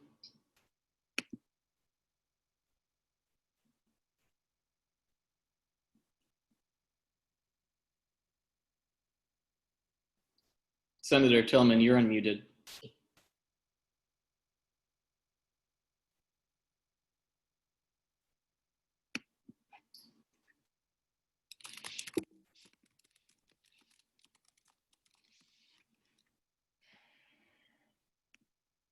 Senator Tillman? Okay. All right, moving forward.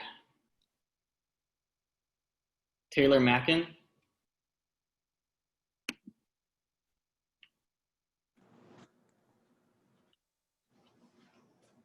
Hi.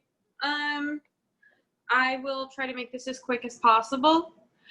My name is Taylor Mackin. I am a former Pride Student Union exec board member and a born and raised Catholic.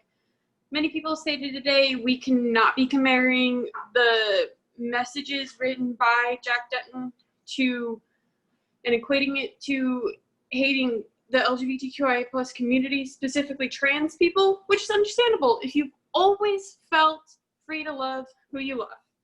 I was not safe to do so until FSU, and I'm horrified that my university's governing body did not already vote to remove this man from his current presidency. Being the student body president comes with both financial and social benefits, as well as power in our university's community, all of which is a privilege. From the context of his actions, when Jack encouraged students not to support certain organizations and claimed these organizations to be anti-Catholic, is an obvious abuse of his power, no matter who it is.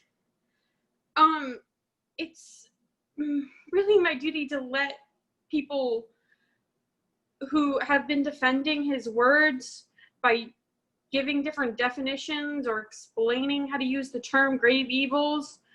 As my entire life of private Catholic school and studying all of this,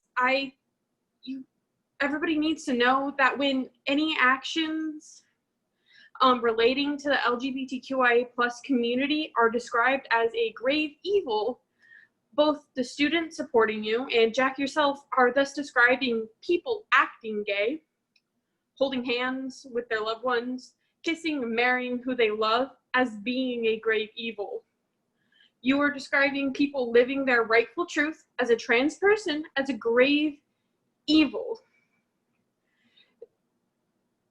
This is a term, as quoting the official Vatican Catechism, Chapter 5, was described for premeditated murder, referencing hatred of the neighbor. Those are the only things that are grave evil. Many of the people here, I'm not a certified clergy member nor a seminarian scholar, but I will encourage all the listeners not to claim who is or who is not accepted by people who are Catholic, Catholicism, or Christianity, much less who should feel accepted on our campus.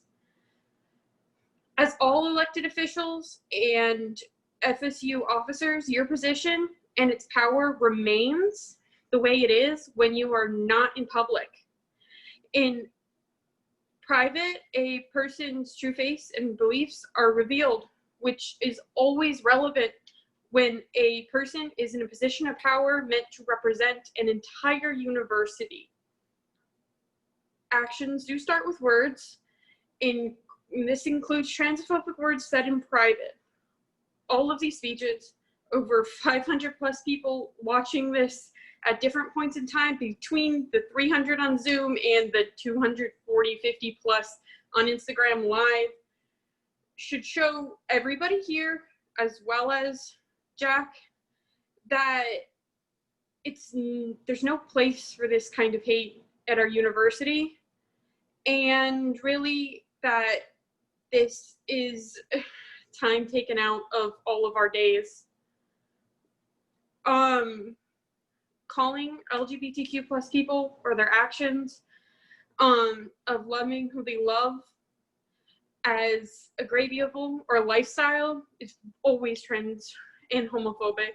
And that's all I have to say. Thank you.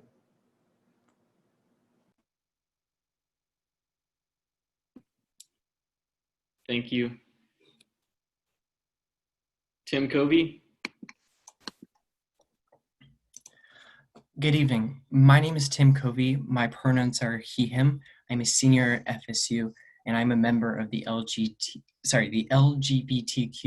plus community. As someone who used to be a member of the church, and I guess now maybe a former friend of Senator Denton, I would like to speak briefly on some of the statements that have been made tonight regarding religion and Christianity. I believe in free speech, which means Jack has every right to believe my existence is a grave sin. However, I would not like to believe that my existence is not a grave evil in the eyes of my former friend, as well as those who represent me in the Senate. I would hope those who are supposed to represent me would not condemn my existence in any forum. It pains me to know that people that are supposed to support and care about me, both in my personal life and as a student at FSU, have branded me as a grave evil. I do not wish to limit your free speech, Jack, but I do believe that there's never an action that doesn't have some form of consequence, good or bad. And I believe that it is time that you face consequences for some of your actions. I believe that Senator Jack Denton should resign or be removed from his position as Senate President due to the bias he has shown towards the LGBTQI plus community, as well as many other communities. If he chooses not to step down, I would like to remind all present today that the FSU Student Body Constitution does provide a method for recall for students, body officials in Article 7, Section A. Finally, Senator Denton, Jack, will you look me in the eye and tell me that my existence is a grave sin? Thank you.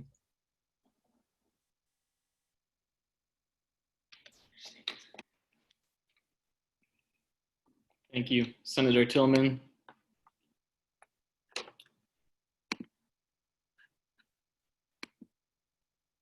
Do you think, Jack, it would be possible for us to do an actual vote in regards to going to the agencies, or you think? Yeah, well, go ahead, Ahmad. Go ahead, Senator Ahmad. No, you're okay. You can go ahead, Tillman. Okay. I just wanted to see if I can make an inquiry into the time limit again. I know everyone wanted to speak and share their voice. I apologize for any audio issues I had earlier. Apparently something was going on with my system, but to see if we can keep the responses and the chances to be heard under a minute. Yeah, so we can ask people to do that, Senator Tillman, but I don't have the authority to require that of anyone. So again, I guess I'll just reiterate previous sentiments that for guests, if you would be mindful of everyone's time and the time we have here in Senate being only an hour, 13 minutes left, just keep that in mind so that everyone can have a chance to speak and that we can move forward with our meeting and our business. I appreciate that, Senator Tillman, but I just don't have the authority. Okay, thank you. Of course. All right, moving forward, Victoria Paul.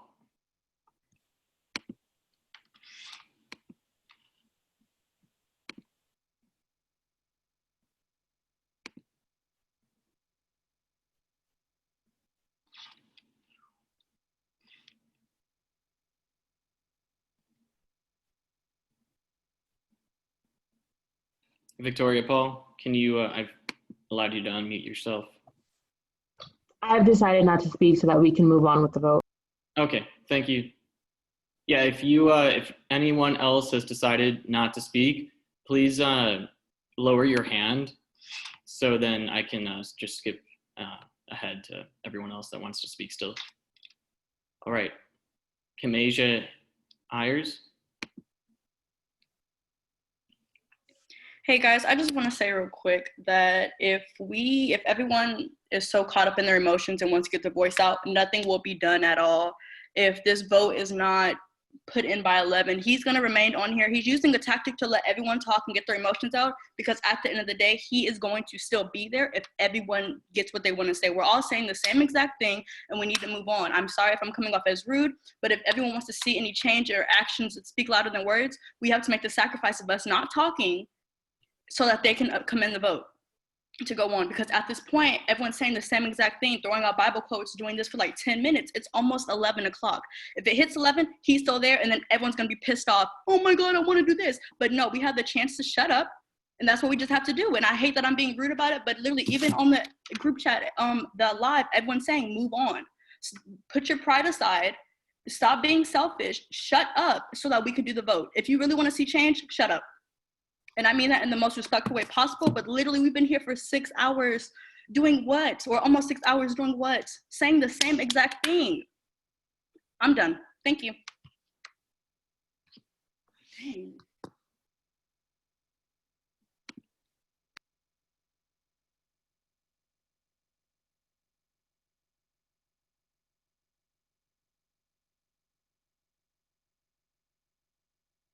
Thank you, Kamasia. I just want to be very clear, though. This is in no way allowing people to speak.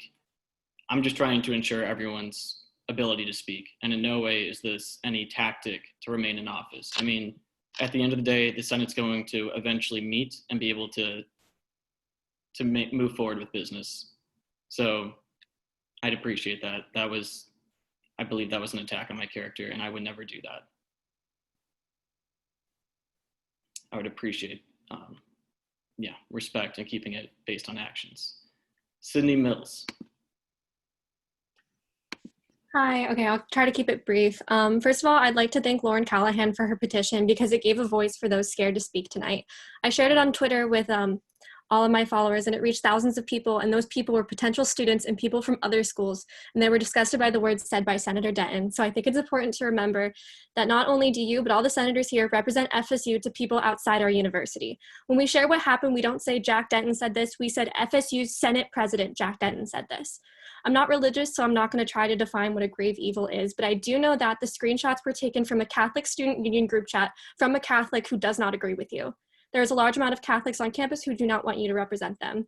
I call upon student senators tonight to set a precedent for not supporting this behavior. You are not in the position to vote based on your personal beliefs. It's about representing the people who have spoken out on the issue here and online. I would like to let people know that a large amount of summer senators are not elected, but appointed. They will most likely run in the fall, and I want each and every one of you listening on this call to remember the names of those who voted in favor of Senator Denton when the next election comes. Thank you.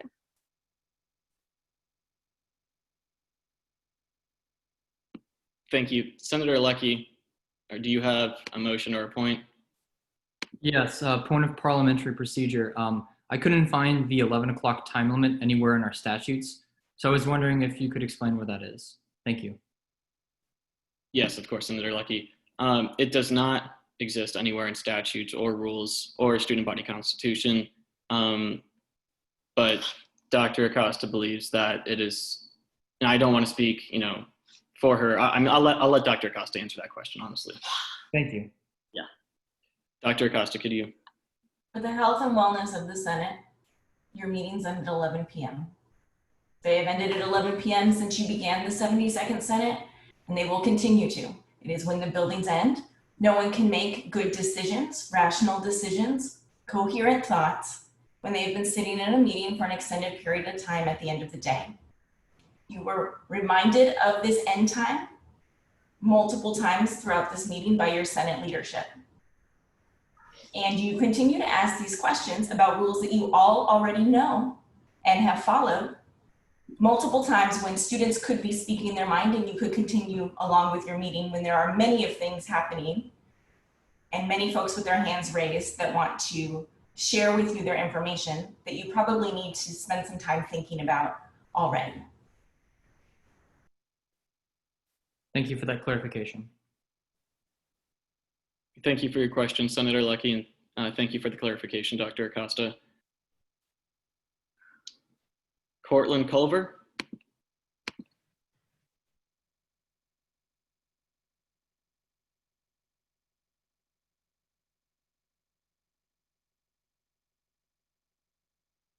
Hey, can y'all hear me? Yep. So first of all, I just wanted to address a couple, I guess, misunderstandings. One of them being that I hear often is that Jack is meant to represent every single student and every single viewpoint on campus. That is just simply not the case, and that's not how a representative system works. If every single person represents every single viewpoint, then why not just elect one person to do everything? I feel like that would be a lot more efficient. We'd certainly be able to get through meetings by 11, no problem. The other thing that I want to address is I've heard a lot of people talk about the separation of church and state. And I fear that people misunderstand kind of the two-way street of that. Yes, of course, the church is not supposed to influence anything that goes on within, I'm sorry? Colvin, please keep it brief and on topic. You're not talking about what Jack said. You're talking about completely different things. I would really appreciate I believe this is relevant to the vote later.